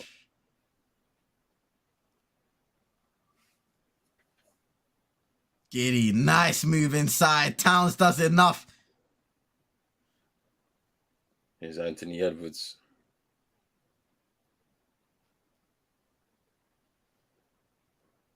Oh, my. Oh, brilliant. Absolutely brilliant. And he misses the free. But that was great ball movement by the Timberwolves. Now Lou Dort.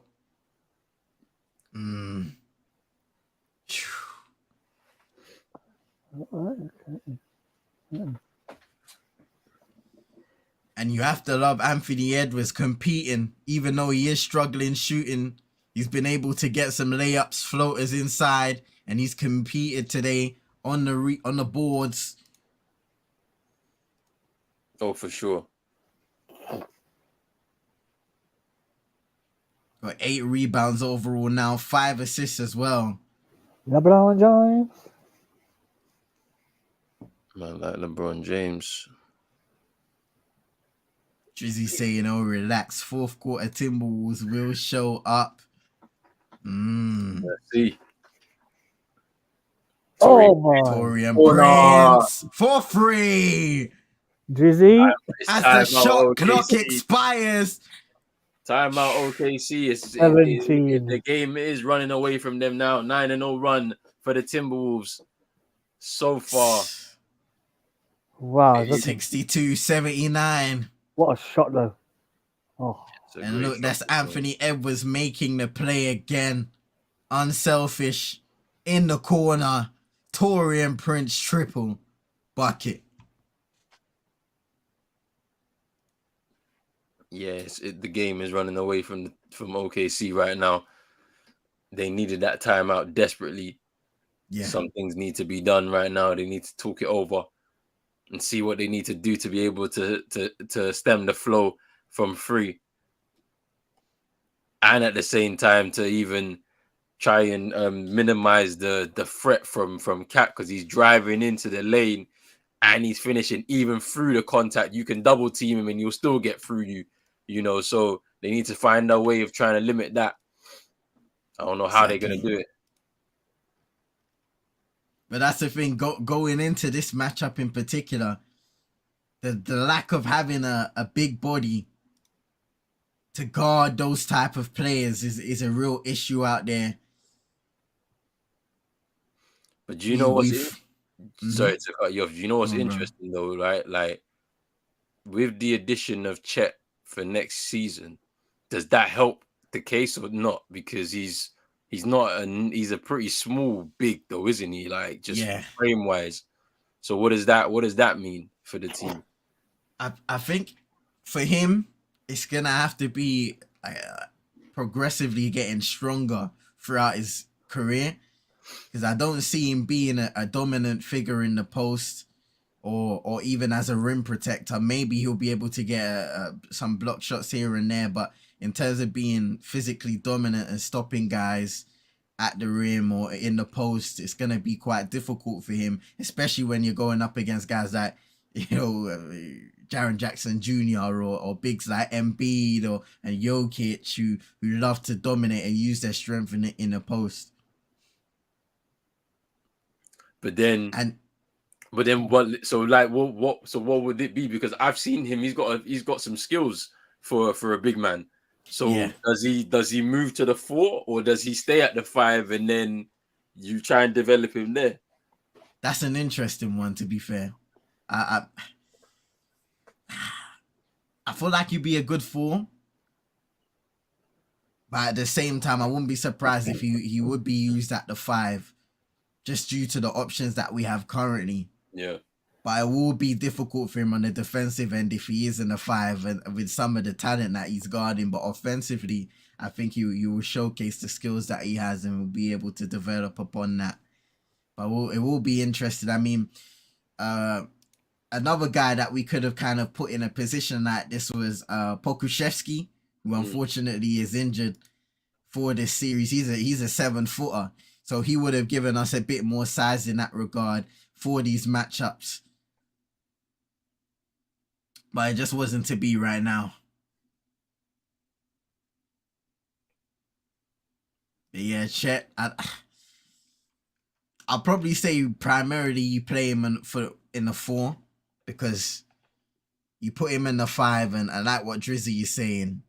He most likely will get dominated by a lot of the physicality in the league early on in his career. So it's up to him to see if he can kind of bulk up and become better over time and a little more versatile defensively in that regard. But do you reckon that they could turn him into a bit of a project, like how Giannis, because Giannis, when he came into the league, he was pretty small, and they kind of built him up to the point where he could be versatile, play 4 and 5 if needs be. Do you know what I mean? That might be something interesting to look into in the next few years for Chet. Shea rebounds his own shot and he gets fouled. Needed that. OKC.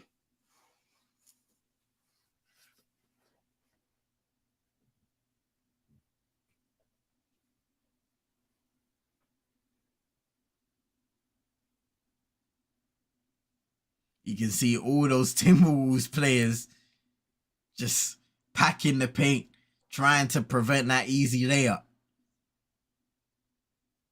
Yeah, Kendall, the elbow to the eye, the cut under his eye is crazy. And you can see at times he's just trying to open it up because he's struggling in that regard, but he'll keep on playing.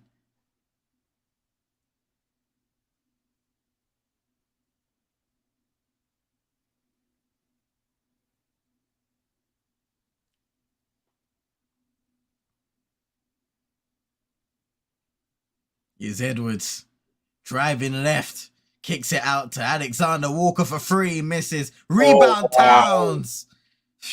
Look at the way he grabbed out there, man. Wow. Yeah, Cat has 26 points, 9 rebounds, 10 from 14 from the field. He's done really well. What a performance by Towns. Isaiah Joe laying it up and in on the other end. As long as OKC can't find answers for Towns, you find it hard for them to get back in the game.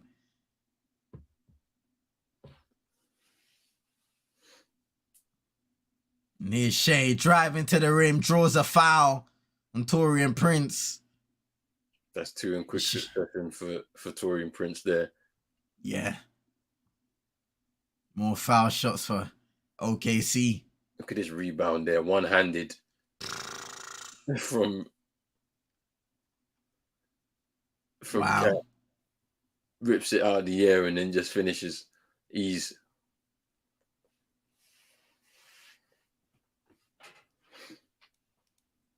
Cat will sit now. Rudy Gobert back in.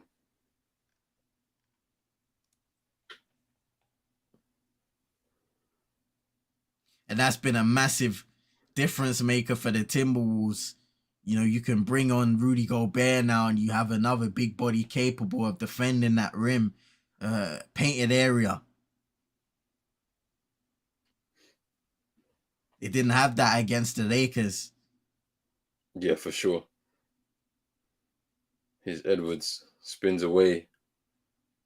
Ball movement from the Timberwolves. Edwards with a 3, and he hits it. Brilliant. That's the ball movement. Timberwolves. Nah.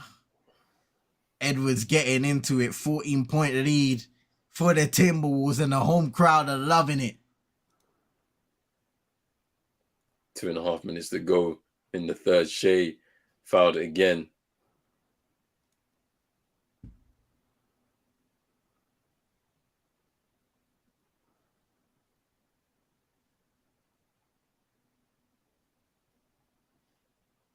Again, just a strong drive there. That time by Shea, able to draw the contact.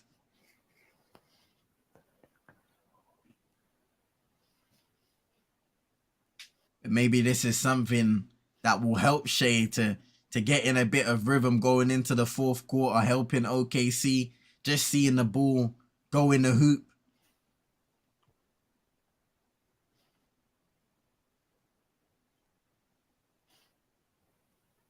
The game definitely still is in reach. Now the lead down to 12.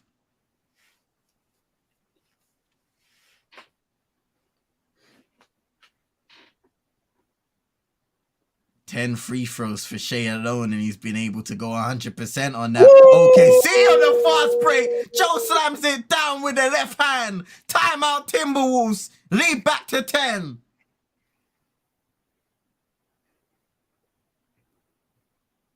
They needed that. Just look at this. Shea the active hands of Lou Dort Shea on the fast break dishes it to Joe, and Isaiah giving the goods.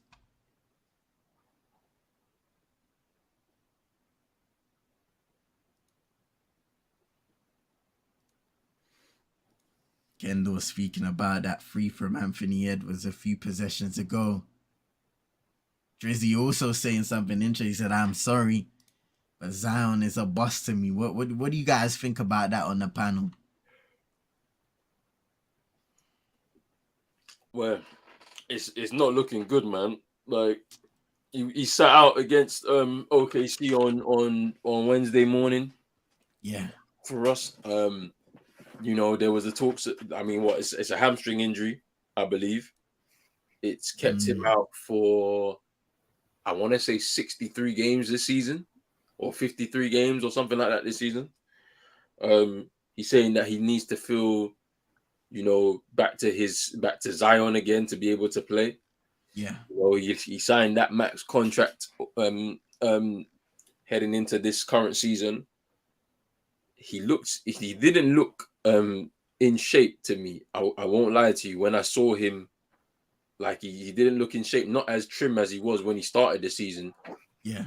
And so I don't know if this is a dietary issue, if this is a chronic issue, but something needs to change there.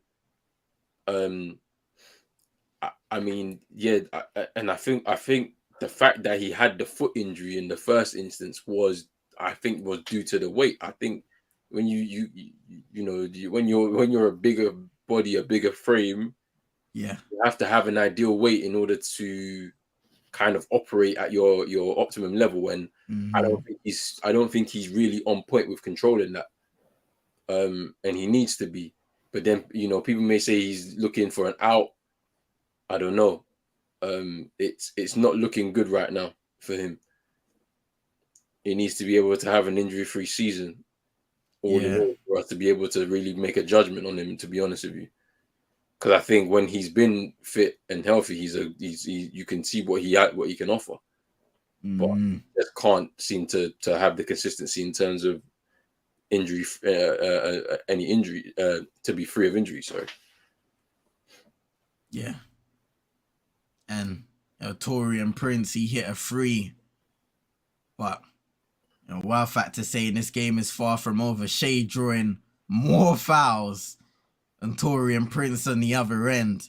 Just keeping this game close enough for OKC to try and make that fourth quarter push. But they've got to limit those threes now for the Timberwolves and get some stops in order to make the points they're getting matter on the other end. Nice move by Edwards. Oh no, OKC turn over the ball. Edwards. Oh, a quick 5 points for Edwards there. And that is a killer blow to OKC. Just shot themselves in the foot there. Shea to the rim, misses both, and Waters with the tip in.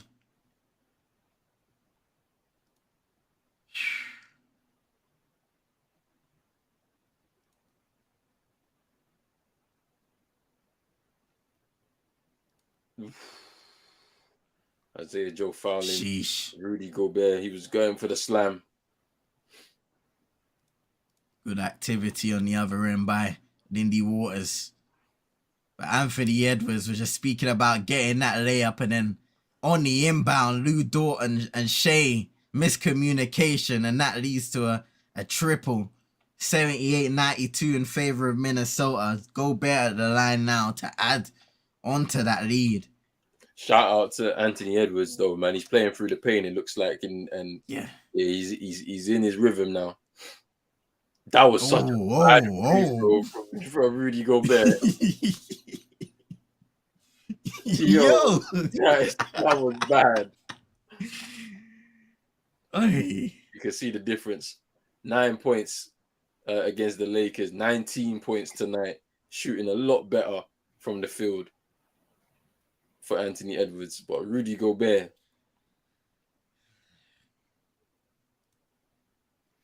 when it gets Denver, then the big stars Kawhi, Russell, Booker, and Durant are Thunder, or Timberwolves ready. No rest time. Boy, Mm-hmm. hardly any rest time. You get a day. That is it. Whomever's winning, because you got to go straight to Denver. Nice ball movement. Joe misses.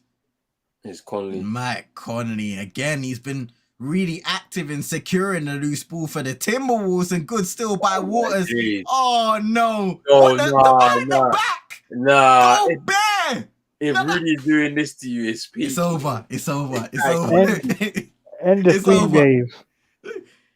Man backed out the behind the back move to the layup. Nah. It's over. It's cool, finished. fam. It's cool. Finished.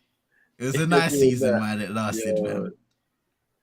If he's doing that to you, that is peak, man. 78-95 at the end of the third quarter. The Timberwolves just continue to pile it onto OKC, and it just seems like with every answer Oklahoma City have had, there's been a costly turnover, especially in the stretch of the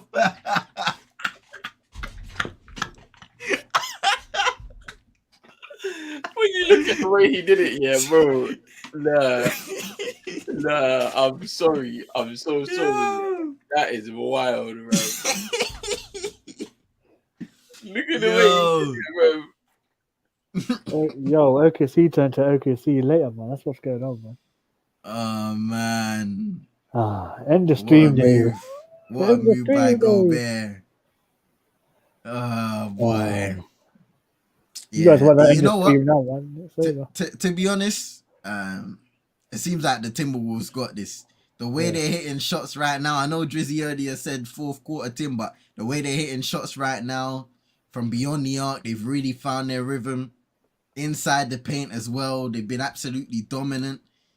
The stats are there to be seen. I mean, defensively, even though OKC, they went on a stretch, especially Shea, where he was able to draw those fouls. It's not really enough if you're turning over the board and then giving away 3-pointers on those points of turnovers. It's been really costly for OKC tonight. Hey guys, I want to call it a night. Yeah, I'll catch you about 11 o'clock tomorrow. Yeah, later on. Say no more. Big up, right. man. Appreciate you coming through. Appreciate it, man. I would stay, but I'm falling asleep, man. I can't. I'm getting tired. Nah, it's all good. Yeah, man. Do your thing. Get your rest, bro. Yeah, man. I'll see you about 11ish. Yeah, for sure. Yeah, man. See you in a bit. See you in a bit, man. Take care. You too, bro. Come on.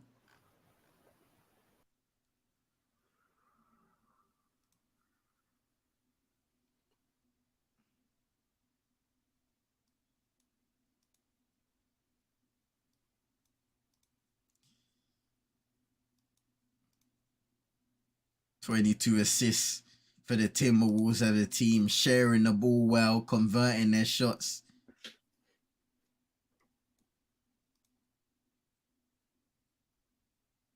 And they started the game actually shooting worse from the 3-point line. And they've been able to now round that out to 41%, almost 42%, while OKC are below 35%. So it's a turnaround completely from the Timberwolves. Yeah, this is a big fourth quarter for OKC. If they want to stay in the postseason, something's got to happen here. Amen. There needs to be a big step up from some of their bigger players. Yeah. Look at this guy vibe, so that's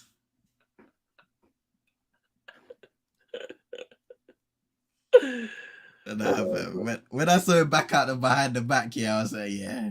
Yeah, nah, man, it speaks, dude. Definitely finished, man. I can't lie to you. Hey, he said, get that breakfast, OT coming, maybe. No, I don't care if it's Saturday, bro. I'm going to bed, fam. I don't care, bro. If it's Saturday, I'm going to bed, fam. Hey, fam. This is not for the faint-hearted. This game is finishing in 20 minutes, bro. Either way. That weekend sleep be hitting, fam. Right now, we're deprived. Bro, my day begins at 9 o'clock. So, fam. My day begins at 9, fam. I tried to nap. I had like 2 hours, bro, and it wasn't a good sleep. So it was nice until it lasted, didn't it? And then I just woke up and I just had to continue on my day. My day starts at 9, bro. I will say no nap in between. I'm gonna be back in bare Lucasade during the day and eating bare food, bro, to keep myself going.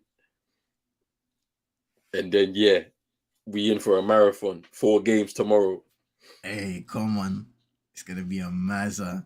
A big up Mancho once again, man. Appreciate you guys for having me on. Get some sleep. You need the energy. Hey. Listen, man, big up Manch. You know, for tomorrow, I might have to go around the shop and get some snacks, fam. No. This one's happening, bro. Because for us to be doing 4 games, like there's no break in between. Trust me, I'm eating my dinner beforehand, and I'm just grabbing snacks, like literally to just get me through. Honestly. Same with Sunday. Sunday is going to be a bit better, 3 games, but the last game's at 3:30, so expect a late finish, boy. Oh, what a shot blocked. He gets it back. Williams misses air ball, shot clock violation, and once again, the defense from the Timberwolves just suffocating. And look at Anthony Edwards. That's a foul, no? Because he it's not a block. Oh, it's not a block. That's a foul. Yeah. He came up with that high five.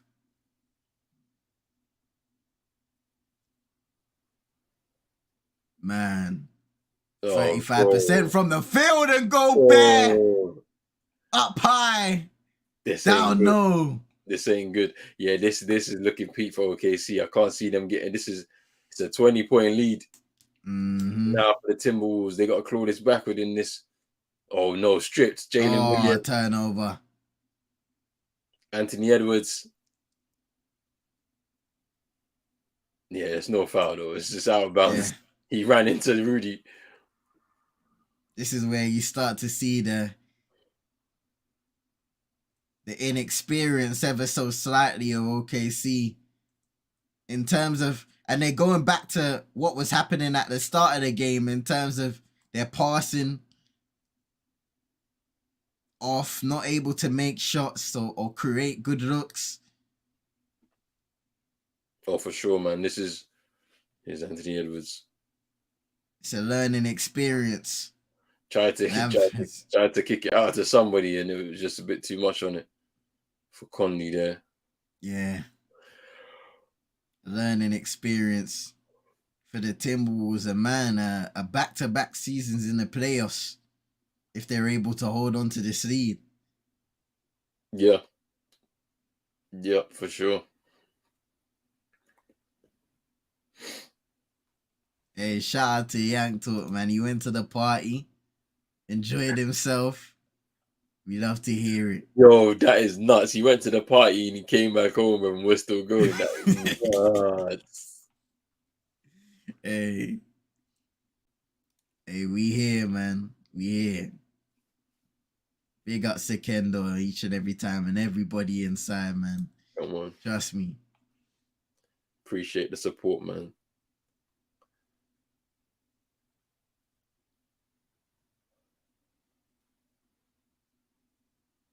Out of bounds. Timberwolves ball. Cat back in.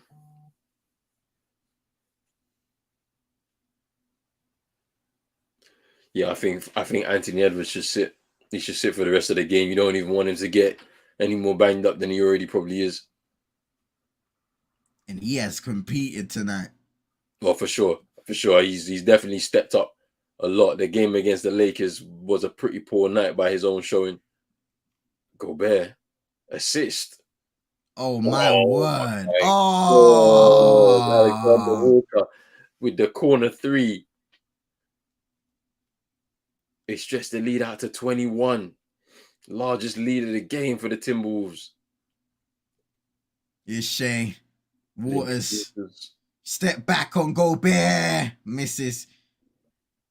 Rebound Conley.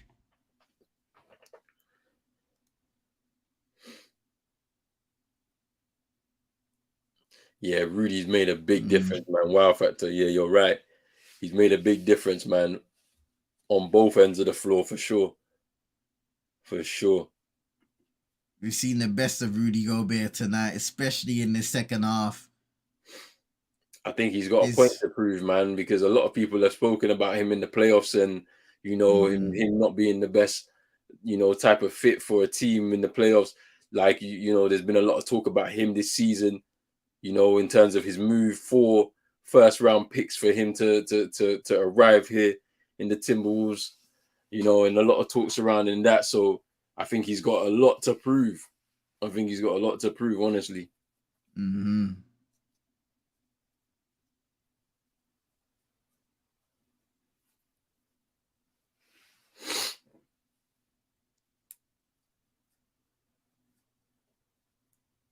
$17 points tonight for Rudy Gobert.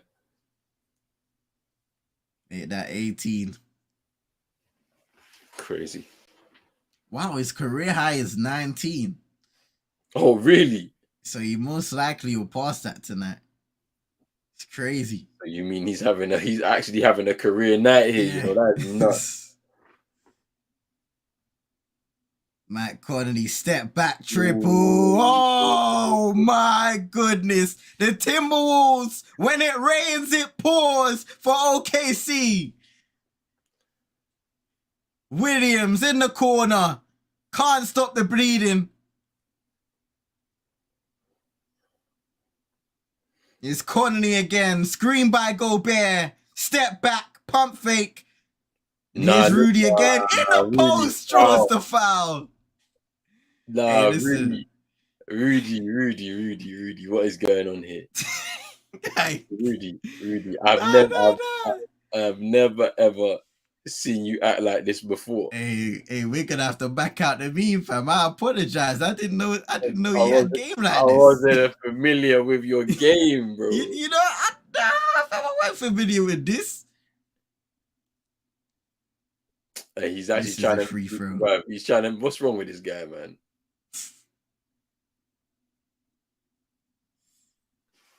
Career night, man. What a night to have it. Most important game of the season, win or go home. Oh, for sure. That's where you want your big players to stand up.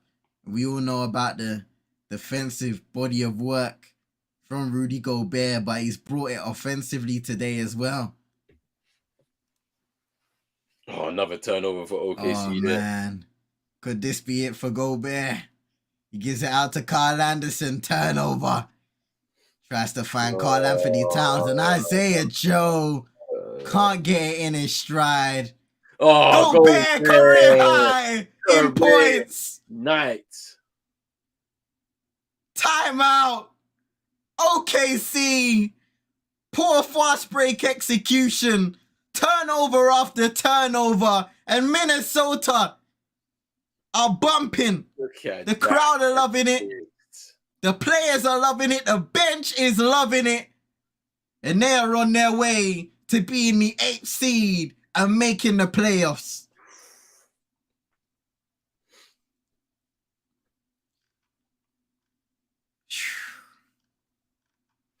That is absolutely crazy from the Timberwolves there. This, a lesson in execution once again, man. OKC 14 turnovers. And the turnovers are pretty close between both teams, but it's just seemed like OKC's turnovers has been a lot more costly in terms of points for the Timberwolves. Conversion off of those fast breaks. They've taken advantage a lot better than OKC from those turnovers, because we just seen in that sequence there, they take advantage of a turnover, get up court, and then lose it again in that same sequence, like, and that's just a bit careless. Yeah, it's a bit careless there from OKC. 3-point shooting as well. OKC shooting 30.3%, and then the Timberwolves 46.2%. Just a brilliant shooting display. Yeah, for sure. Rudy putting the whole funded foul trouble. Listen, Man, OKC fun the rattle. Definitely, you know. And it's crazy because a lot of the compliments for this team has been about their maturity. We spoke about that even before the stream and how they were able to handle situations. But performances and times like this will happen where it's a wonderful learning experience for this young group. The coach will have it noted.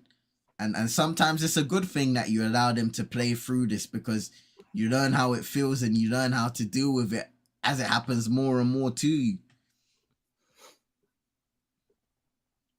Yeah, they'll definitely take this experience very, very seriously, and look into next season with a lot of confidence to be able to make sure that they potentially could make a run for the playoffs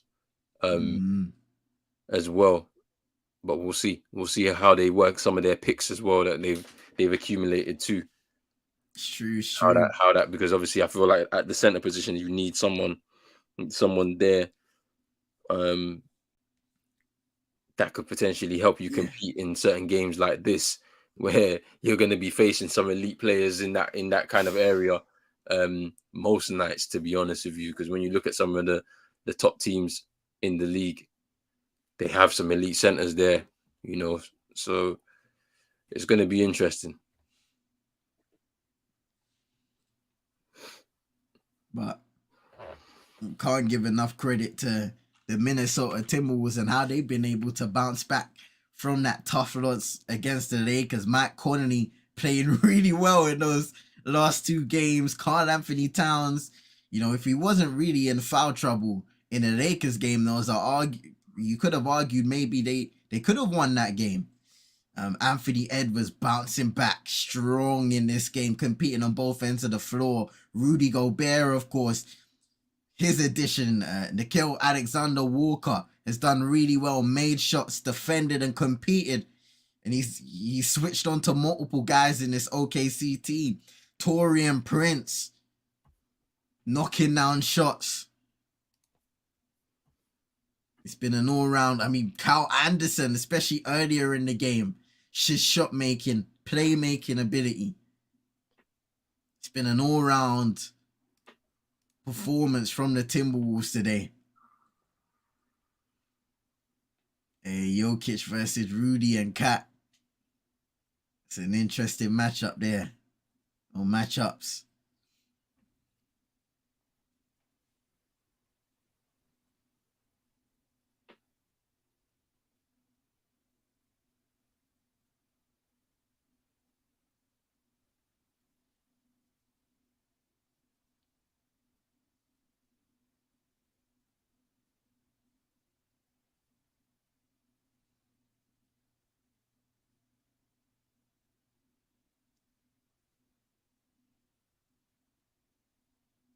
Oh, Gobert misses that one.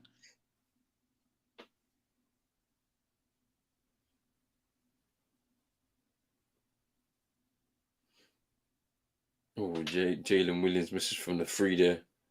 Seems like OKC are starting to slowly sit some of their guys, Shea out of the game. Probably the best for his eye. Just to make sure nothing else happens in the meantime that's unnecessary. Lou Dort, when he hits the 3 ball.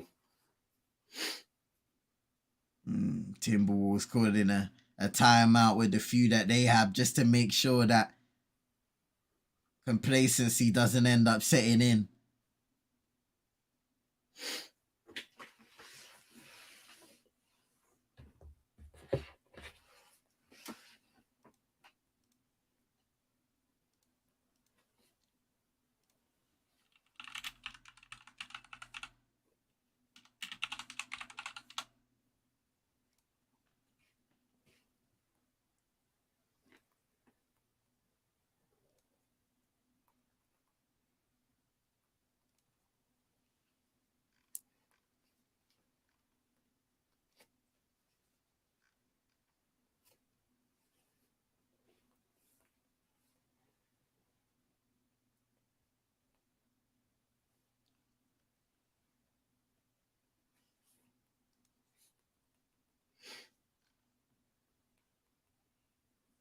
some really good matchups in the first round in the playoffs.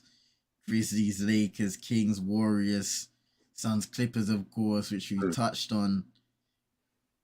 Cavaliers, Knicks should be a good series. That's going to be a good series for sure.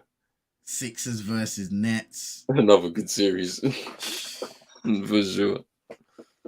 Can't wait. There's a lot of good basketball on the way, man. I'm looking forward to watching this in full detail. In full detail as much as possible anyway, as much as humanly possible. These next 10 days are going to be absolutely jam-packed with a lot of basketball. We might see some sweeps. We're definitely going to see some games go 5, 6, and 7 as well. So right through till the end of the month.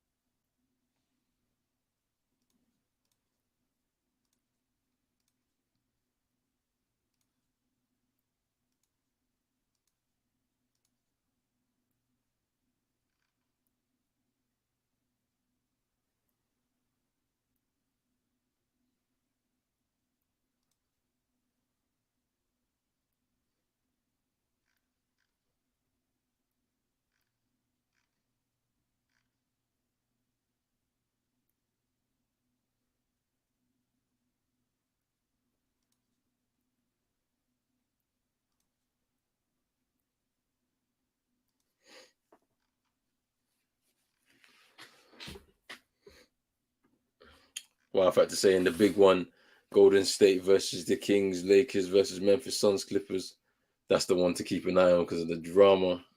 Yeah, there's going to be a lot, man. There's going to be a lot of drama in all of those games. That Memphis Lakers one is going to be a good series as well. You know, can the Grizzlies, kind of knock out the Lakers in their kind of resurgent run that they've been on?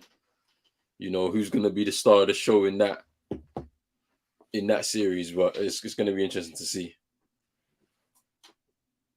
Excited to see. Go on, sorry. Yeah, I'm excited to see the Grizzlies, man, perform in the playoffs.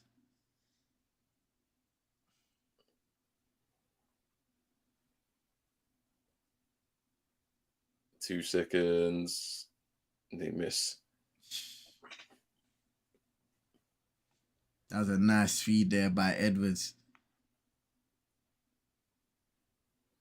Josh Giddey misses from 3.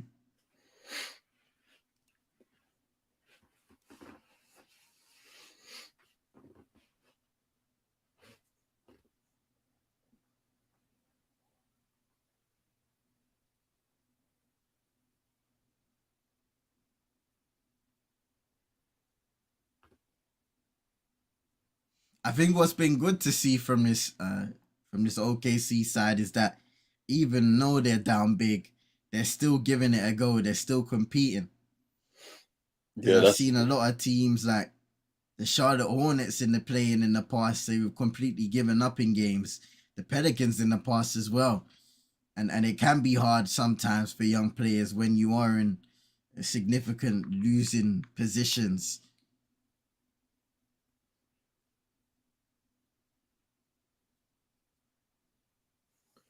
Yeah, it's good. It's a good attitude to have.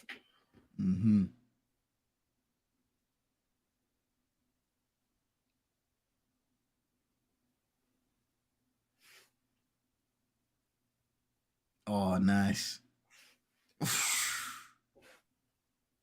That's timeout.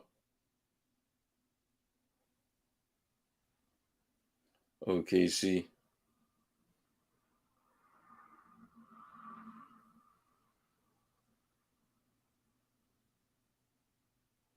Man like Alex Rodriguez, former baseball player, now I believe is going to co-own the Timberwolves.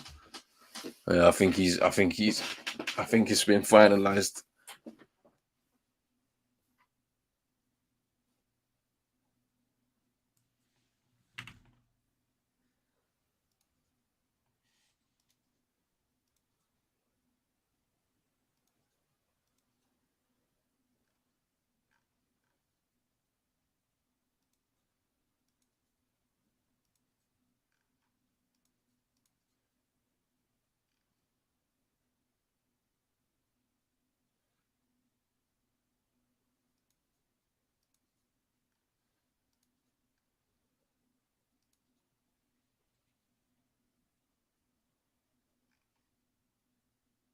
21 points, 9 rebounds for Rudy Gobert. Career high night for him, 28 points for Karl Anthony Towns, 11 of 16 from the field, 8 rebounds, 3 assists, 3 blocks to go with that. He's been active everywhere, really. 12 points for Nickeil Alexander-Walker. He's had 3 steals and 2 blocks himself with 6 assists, 4 rebounds. 19 for Anthony Edwards, 10 rebounds, 6 assists. Just so many contributions. Mike Conley, 14 off the as a starter. Kyle Anderson, 11 off the bench. OKC just haven't been able to keep up in terms of the scoring output. 17 from both Lou Dort, Jalen Williams, 22 from Shea.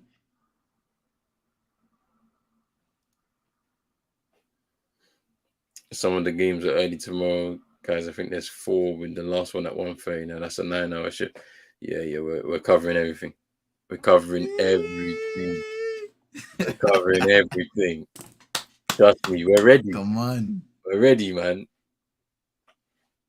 This is the playoffs, man. Covering all tomorrow. All the talking is done. The real business begins.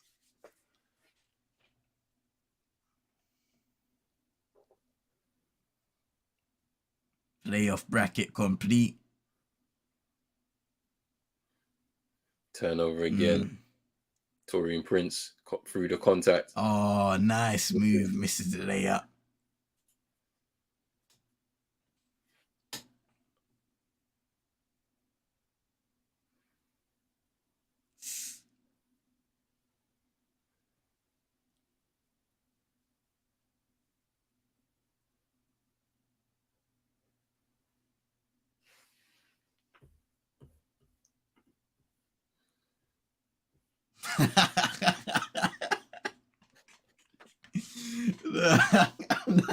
No. Oh, man.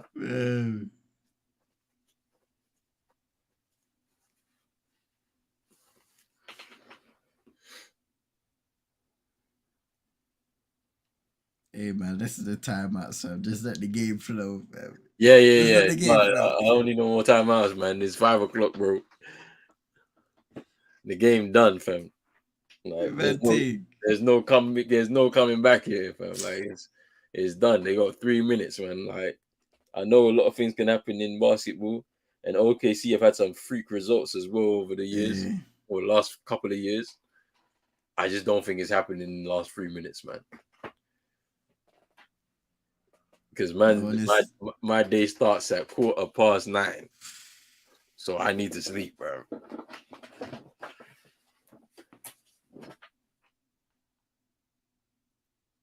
Man, like KG, big ticket.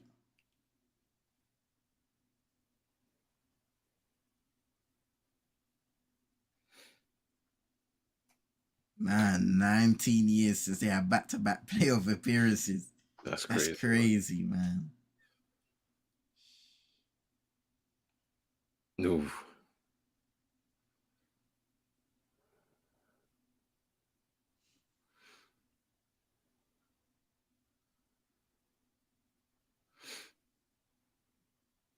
Baby Rage, fam. Hey, it's been a minute. Hey, la. It's been a minute. La, you're funny. Man said, what is it? Bulls pack in the air, fam. Nah, you're funny yourself. Hey, the Bulls be us at the start of the season, but the end we triumph, fam. Yo. That's crazy, man. Hey, Baby Rage, big up yourself, man. Yo, big up, man. It's been a minute still. Can't lie to you.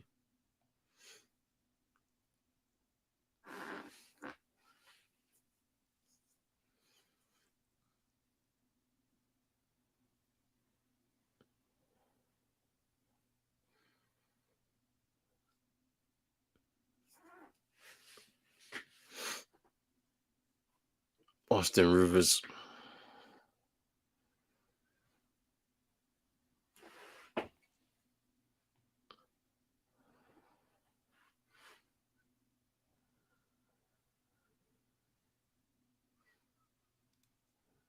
Baby Ray's talking about, hey, if they lost, they would have got a lottery pick. A win-win situation, huh? Get into the playoffs. Pat Bev playing Warrior. That's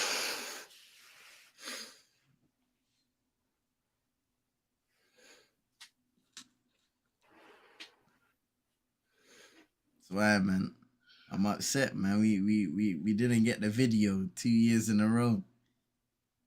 Pat Bev getting his team into the playoffs, man. You can tell everybody. Man, be standing on the table. Where's that?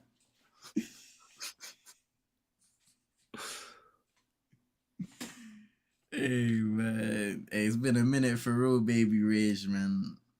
Doing good. Even Austin Rivers is getting in on the action. That's crazy. Sheesh. That's crazy. Hey, But yo, man. big up Baby Rage, man. I'm good, man. I've been good. I hope you've been good. You know what I'm saying? Mm-hmm. Been an absolute minute, man. We ain't done like a lot of watch-alongs on the channel. Been just doing the show and that, but yeah, you've been doing the music thing, yeah, man. I hope it's going well, bro. I hope it's going well. 30, man.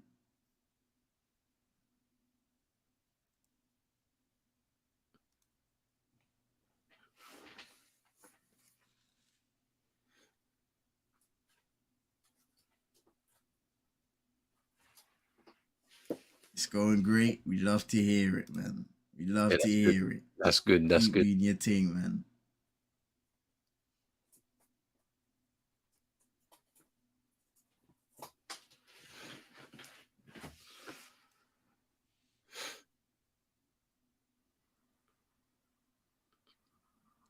Just approaching a minute to go in the game now. Coming to a close, 93, 118 to the Timberwolves as all the starters watch on from the bench. Career night for Gobert, Anthony Edwards bouncing back, Karl Anthony Towns, a phenomenal performance, and more. With the omissions that they have, it's impressive that they've been able to get this result tonight and bounce back at the way they did. For no sure. one trying to see Hawks versus Celtics. Celtics in 4. Sweet. Unless Trae Young back-to-back sweeps.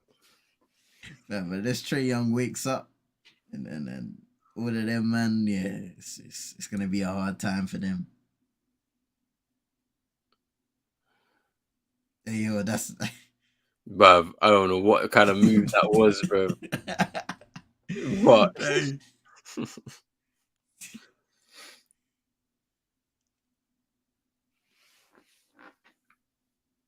Into the final 40 seconds or so.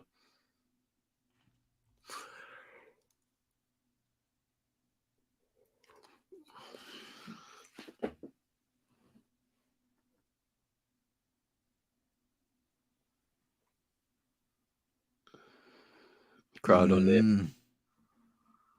Time is winding down on the clock.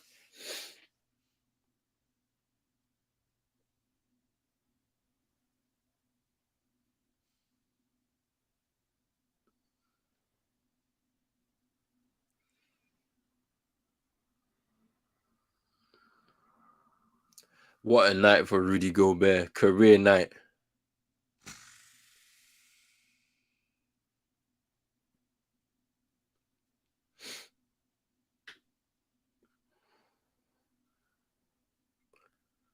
And that is game, people. Boy, the Timberwolves make it into the playoffs. Our 8th seed will be taking on Denver, the 1st seed, on Sunday. That'll be the first game, and we're going to make sure we cover that one 3:30 a.m. for you people in the UK. Big up to everybody that has joined us on this stream.